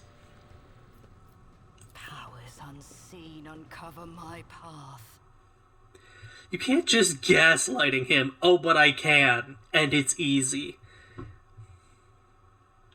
How do you think people turn to Chaos? Everyone and their mother makes big warnings about don't go to Chaos, they have this, X, and the other thing. Do you want to know how people actually change? How people actually get moved over? It's by every little step. Every tiny word. Every bit, every little honeyed word in their ears is one step closer to damnation. It is a project that is years in the making, but powerful in its final act.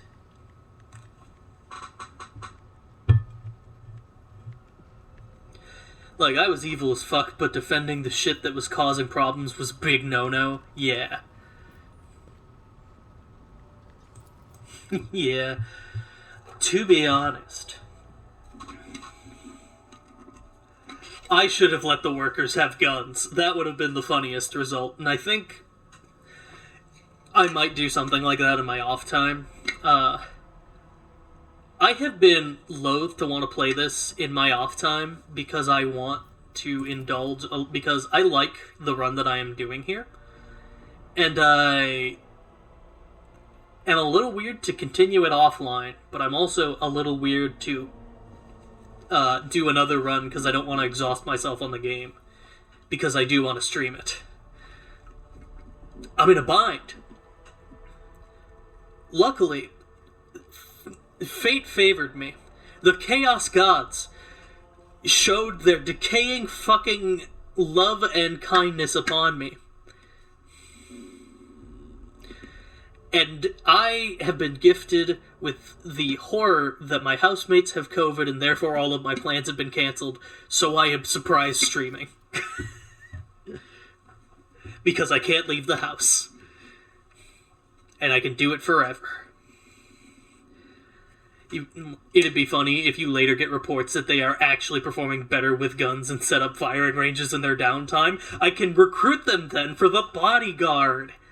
It all comes around. We're working out a system. As the ship makes its way through the star system, a strange fatigue falls over you. Your eyelids grow heavy, and the quill you have been using to draft up yet another order falls from your hand. You raise your head with a start. Someone else is here, in your study! You stand up and stare at the dozens upon dozens of corpses surrounding you. Among their number, you recognize the disfigured and bloodied faces of those who died on the ship's bridge and those you met in your previous life. How is this possible? Where are the enforcers posted to stand guard? It matters not. You are alone, against a horde of heretics risen from the darkness to take your life. As if of its own accord, the shard lying on the edge of the desk, the sole remnant of Conrad Voigtver's weapon, hot cousin for reference. Old woman as Enforcer Captain Wen. Leave me alone, ghosties, I'm EP.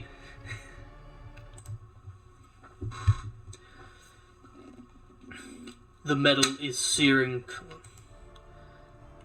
Slips into your hand. The metal is searing cold. The dead sway from side to side, closing in around you in a narrow, slow advance.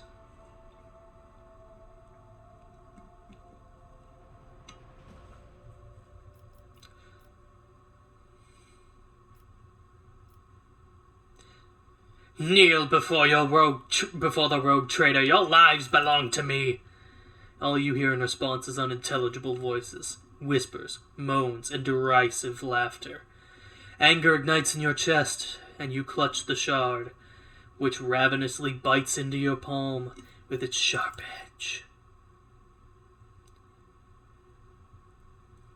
An unbearably bright light floods everything around, and you find yourself surrounded by groveling minions, their bodies shivering in your mere presence. Your hands no longer hold a pitiful shard, but a majestic and intricate weapon, a skillfully crafted sword with strange edges.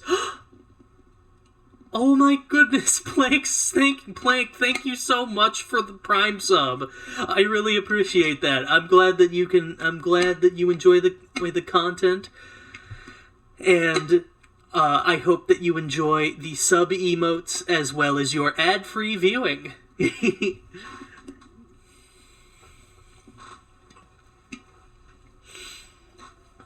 I got a shake! Y'all better watch out! I'm gonna come for you! Your hands no longer hold a pitiful shard, but a majestic and intricate weapon, a skillfully crafted sword with strange, unnerving proportions, a curved design, an unusual hilt adorned with the image of a closed eye. The eye opens, revealing a gaze so ancient and dark that it steals your breath away. You have felt this gaze before, there, on the bridge, and the voice that appears in your mind only confirms your guess. The tapestry is woven. The path is chosen. Accept your fate, champion. Yes, master. One look at the blade in your hands makes your very soul tremble. It is a weapon fit for the greatest champions of the gods, the judge of fate, the tyrant of millions. In the whispers flooding your ears, you hear promises of strength, power, and triumph. See, my spooky street shank became a sword because Daddy Lorgar loves me, spirits. Don't you fucking forget it. I am blessed by the Urizen himself, motherfucker. This is my staff of office. Vogue, the first dawn, is hereby woven into the tapestry of your fate. Seek the second dawn in the hands of she who rises above its future dominion. The former aspirant fell, and thus the new one will become the chosen of the Weaver of Destinies. Make mortals serve as their god, and become the vessel of the Edge. Yes. You awaken from the vision kneeling next to your desk, clothes drenched in sweat and with a sour taste on your tongue. Your head is ringing, and you struggle to recall those faces and the image of the sword in your hand. Only the deep cut on your palm and the bloodied shard lying on the floor remind you of what just transpired.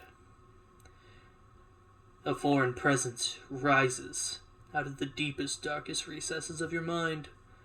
The cut on your hand burns like acid, and an alien's consciousness in your head greets the pain with a discordant wave of barely intelligible voices.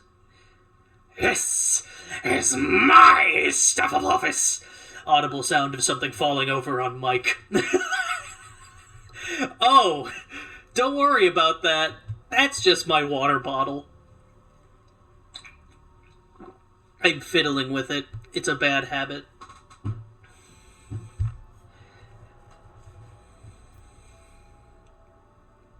Wait, is this a Zinch story? It's only Zinch so far. Also, congrats on your founder's badge, Plank. You're in an exclusive club. The Call of the Edge. Find the second sword shard. You reach your shaking hand out to the shard, now slippery with your blood. You wipe its metallic surface and stash your treasures under your clothes, next to your heart and soul forever seared by the great power of the warp.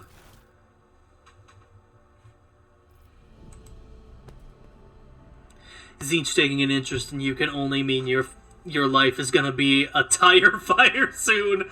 Yeah, well, some in the past have described me as flaming. That is all. Check my tags if you need any verification.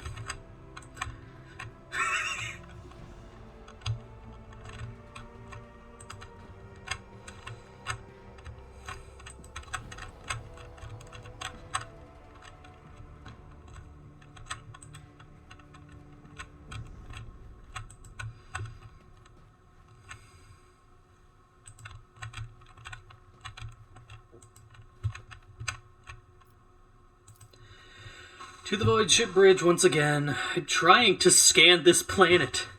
The man is not easily pried away from his sitcoms of giggling at Imperium Family Guy moments.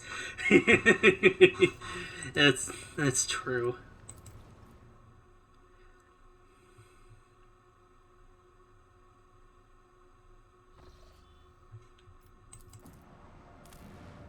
Cool, I can finally begin my goddamn scan. The starport, you say? Come along, dear friends. There is pillaging to be done.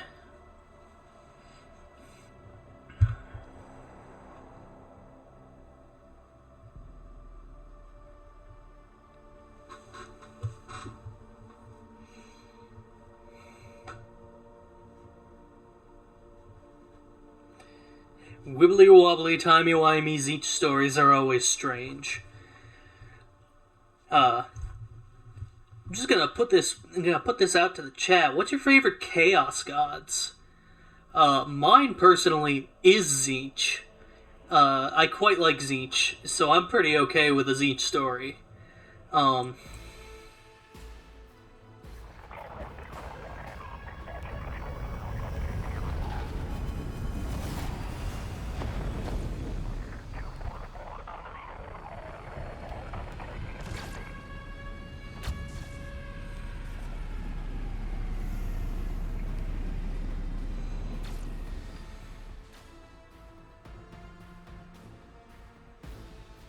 he seems like the guy who'd be super into Evangelion. Well, then I guess he's just a perfect match, huh? For me. Starport greets you with the din of ordnance and the smell of explosives. And the smell of explosive tickles your nostrils. It is difficult to tell through the smoke who is firing at whom. By the by, I'm going to take a quick moment here, and I'm going to go on a very quick, 5-minute break to go grab more water. So I will be back in a jiffy. So hang tight, and we'll be back for some more Rogue Trader in a hot sec.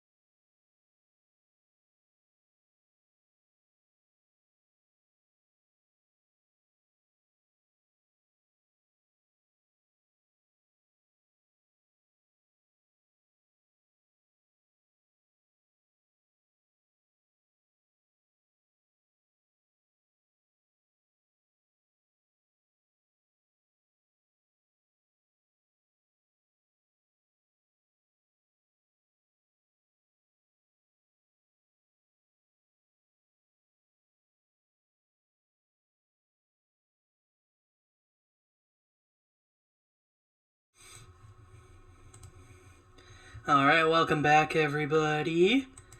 Hope that was a pretty quick one. Slanesh, on Chaos God thoughts. Slanesh only for Fulgrim. I suppose I get it. Fulgrim is a pretty interesting guy. I enjoy Slanesh because the idea that they represent pleasure is any magnitude just reflects my headcanon that Chaos is literally just fundamental aspects of universe and humanity, and it's only dumb to take them to extremes, which they love of attention starved, which the love attention starved Imperium can't help but do, because it's a fucking trauma machine pumping out flawed people all day.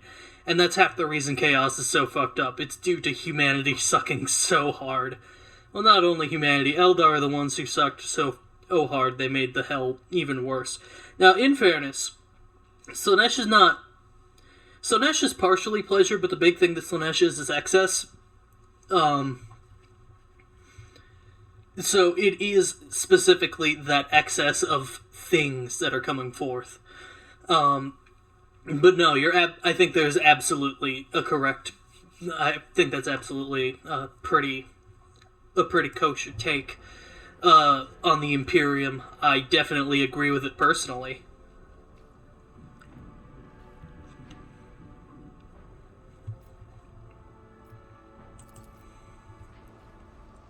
Sergeant Malgar, halt! Weapons on the ground or I'm firing! A man in a torn, dirty uniform hobbles toward you. From behind the chunks of rock, crate, and crumpled plasteel, his cracked helmet is adorned with a crooked label that reads, Sergeant Malgar.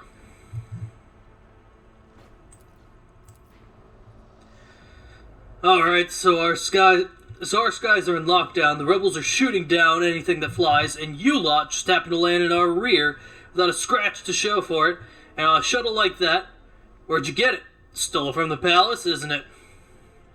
Grab 'em, lads, we've got ourselves a rebel landing force. Abelard turns purple. By the Holy Throne, what is this mess? They're in a rough spot, old man. Go easy on them.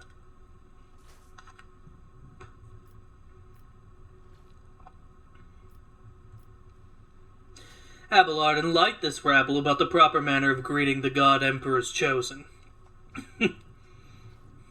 I personally think if humanity actually achieved peace and everlasting happiness early on, Chaos Gods would never be a problem. They literally warped the natural order of things by being so awful. Yeah.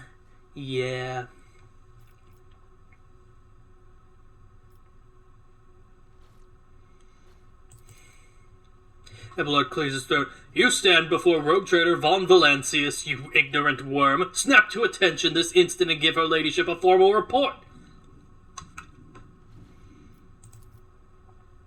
With a mixture of awe and terror, he snaps to attention, raises his freshly cut chin like an exemplary soldier, and barks, My mistake, ma'am! At once! The starport is under the control of the Governor's wardens. Perimeter commander is Sergeant... A frag grenade explosion cuts off the rest of the sergeant's words. Shrapnel flies everywhere with a piercing screech. One of the soldiers falls to the ground, clutching the remains of his forearm that is now adorned with crimson tatter.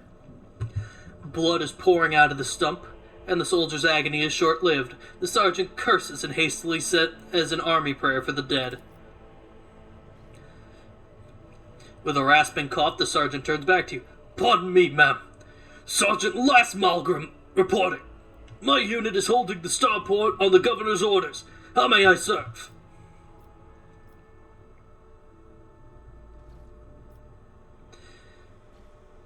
What is going on here? Unrest, ma'am. Armed rebellions in both the capital and the provinces.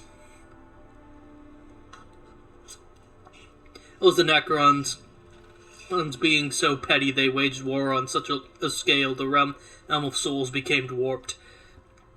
Yeah, as it turns out, when you create suffering for others, it it in turn just breeds more suffering and warps things, and things just get out of hand.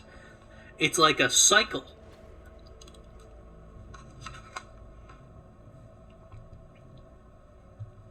First the lower level sparked, then it went up the spires. They hit the Vox hubs, the arsenals, the mag train stations. Then Felix tore off his mask. Precisely because he knew about the trouble on Reichad Minoris. He knew that none of our allies would come to our aid. Cassia lets out a sorrowful sigh. You may continue your report, peasant.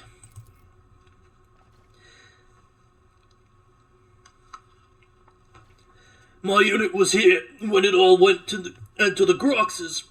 The tech priest linked the satellites report. Ordered sightings of strange void crafts in the system. They were orbiting the star until one of them set course for landing on Reichad Majoris. The governor took precautionary measures in order to increase security at the key facilities. Everyone knows that whenever something's not right, you better double the warden details. The alarm was raised, and we were sent to secure the starport. It's the only reason we were able to hold it. They're crushing us, the scumbags.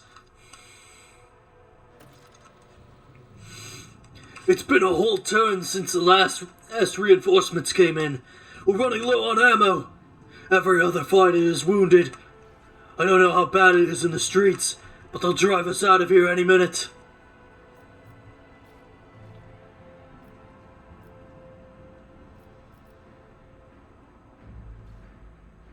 What caused this rebellion? Ill thoughts, ma'am. We've fallen on hard times. Ground keeps shaking. Things keep exploding. The people are scared. They've forgotten all about their duty. And that's when those, Emperor forgive me, preachers came. They started roiling everyone up. Sure enough, we shot a few. They just kept coming. More and more of them.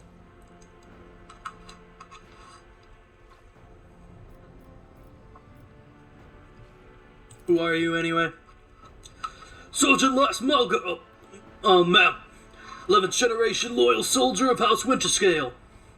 Awarded 3 commendations for faultless service. Ever since the olden days, his lordship, the rogue trader, has recruited soldiers and shipwrights of Reichad Minoris. So there is no greater honor for a Reichadian than serving his lordship with diligence.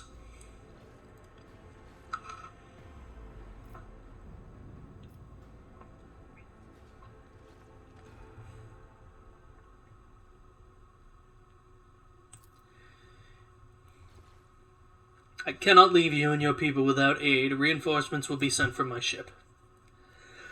I live to serve. The sergeant is so astonished that he only barks out the mandatory words of gratitude after a non-mandatory lengthy pause. We won't fail. We won't forget. We'll be praying to the Emperor for you, your ladyship, ma'am.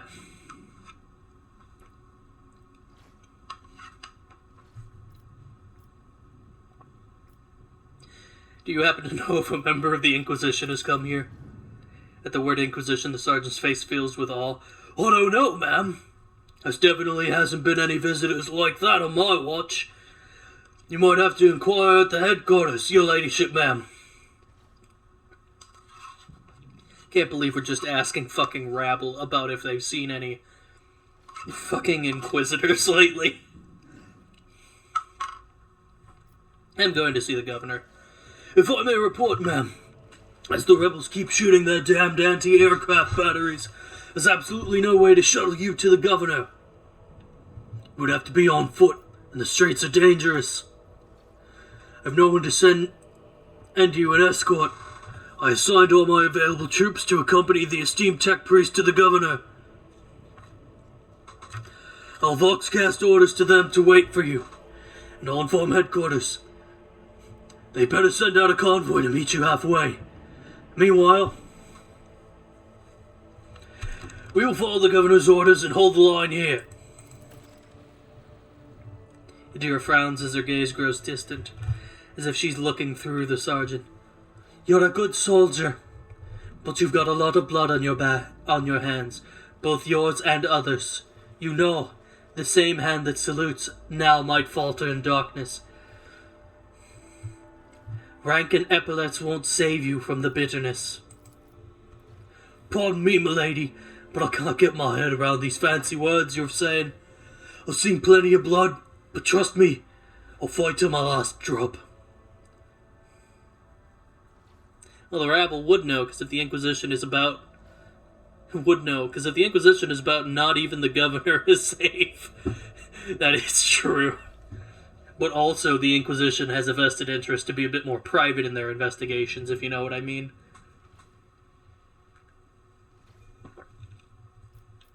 What tech priest? A very important person from the Adeptus Mechanicus arrived on the last shuttle before they locked down the city. He kept on asking whether anyone by the name of Amarant or Amarnot or something like that had recently arrived. Barely answered any of our questions, though. Said he was under no obligation to tell us anything. He demanded to talk to the governor personally, so I had to send a quarter of my troops with him to keep trouble at bay.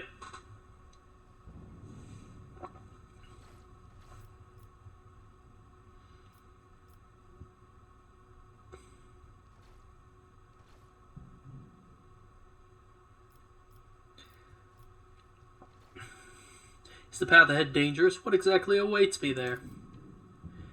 Sergeant sighs heavily. All our roadblocks are gone. The whole place is in the rebels' hands. City is almost lost, so no help will come. We're surrounded by rebels. Watch your step, ma'am. Streets are chock full of mines. Logic test succeeded.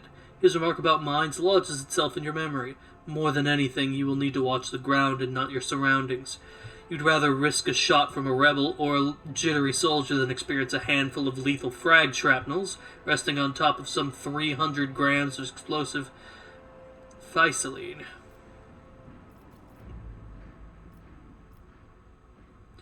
You're a good soldier, Malgar. I will see that your heroism is noted. Sergeant blushes slightly. I live to serve. Depending on the Inquisitor and who wrote it, because apparently some Inquisitors are skilled enough to get into the throne room and have a private audience with Big E. Some, but most of those people are like Inquisitor Greyfax, who basically accompanied Robert Illiman in several instances, and also a living saint. I think it is also just based on prestige, because the Imperium is just like hierarchical to an extreme, and even Inquisitors have hierarchies.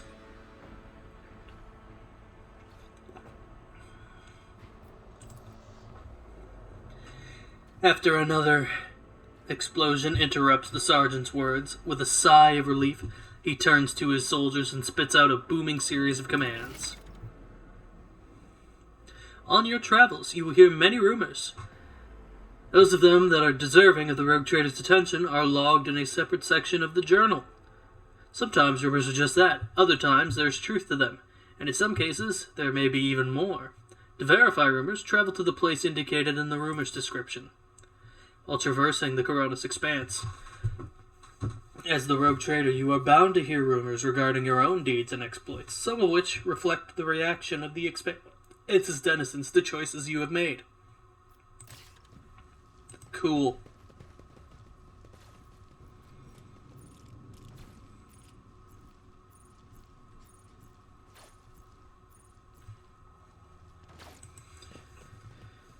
Let's get going then. Your existence is naught but ashes. I'll turn you into corpse starch. Cassia is an officer and your ship's navigator. She strikes foes with energies of the warp and supports the party by making her allies stronger. Voice of Command is an officer ability that increases the ally's characteristic for 1 round and also allows the officer to use their other officer archetype abilities on that ally from any distance. The higher the officer's fellowship bonus is, the more target's characteristics are increased. An officer can use Voice of Command and such. Thinking of Jack Draco. I am a mild bit unfamiliar. Please inform me.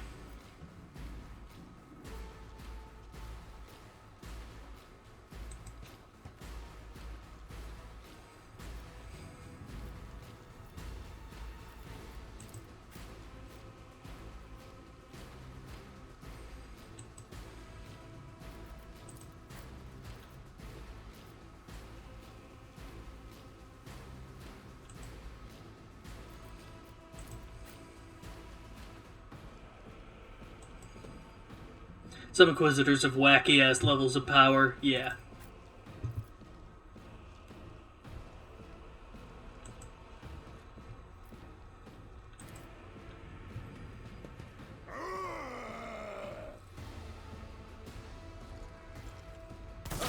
Aforementioned Jack Draco's exploits have a disclaimer at the start of his book that explained that the stuff he does may not be canon. Ah, I see.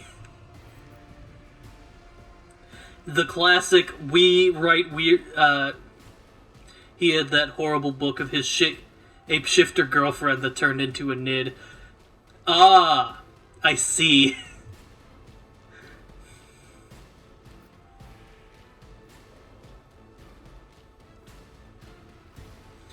That sounds a bit much. Not gonna lie.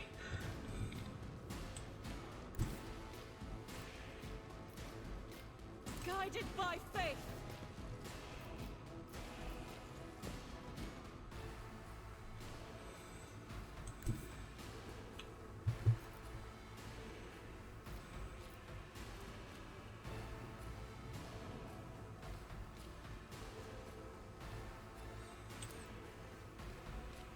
As the Emperor commands, I act. You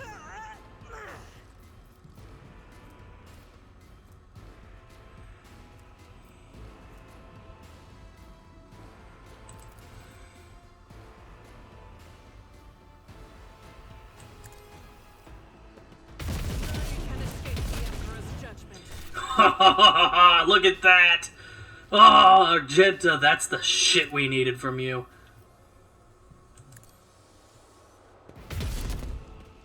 Nicely done, Argenta. You're living up to your title again.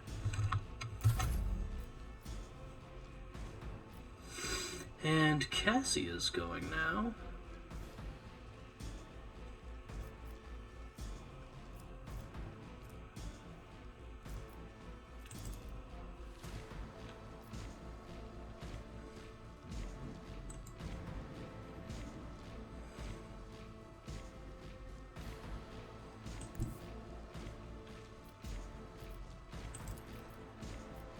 Battlefields are always drowned in scarlet.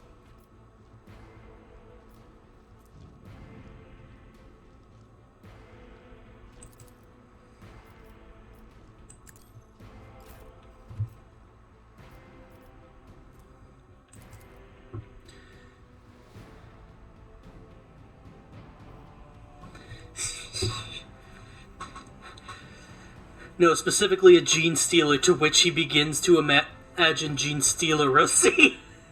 He also has a squat with the famous line, "Millions are dead, yet here I munch." Oh man, Illith is in combat mode and cannot giggle at funny Inquisitor stories. Don't worry. I have successfully giggled. Girl's gotta focus. I want to do everything white. I don't want to be cringe on my stream. That would be very un-uwu-tastic.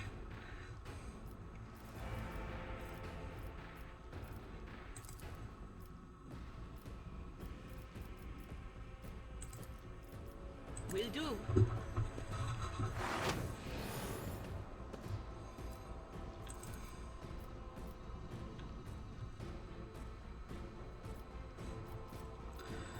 Alright, fuck. I think that's all I can do. I fucked up.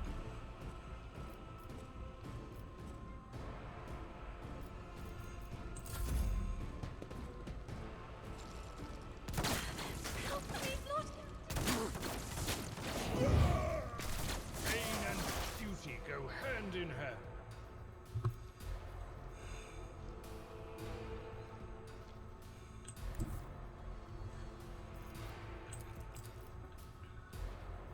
Cover me.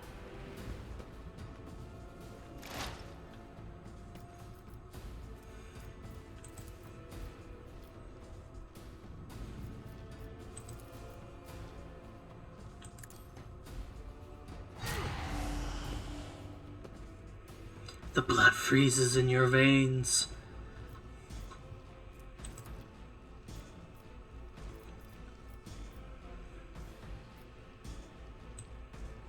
But of course. Getting one person blown up due to laughing at chat is cringe.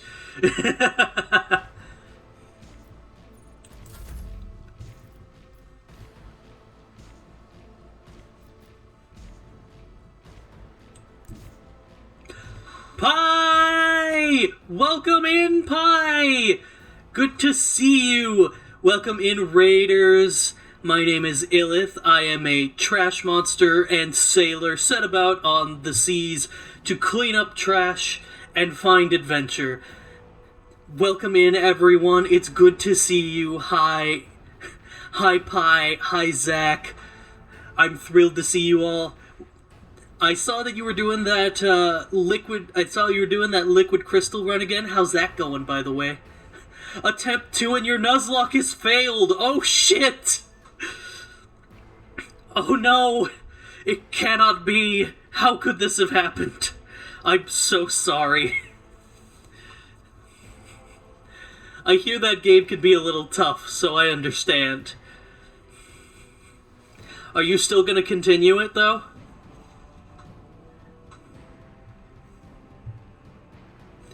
Alright, well, there's something there. Now you aren't contained by the Nuzlocke rules. You can finally meet your full potential. No.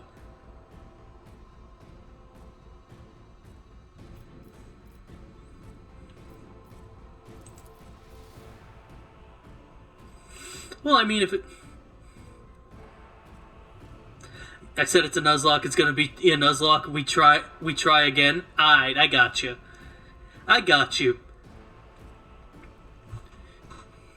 You got this.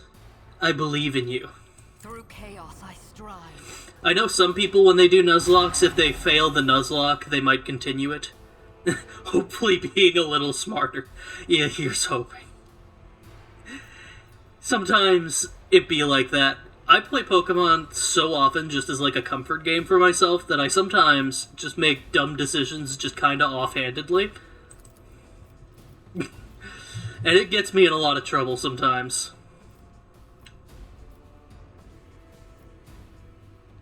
One step closer.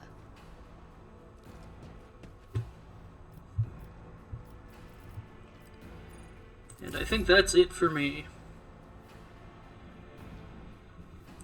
But yeah, Pi, if you need to do anything, like any post-stream self-care or anything, that's totally fine. Thank you for sending your community over. I'm happy to have you all here watching me as I'm shuffling through Traders a billion.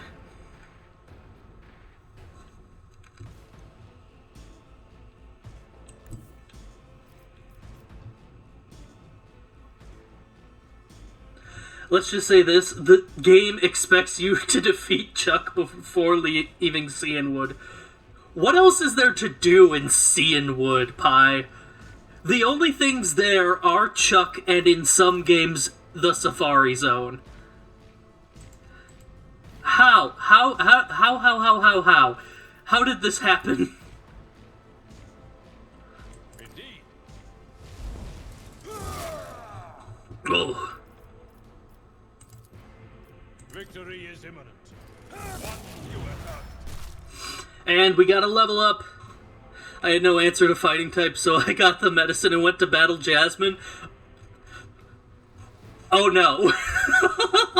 Oh no. Oh no, danger. What terror there is there?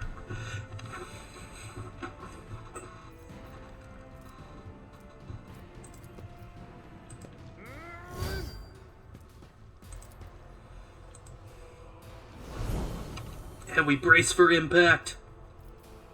It wasn't Jasmine, it was the sudden rival battle. Oh, you forgot about the rival battle. Oh no. How did you bypass the rival battle? Isn't that like immediately as you enter Olivine? Mocking me.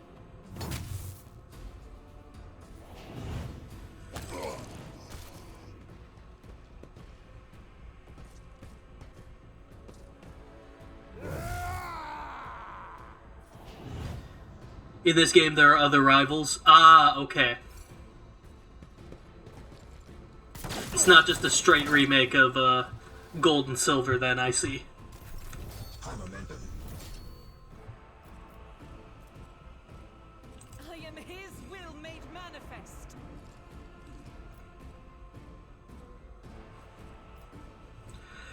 Alright.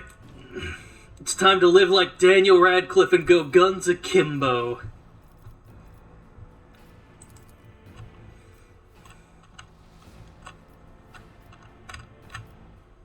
The enemies of the Emperor will be undone. You, my Emperor! Is this a fucking joke right now? I'll do it.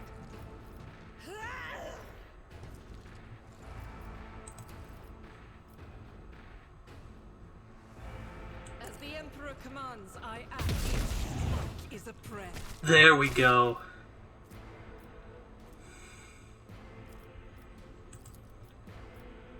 Faith without deeds is worthless. Eradicated.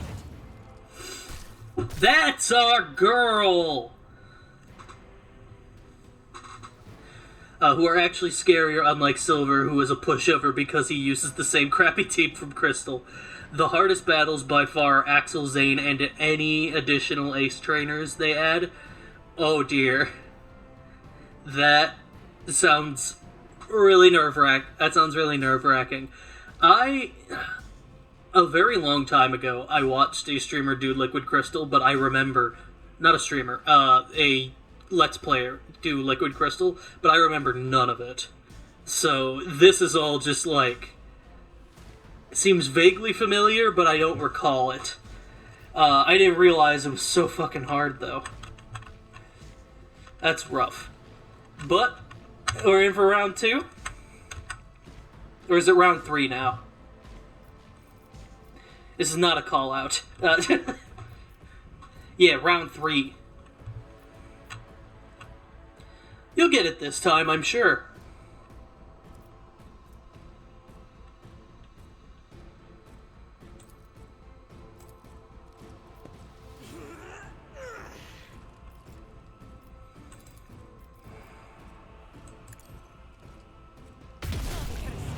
Nicely done! Fuck yeah! Oh. You are on fire right now, Argenta.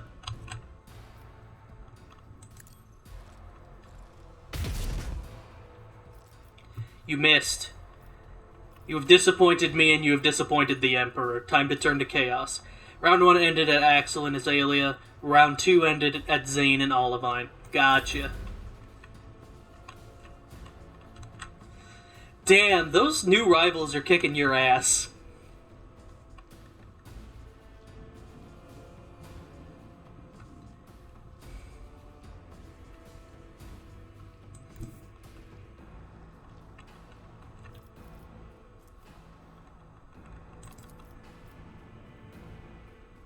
Be careful not to cross my gaze.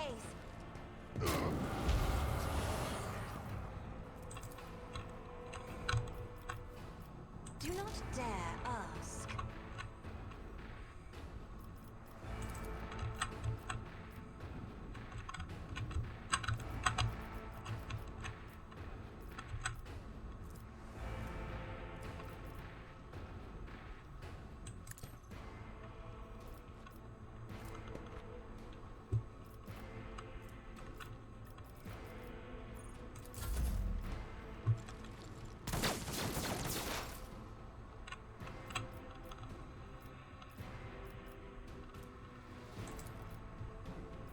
Not All the right. Scryer's job.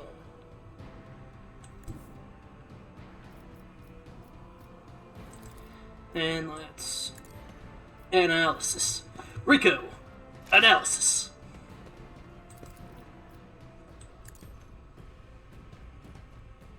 Expose his weakness. And now melt his head. Nicely done.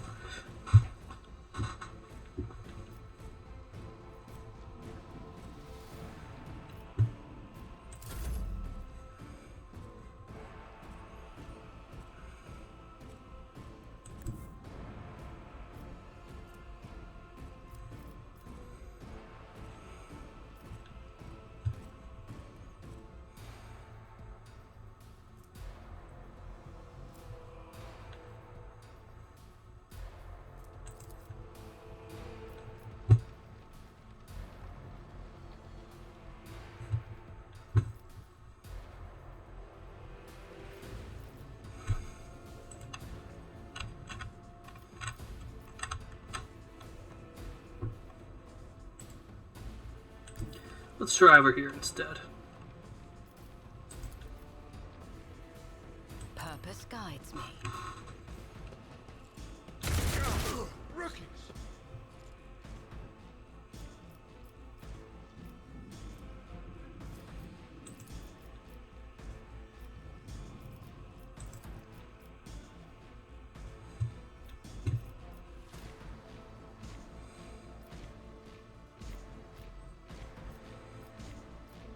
Actually, I think that's about it. Okay. Send him up here.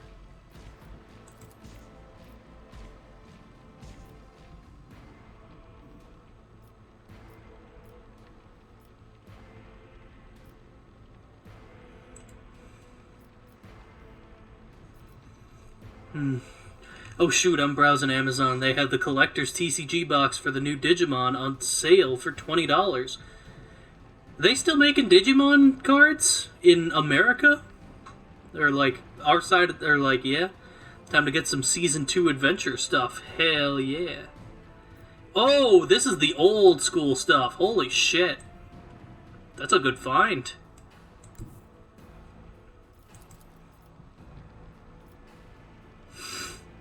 Tried and tested tactics are the best ones.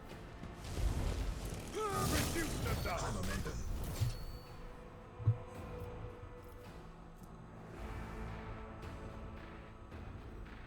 No matter the cost.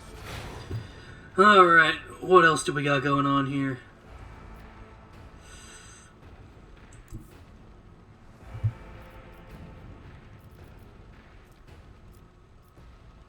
I will do my duty.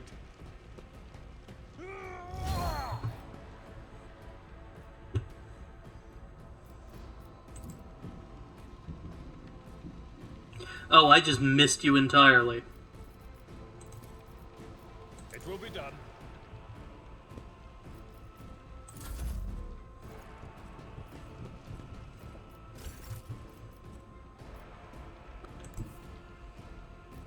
God Emperor, move through me! Be the fire in my heart!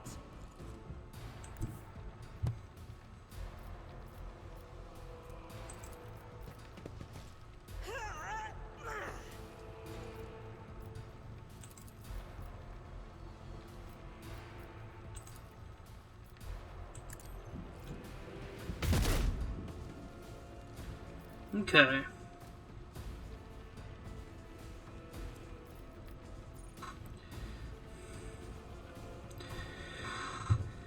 They made an entire new TCG and it's very popular right now. The art quality alone puts current MTG and Yu-Gi-Oh! To shame. Shit.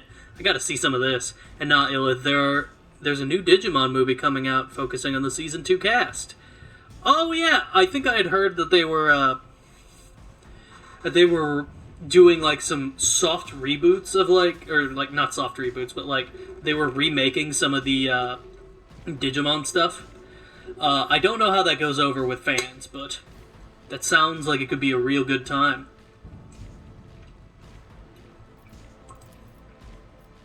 I'll do it.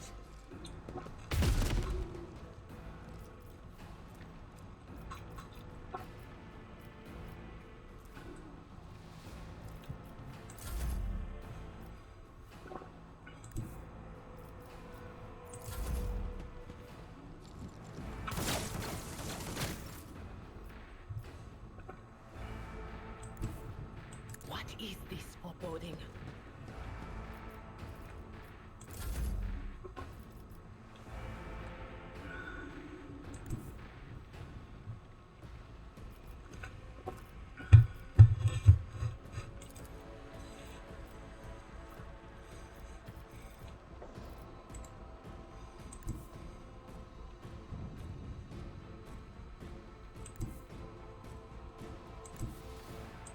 Sow the seeds of discord.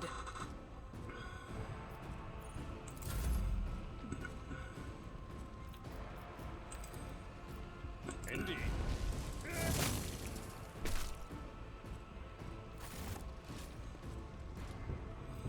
Excellent work, everybody.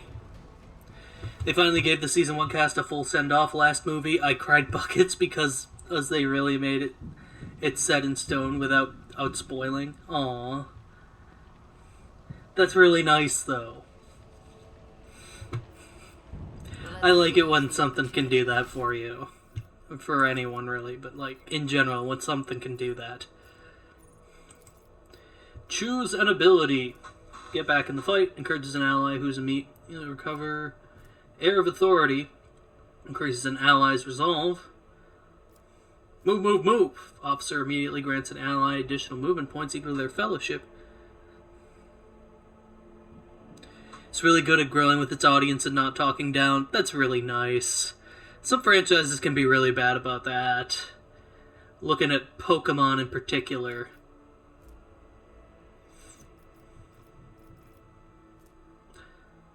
Oh! Some of these abilities can just be Psyker talents. Cool.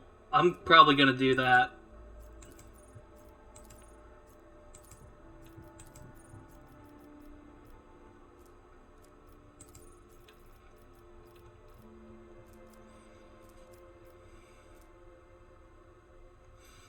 Make a willpower resistance with a -5 psi rating penalty for... Or at their very next turn, they will spend all their movement points to move as close as possible towards the Psyker. Sensory deprivation. The target makes a willpower resistance check. If it succeeds, the target is merely blind until the start of the Psyker's next turn. If the target fails the test, they become blinded and suffer an additional penalty to all characteristics reduced by blindness and must make a willpower resistance check at the end of each turn. That sounds cool. Let's do that. And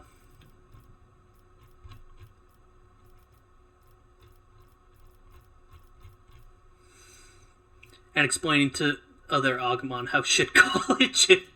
The Season 1 kids were literally taking their Digimon to bars and vibing over Korean barbecue after a shitty day at work by last movie, and explaining to their Agumon how shit college was. That's really fun stuff. Like, the closest competitor in people's minds, but I think they have very clearly different niches. To Digimon is definitely Pokemon, as I'm sure a lot of people are familiar with. But, like, I really don't think that those two are very comparable from what I have heard of either of them. And, like, I could never imagine Pokemon doing anything like that. They're too worried about keeping the kiddies happy.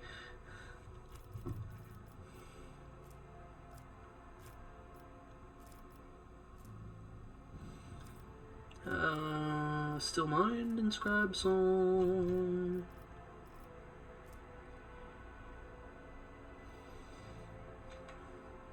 But deals direct damage to the Psyker equal to 25%.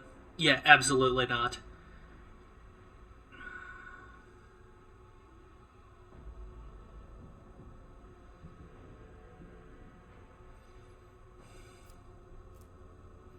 Psychic powers have a 25% chance to regain AP spent on psychic powers when Veil Degradation is 10 or lower.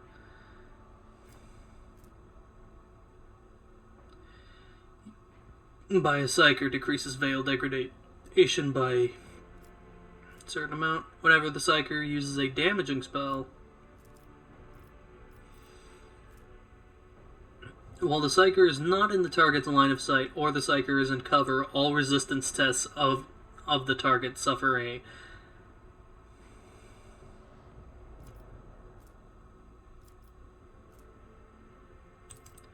obscured threat seems neat.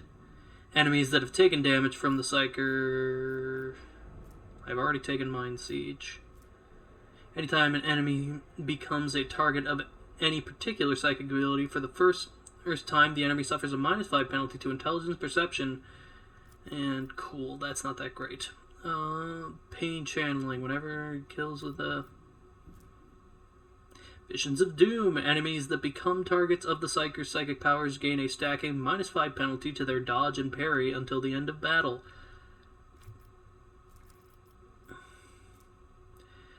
After every 6th use of psychic powers... Nope.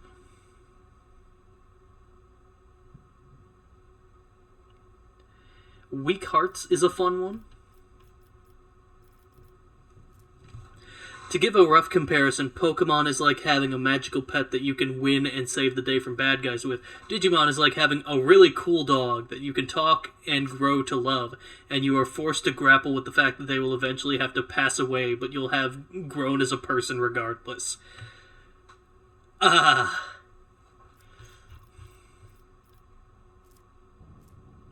sounds very intense.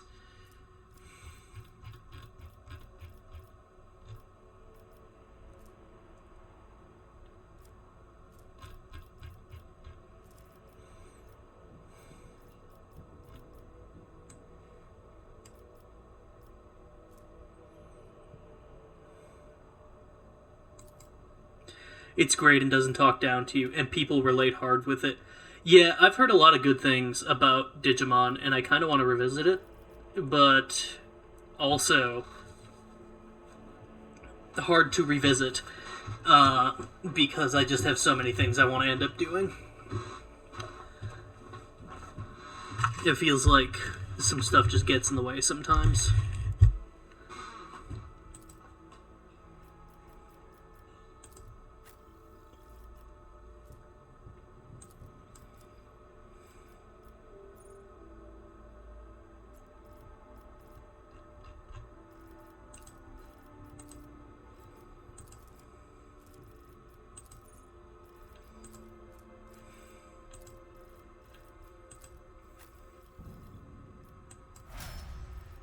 There, now we got it.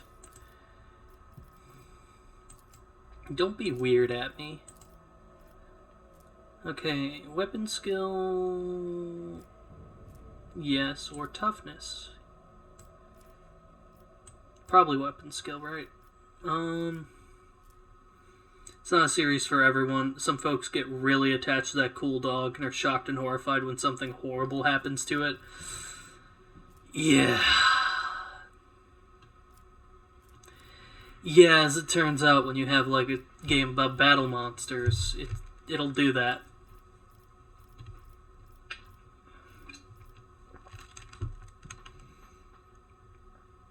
Allies affected by Brace for Impact do not suffer the negative effects of melee superiority for the entire combat. In melee, any target surrounded by more allies than enemies receives a plus 10 weapon skill bonus for each additional ally.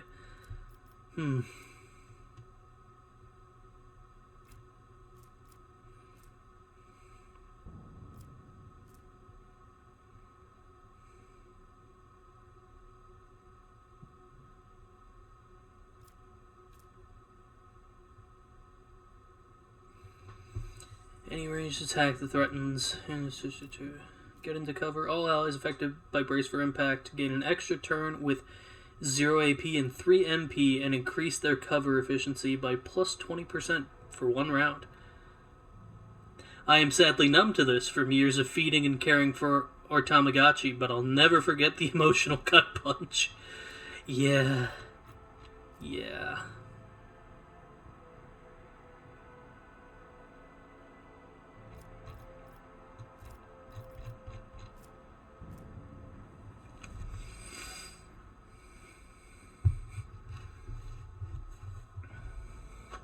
It can be rough out there for pet raising people.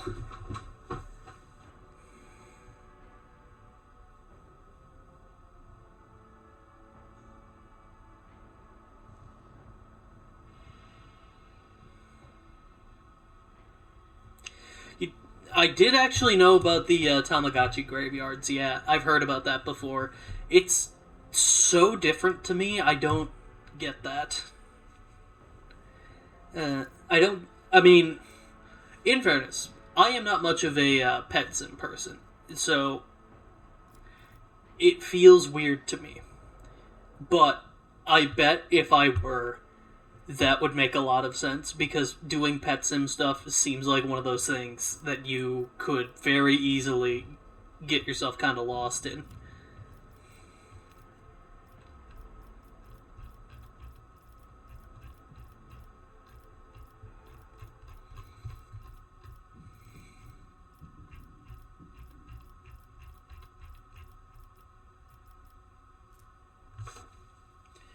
Oh, my strength isn't enough for heavy armor proficiency. I see.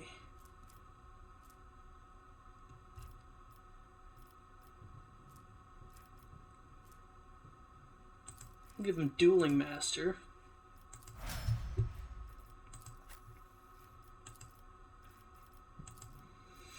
New ability!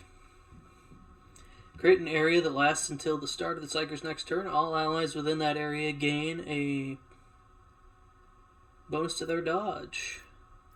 Which is cool, I guess.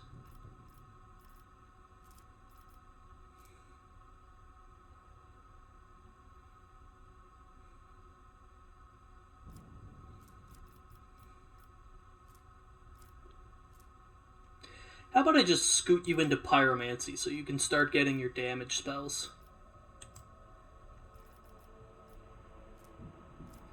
With prior context of the cool analogy I gave earlier, I'm sure you can see how people get there. Yeah, definitely. Definitely, that analogy does kind of, like, put it very much into perspective. It's just a little foreign to me. You get it? Sometimes I worry I have a little bit of a heartlessness, but yeah.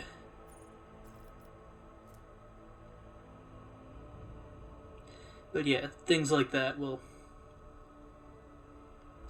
kind of ground me a bit more, so I get that. Anyway, we got Logic. What is your tech use stat currently?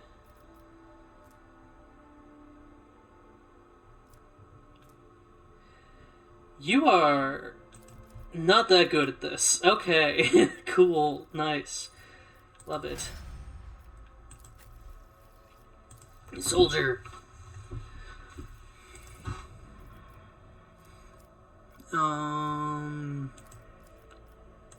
Give you another agility bonus. Wait, do you not have bolt expertise? What the fuck have you been using this entire time?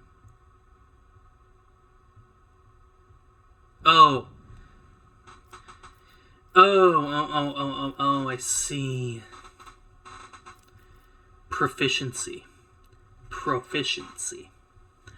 That's the important detail we're missing here.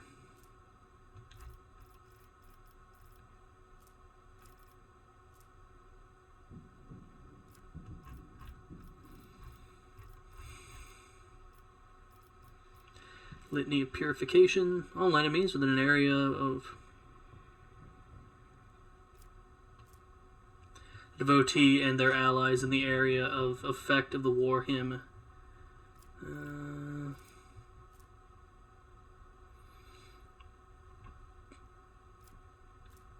Flensing Faith. Melee, flame, and melta weapons against demons and psychers deal an additional +2 willpower, which is cool, but not what I'm looking for.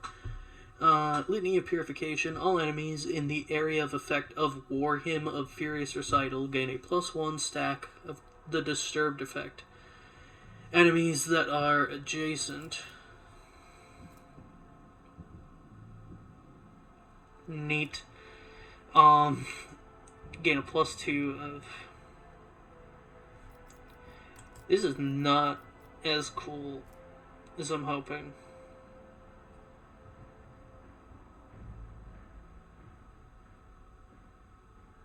All allies, excluding Xenos, in the current party gain +5 to the same characteristic as was chosen for Humanity's Finest.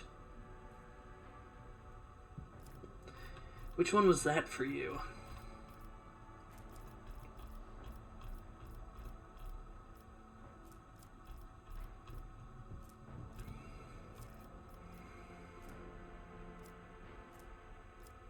Honestly, you get swift movements. And time to launch into you. Ability.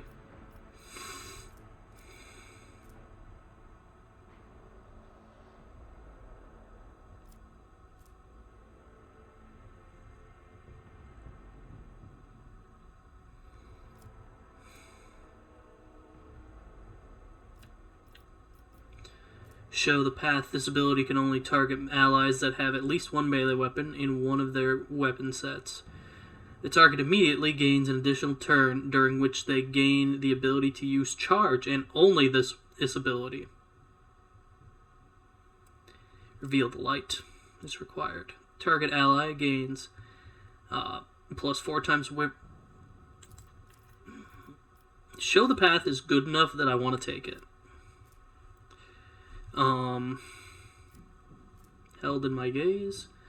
The navigator deals from 1 plus 2 times willpower bonus to 6 plus 4 times willpower bonus damage to an enemy. That enemy must pass a willpower or resistance test or become immobilized until the start of the navigator's next turn. Immobilized targets do not gain movement points. We're doing that instead. How about...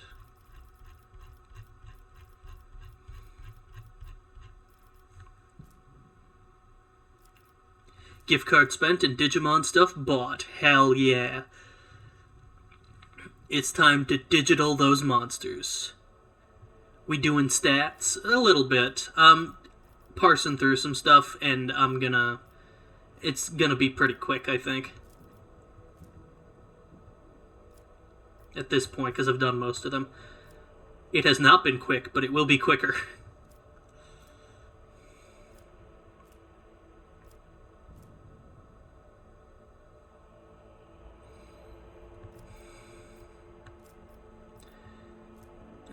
Open the warp. Enemies subjected by navigator's abilities have a stacking, minus 10 penalties on resistances. Stable routes.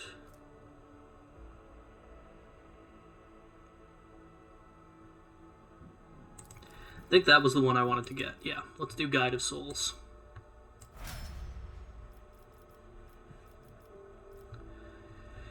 Okay.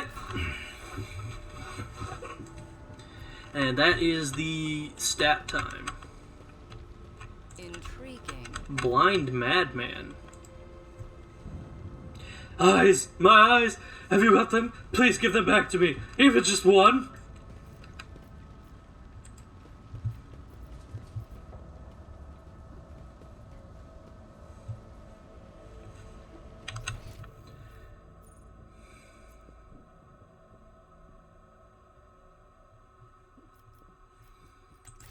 Oh, I forgot to loot them. The world trembles beneath my feet.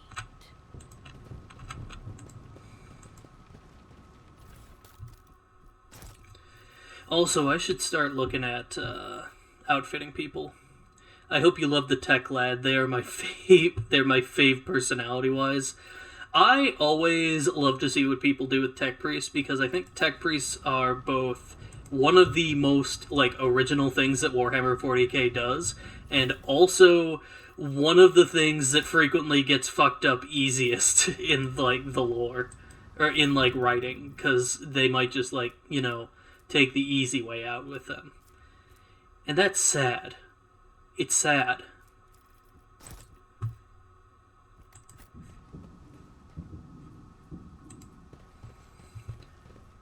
But I have high hopes.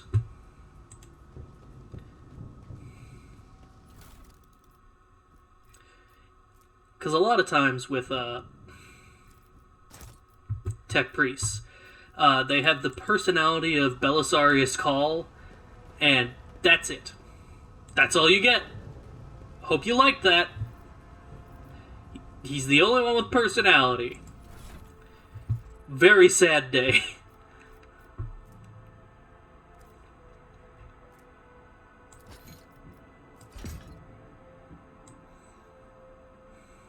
Yeah, let's get on a bit of that. Scrappy auto gun.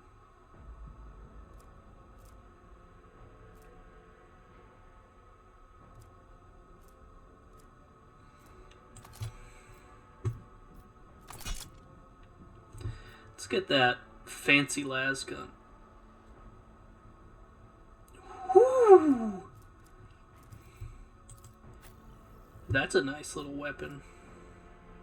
Mesh chestplate versus the flak chestplate. It's just not that good.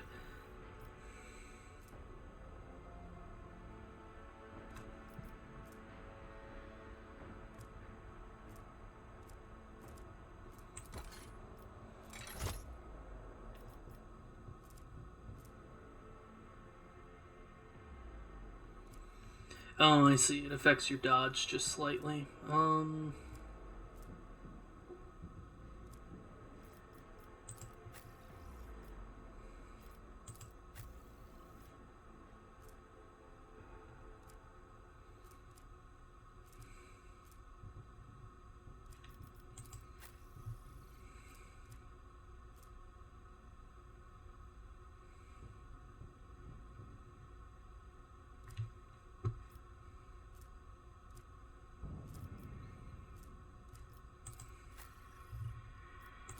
Yeah, you don't need that.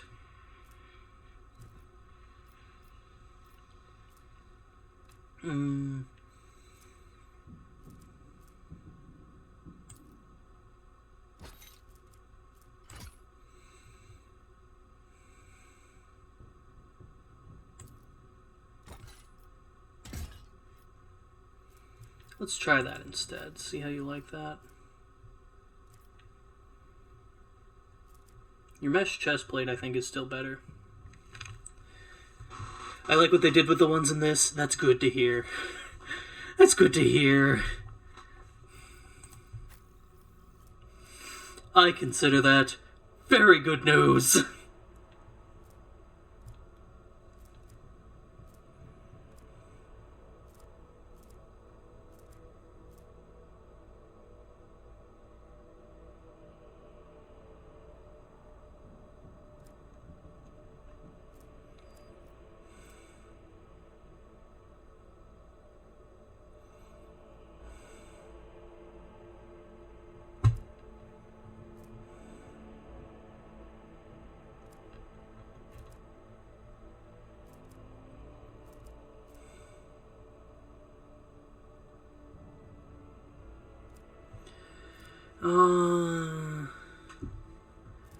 I thought I had other armor. Oh, there you are.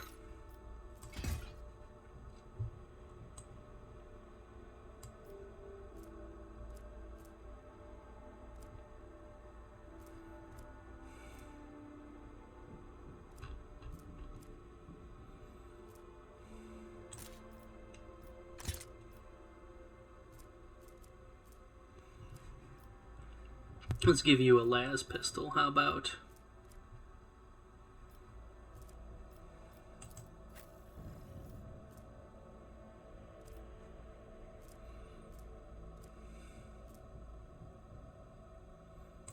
Well-maintained stub. Hello. There you go.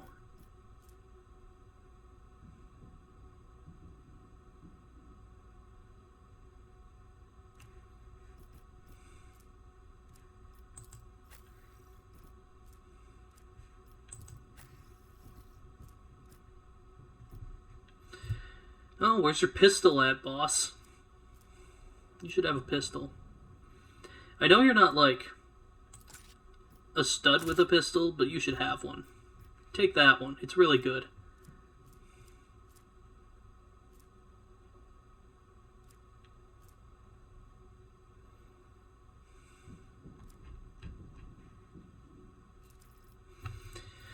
Okay.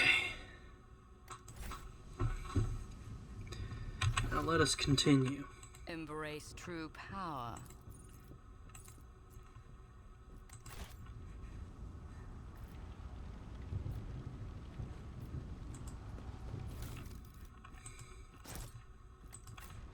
Powers unseen uncover my path.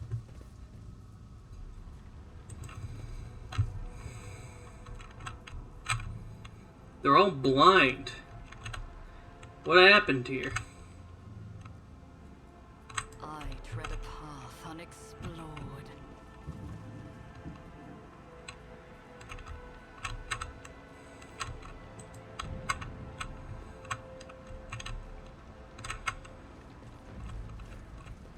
Your struggles are in vain. Show them no mercy.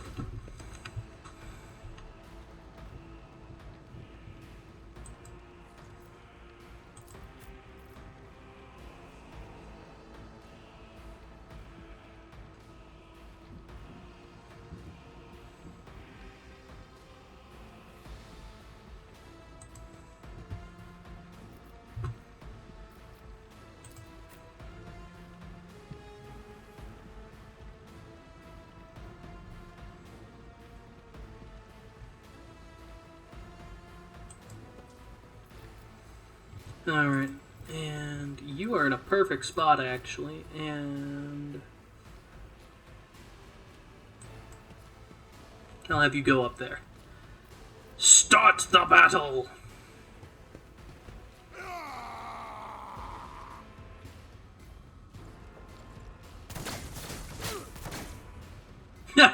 The only damage he ever did was to himself.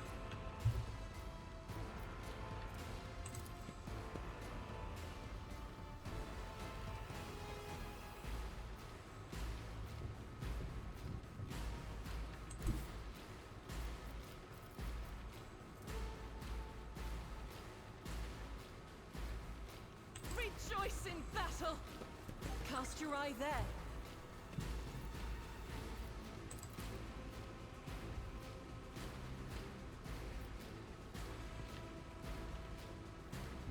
As the Emperor commands. Strike is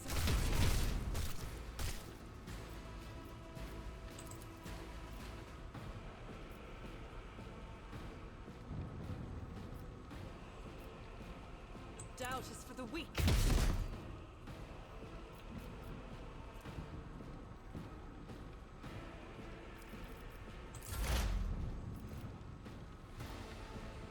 Okay. You're getting a forewarning. Was that you?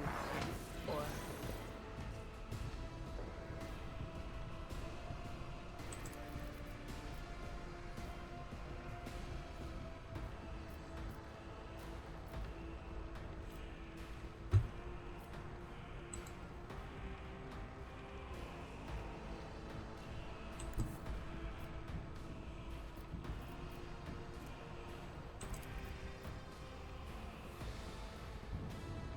There is movement in the Empyrean.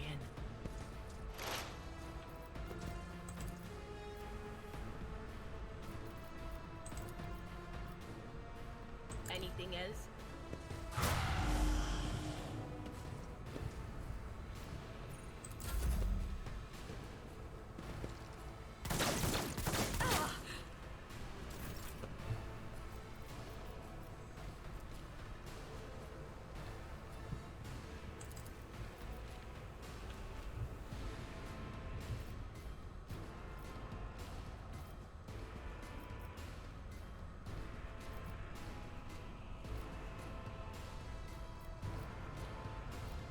I will triumph.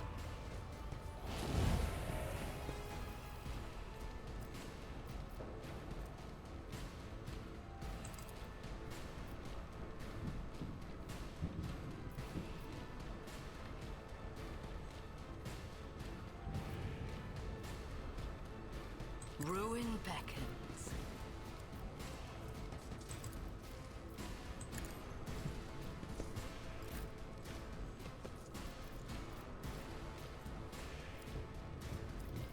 Alrighty. Now we do the concentrated fire.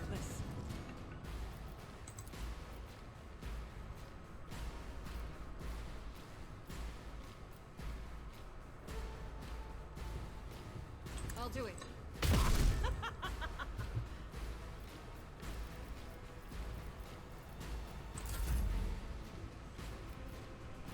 And I think that's it for me.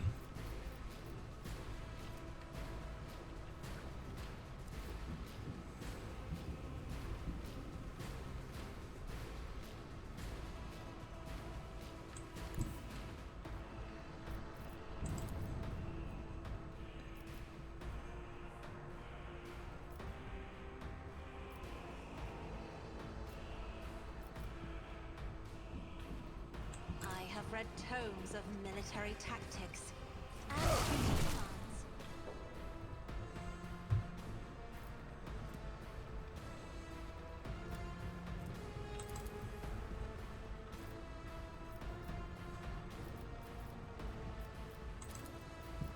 I am a navigator, not a servitor.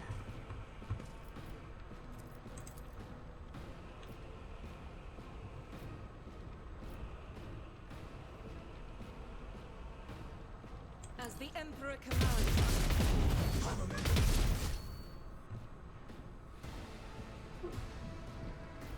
Power resides in the will of the righteous.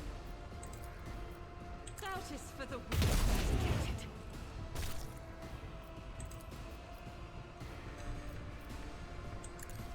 Strike is a prayer. All right. As the Emperor This is I act. the business.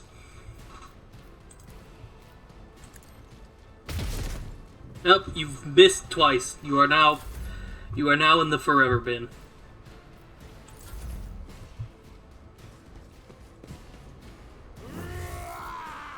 You only did obscene amounts of damage, but now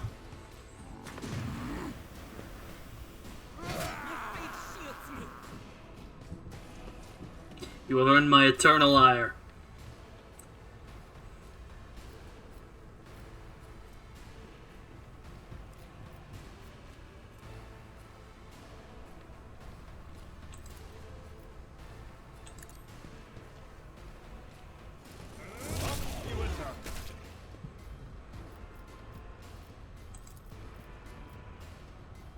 Victory is imminent.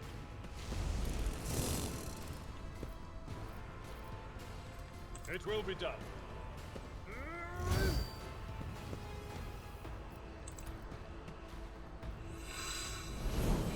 Alright. Hold the flank, Abelard! Just a minor setback. That's our boy! That's our boy! Fuck! Thank you.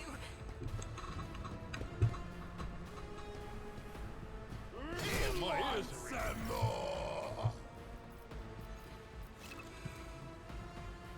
I'll do it.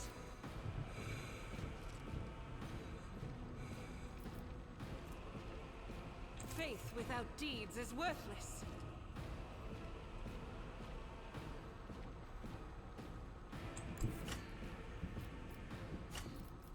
I'll do it.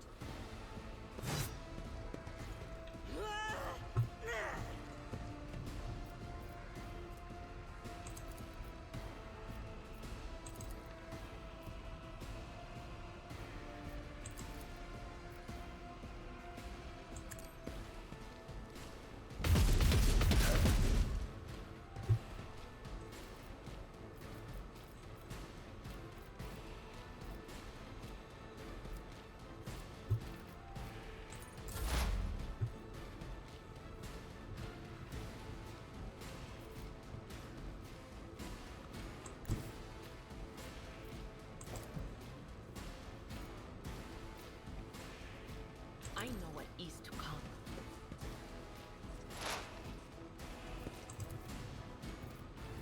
But of course,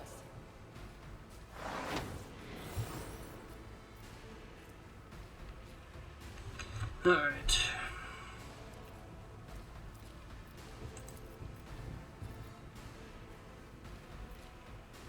will do.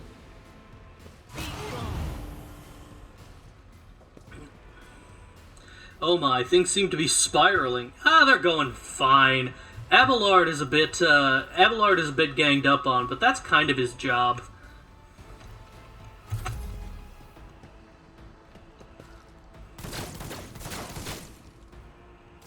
See? Look, they're shooting themselves, the idiots.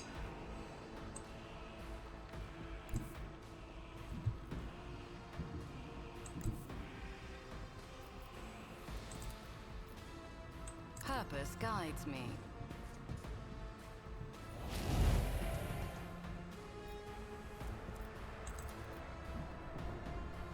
I need no guidance.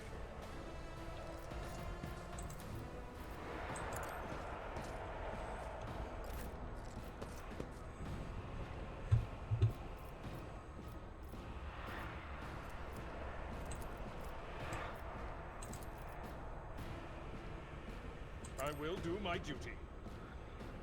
I took care of this one. Look at him go! Stars themselves. That's our boy!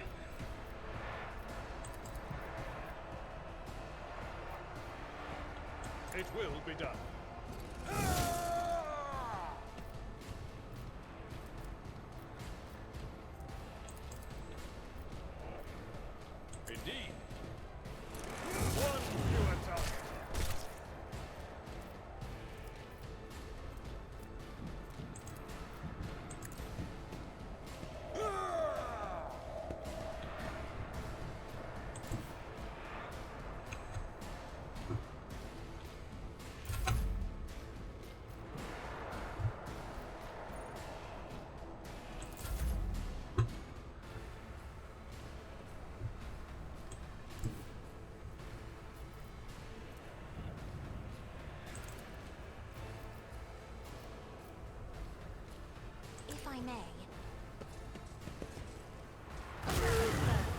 I ain't gotta hold you down if you're just dead.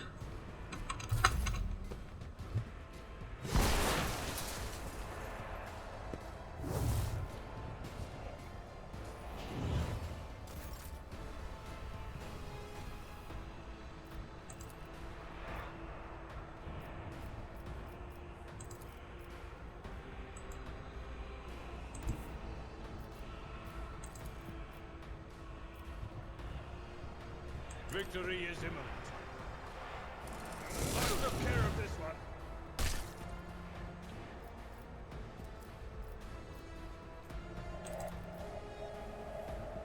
It will be done. Reduced to dust. And he's down. I will do my duty.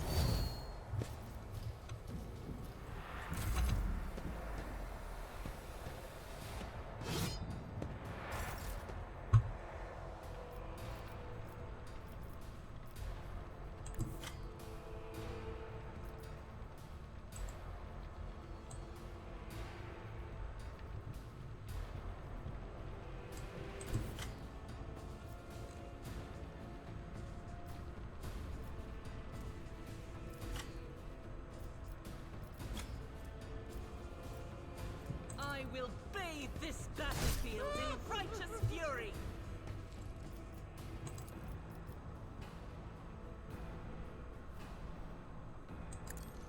None can escape the Emperor's judgment. You can do this, but not by much. There we go, we got it. No problems at all.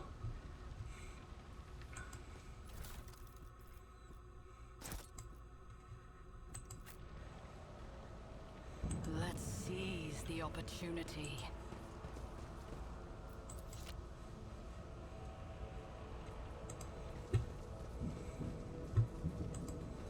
Now I could certainly go. me a secret. The world will bow. Now I could go that way, but I think I better myself through my yeah, we service. want demolitions for these. Duty prevails. Never doubt me. Give them a bit of that, and it looks like we're good. The turret was placed in a heavy hurry, but the Technomat never had the chance to activate it. The insurgents walked into a crowd right across the mine barrier, seemingly oblivious to their end.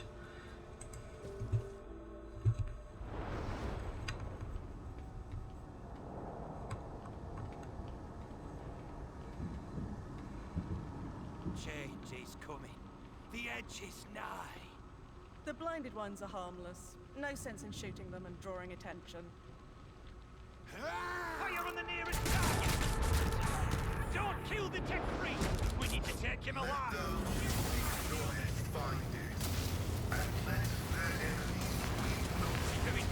Hold back!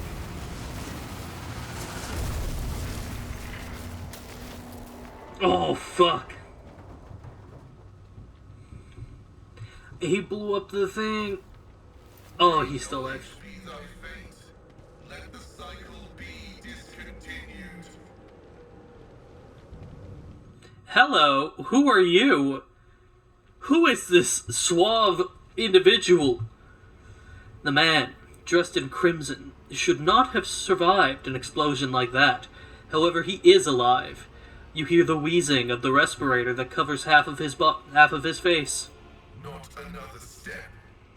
A trill comes from the folds of the partially smoldering crimson raiment.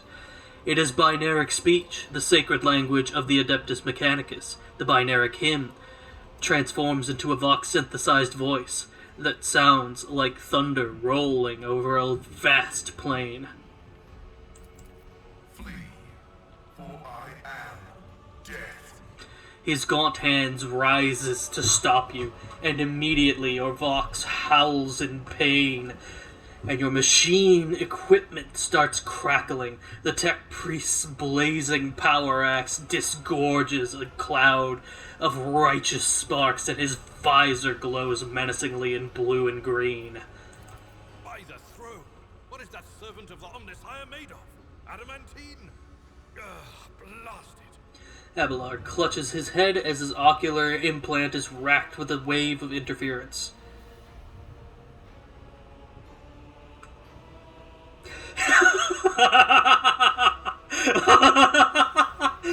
Abelard, this is no time to lose your composure. Present me. Rogue trader von Valancius greets you, honored tech priest, and graciously grants you permission to remain in her presence. I identify you as a member of a high stratum belonging to Rogue Trader House von Valancius. I am detecting no need for confrontation. Precisely. The convoy received an order to meet you. It is no longer functional. Therefore, I propose that we continue to advance to the rendezvous point with the governor's soldiers.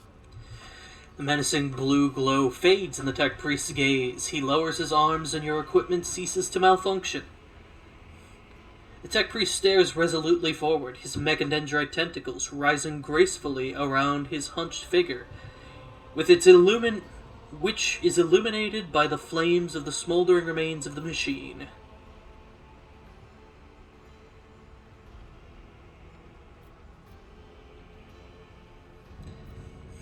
Pascal, my boy! He's here!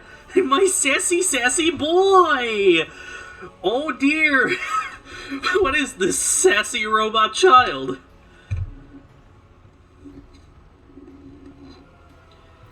How did you manage to kill off a slew of people and blow up a sacred machine without even laying a finger on it? This was my doing. Tegris turns around and stares aghast at the burning remains as if he had nothing to do with what just happened. His vox produces a mournful prayer. The voices are being weird about him. They're saying garbled, conflicting things. Like they're talking about completely different people. But he's not a threat to you. Even if that's a bit hard to believe after all the fireworks. Who are you? I identify as Magus Pascal Haneman of the priesthood of Mars.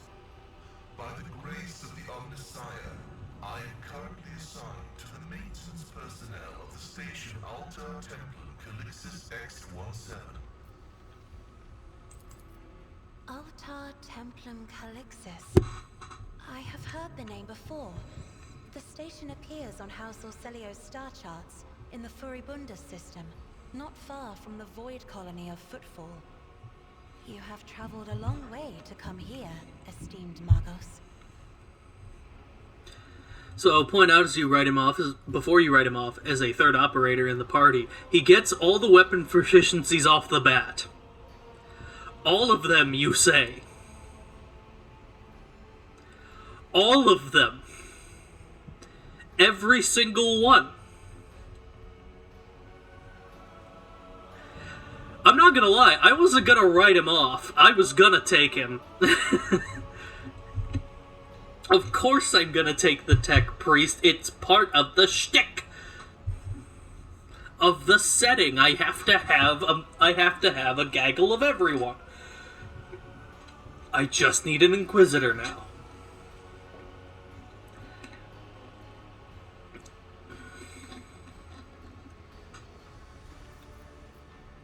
You don't even know how you cause such an influence. The Messiah granted me a revelation. The spirit of this machine was dying, but it wished to perform a service, for such was its design. I sensed this and appealed to it. I do not know how I did it.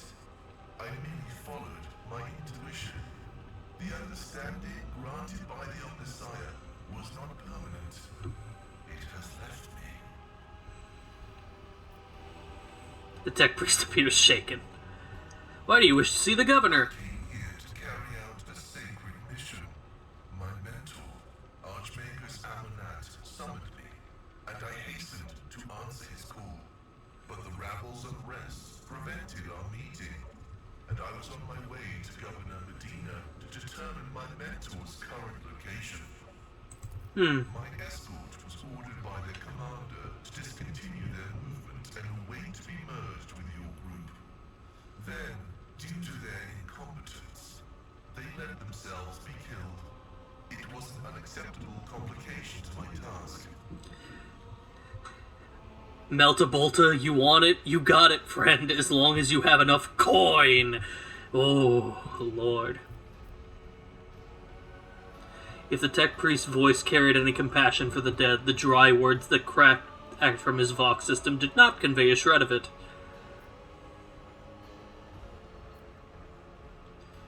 I invite you to join my retinue. Predicting successful and mutually beneficial cooperation. Excellent work. We have a tech priest among us. Oh, jeez. I have a lot I have to do for you. Fuck. Alright, let's take a look. You are an operator. Fine.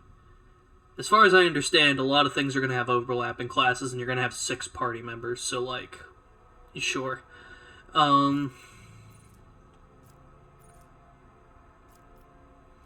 Tech use, exploit weakness, passive learning. On their first turn in combat, I slapped a spare bolter and a melta on him, and he did fine.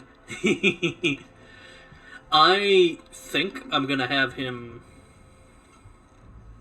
I'm going to want to check his stats more thoroughly, but he does look like he would serve well as the weapon skill, as another melee guy. Probably wouldn't be too terrible with, like, good ballistic skill, but it's not my jam.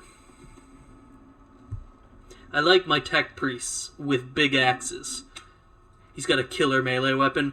Oh, I bet he's got that fucking Omnissiah axe that's, like, in the tabletop absurd, like, rivaled by a power fist.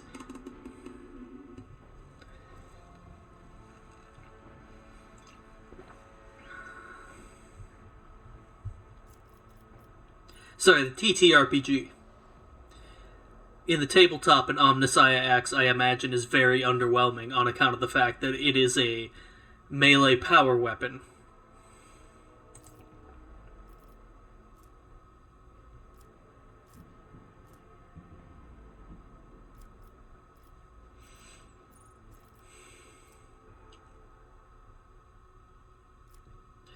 I will figure that out in due time, but for the meantime, I'm gonna pump that weapon skill, I think.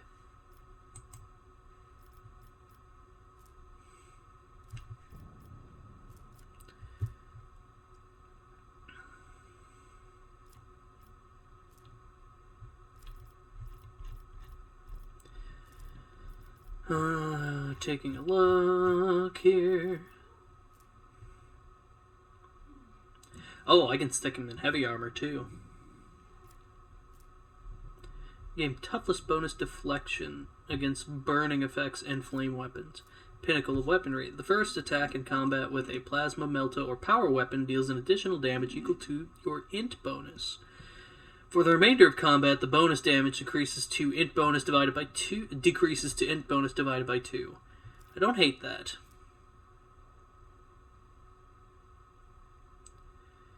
Hit chance and dodge chance against any target they hit with a single target attack. Successful critical hits and from single target attacks increase the hit chance and dodge reduction by plus 20.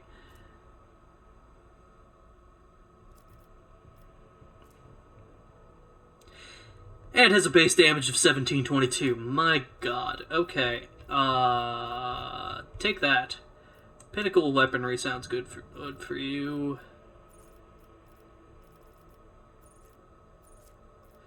Alright, next one up, we got Weak Body, Weak Soul.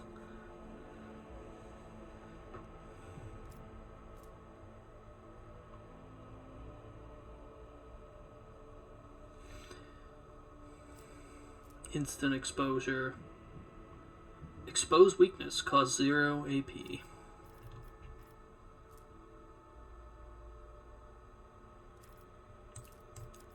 I'm gonna go with that, and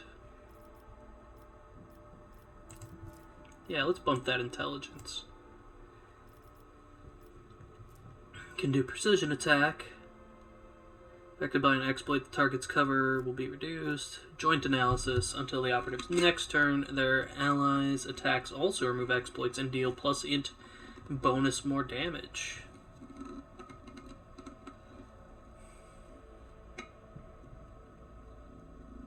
I will say, I hope we see less operators in the future because it's not my favorite as far as classes go. I get they got some gas, but it's not what I want. Yeah, I get that. From what I do know the whole of the party members that we get because I looked into that. I don't know much about them, but I know they're there. And I think the majority of them are operators. So, brace yourself for that.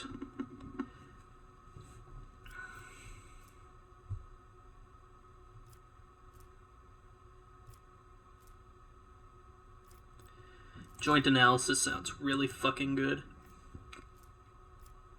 I'm so mad how good they...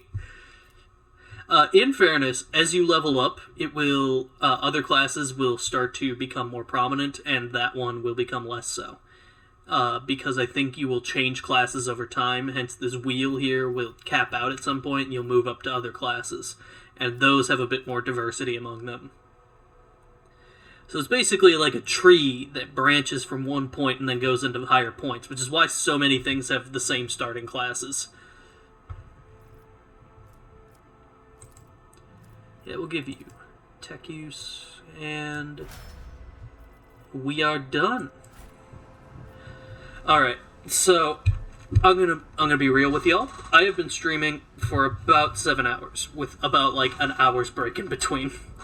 I would like to go a lot later. I cannot. So I'm gonna call it here. And we're gonna look for someone to raid, I think. So I'm gonna take a look at Twitch over here. See who all is on.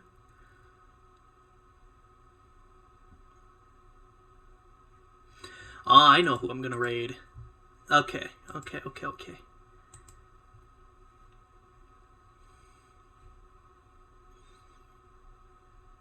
Yeah. I got a good plan. So, I'm gonna go over and... go sleep. Also, be safe around your roomies. We don't need a sick trash monster. I will be very safe. I cannot afford to be sick, to be quite honest. But I appreciate y'all coming in. And I appreciate y'all spending time with me today as we go through more Rogue Trader. If you have them, for a raid message, send along the following.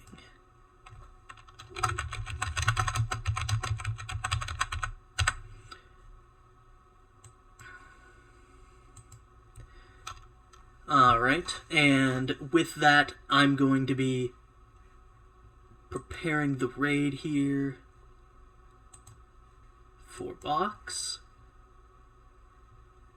And